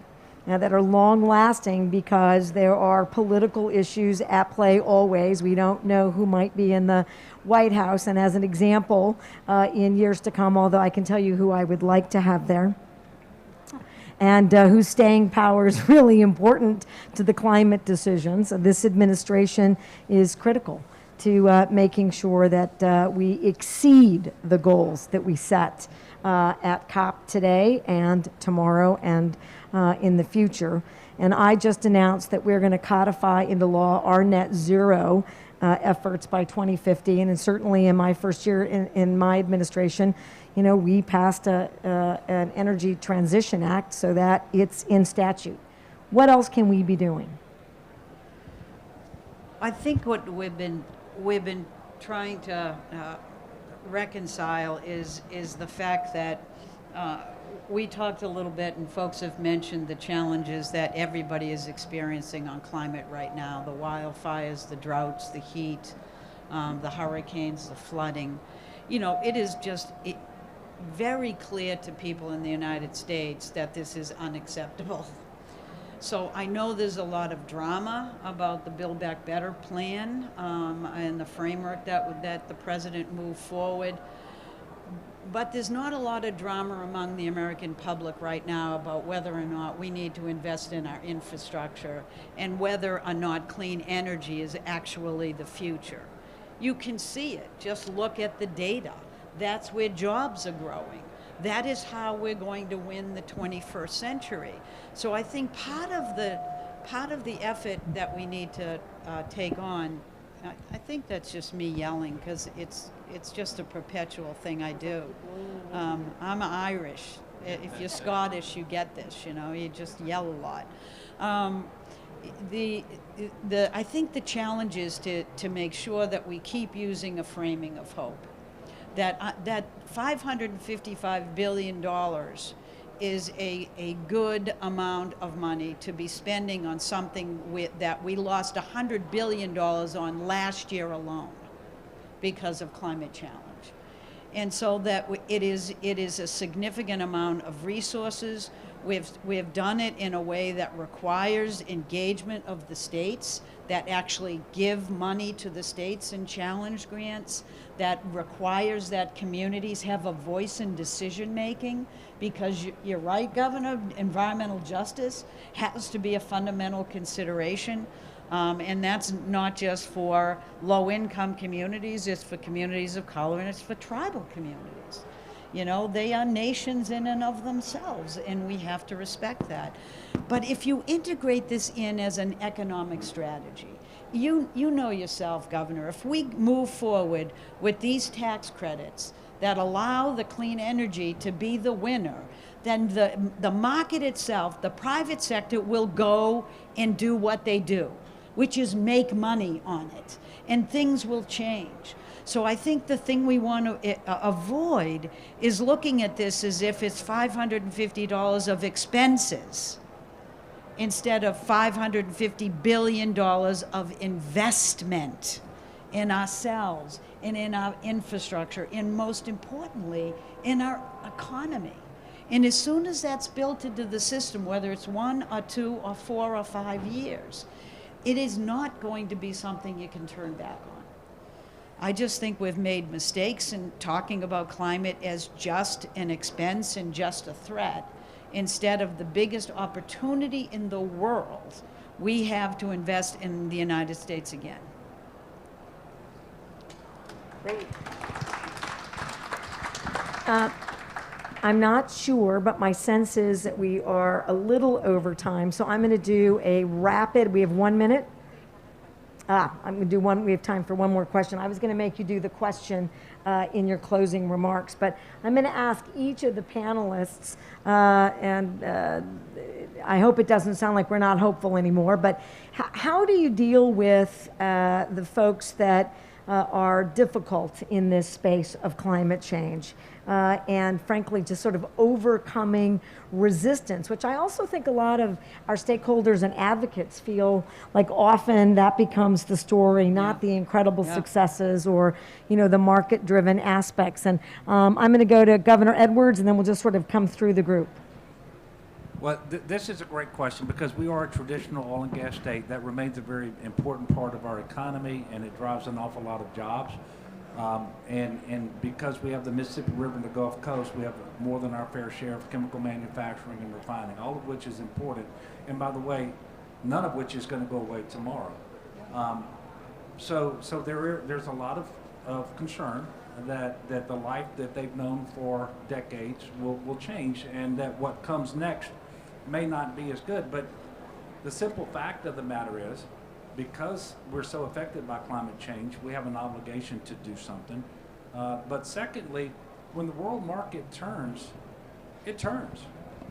And if you want to continue to be a leader in energy, you're going to have to pursue cleaner energy if that's what the world is wanting to buy and to consume. And so really, the best way that I have found in Louisiana is to go out and attract very large investments that come in, and they do things like biomass diesel refineries, which, by the way, because of a tax credit you all did in California, makes that work, along with the 45Q tax credit that the federal government has done. Gina was talking about the importance of tax credits and getting things started, because they're going to do carbon capture and sequestration on the back end of that. You do green hydrogen projects, for example, and we're doing all of this in Louisiana. And then when you show that the investment comes, the jobs get created, and so forth, it really takes all the arguments away. And look, I know that we all have different feelings about this. I'm just going to put it out there. Even the major oil and gas companies are rebranding themselves as energy companies. And an ever-increasing portion of their investment portfolio is going into cleaner and renewable energy as they commit themselves to reducing their carbon footprint. How can Louisiana afford to be more pro-oil and gas than the oil and gas companies? It doesn't make sense. And I don't want to be the governor of a state that just puts their head in the sand and refuses to acknowledge reality, and you get 20 years, 30 years down the road, whatever this transition period looks like, and you had an opportunity to diversify, you just didn't do it. And you get to the end of that road and you've been whipping that same horse and it just goes out. You don't have another one to get on. And so that's the conversation, and we're having it over and over and over, and I think with good effect in Louisiana. So I was on a panel earlier today with a representative from Ford, and Ford has been a tremendous partner with California in moving toward a zero emission future. And he said he drives around in his electric Mustang and people will stop him and say, how could you possibly call it a Mustang if it doesn't have a combustion engine? And he said, well, drive it, drive one, go get in. Let me show you how great these electric cars are. And their commitment to an electric F-150 really shaking up the perceptions of what kind of performance can come from the new technology. So I think that the way that we deal with skeptics, right, is we just continue to show that that there's so much that's beneficial that comes with change, and slowly attitudes change. But another story I'll tell you is I was down in part of California in the Coachella Valley in the desert, and I was watching television. There were these ads that were running to get people to put solar panels on their houses, and it was a company selling the service of putting solar panels. And this particular part of California, you know, has quite a few Trump supporters, and so the way they were selling it wasn't put solar on your roof because you live in the desert and because this is the right thing to do for the planet, especially in part of the world that clocked the highest temperature anywhere on the planet last year in the Mojave Desert in California. Instead, they build it as this, you know, go stick it to the government because the government's giving rebates and you can get money from the government and it's cheaper energy. That gets under my skin a little bit. But the fact is we just kind of keep chipping away at the messaging, and frankly we do by providing these rebates that make it, you know, hit the pocketbook, that people will adapt when they get something better for less money. But I guess I'd just say this though, I don't think in California the real issue is changing opinions. I think the real issue for us is a feeling that we've been so forward-leaning on this issue. We have invested so much, you know, really disproportionately with the rest of the country in clean energy. It's this feeling of, is it enough? And one of the things that just in walking the halls here at COP26 is, are all of these efforts going to add up to keeping the climate from warming less than 1.5 degrees centigrade? And so for Californians, I think the bigger question is, you know, if we do our part, will the rest of the country follow, and will the rest of the world follow?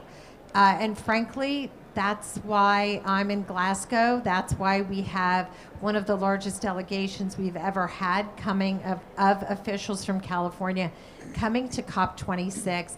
And frankly, Advisor McCarthy, that's why we are just so incredibly proud of the Biden administration and the incredible leadership of President Biden and you yourself in elevating the voice of the United States right now, that the U.S. is back leading on this important issue in the world. Thank you, Lieutenant Governor, and I can't agree more about Advisor McCarthy and the Biden-Harris administration. Given your decades-long career and your incredible work, I have a story about Advisor McCarthy. She was in the White House for about, I think it was 8 seconds in the Biden administration, and began reaching out to governors across the country, all governors.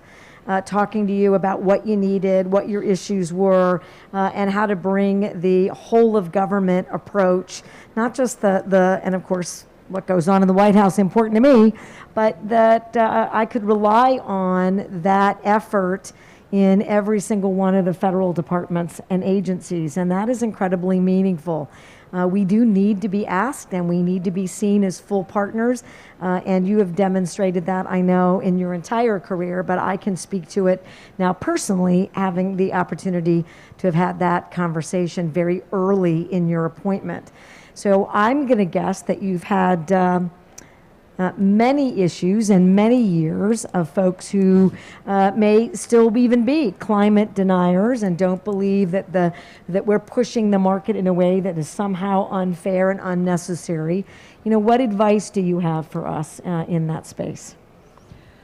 Well, first of all, thank you for the kind words, but there's a good reason to reach out to states because governors matter. You test things in ways that allow us to understand what's best to do, and you have to be partners in this. And in many ways, government is always portrayed as being so partisan, but in many issues, it's just not the truth. You work together with whoever people vote for, and you do as best you can. And so, as naive as it seems, I'm incredibly hopeful right now. We are at a moment in time where I do think we have leadership, I know we have leadership at the federal level that wants to do nothing but protect the interests of the people that they serve. And that's not just who voted for them. It's everybody in this country. And right now, I've spent decades fighting off climate deniers. Maybe they can't find me as easily as they used to when I was at EPA or something, which is not a bad thing. But I just don't think there's a lot of climate deniers anymore. I think the major question is, how do we respond to this? What actions do we take and how quickly? And what can we afford to do? Which are all very legitimate questions. And I think what the president put on the table was a plan that answered those questions. He put on a plan that's affordable, that you're not paying for, only the biggest corporations and the millionaires and billionaires are paying for. What's wrong with that? Everybody needs to pay their fair share. And he put on the table something that's going to tackle every sector of the economy in ways of reducing it in a way that makes sense and will make people's lives better. There is nothing better than to see your infrastructure being improved in your cities and getting people to move around, not just in electric vehicles, but in electric buses, in trains that actually get places and move things, in trucks that are going to have access to hydrogen that's clean and green, and also have opportunities for electric to move them around. If you haven't driven an electric vehicle, then you just don't get it. Go drive one. You'll never, ever want to drive an internal combustion engine again. They're just fabulous and they're cheap. So if we marry this with tax credits that will show where our values are, show where the country needs to go, show where the job growth is going to be and where the opportunities are, and with consumer credits so that everybody has access to those technologies of the future and those products, I think it's a winning combination.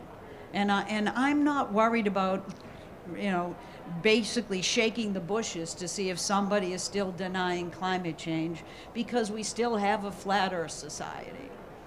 So that's been going on an awful lot longer, and I don't need to convince everybody. I just need people to understand that they have an administration that's working for them. I need them to see the benefits of that in their pocketbooks and in their communities. And I just need folks to understand that we are not planning to lose the fight against climate change because we are the United States of America. We don't lose.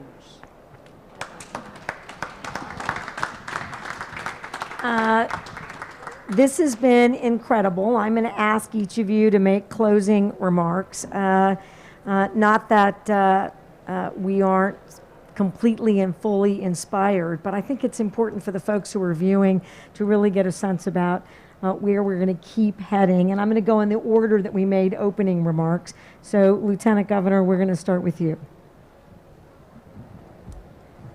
Well, I'm just going to reiterate one thing, and that is that the fight to combat a warming climate is not just the work of this generation, it is the work of the next generation and probably the one after that. And so the focus on our young people, on our schools, on our universities, on our developing workforce, on our consumers, and the next generation to see that together we do have what it takes to meet this global challenge, to me is probably the most important thing about a COP26. People hear about these conferences. Young people come to these conferences, more aspire to come to these conferences. And we really, in California, I can tell you right now, we have 3 million students enrolled in public higher education in our state. Of them, almost 40% are the first in their family to go to college. So we are bringing our values and our intention around a clean energy future to the next generation in our state. That is probably the thing that I am most hopeful and most proud of. And inspiring them, giving them the tools to be able to be the next generation of climate warriors is I guess what I'd like to just leave on people's minds as we finish this very first few days of COP26. Thank you very much. Governor. Well, thank you. Just a couple of concluding remarks. One of which is, I agree with Gina, there are not as many deniers out there as there used to be. There are always going to be some.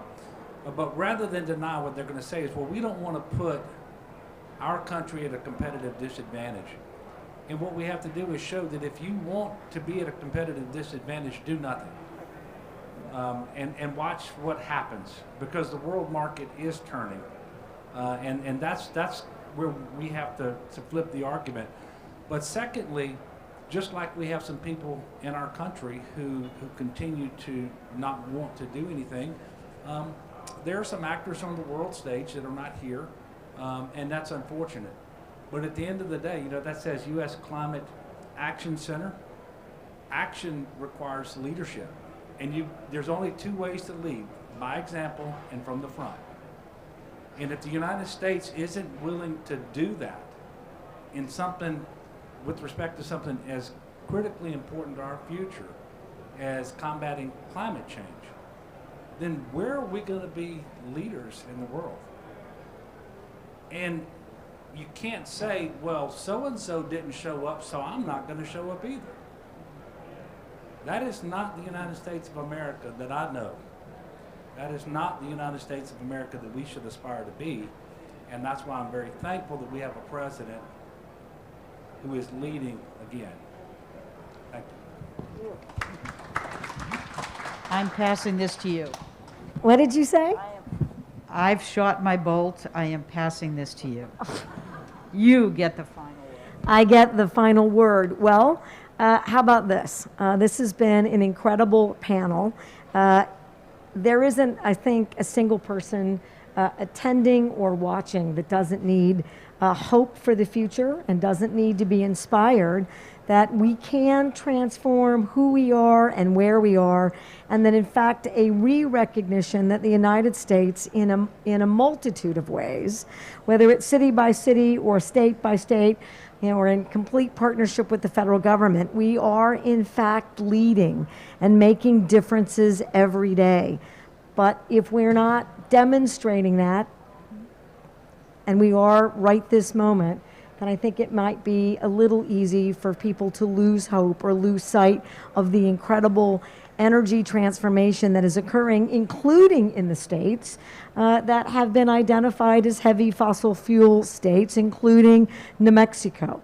That in fact you can do all of the above every single day and make a difference and continue to help you march this country forward in meaningful ways that save the planet. I want to thank everybody for participating today. I want to thank this incredible panel. I'm going to ask you to give them one more round of applause, and thank you everyone. Good night.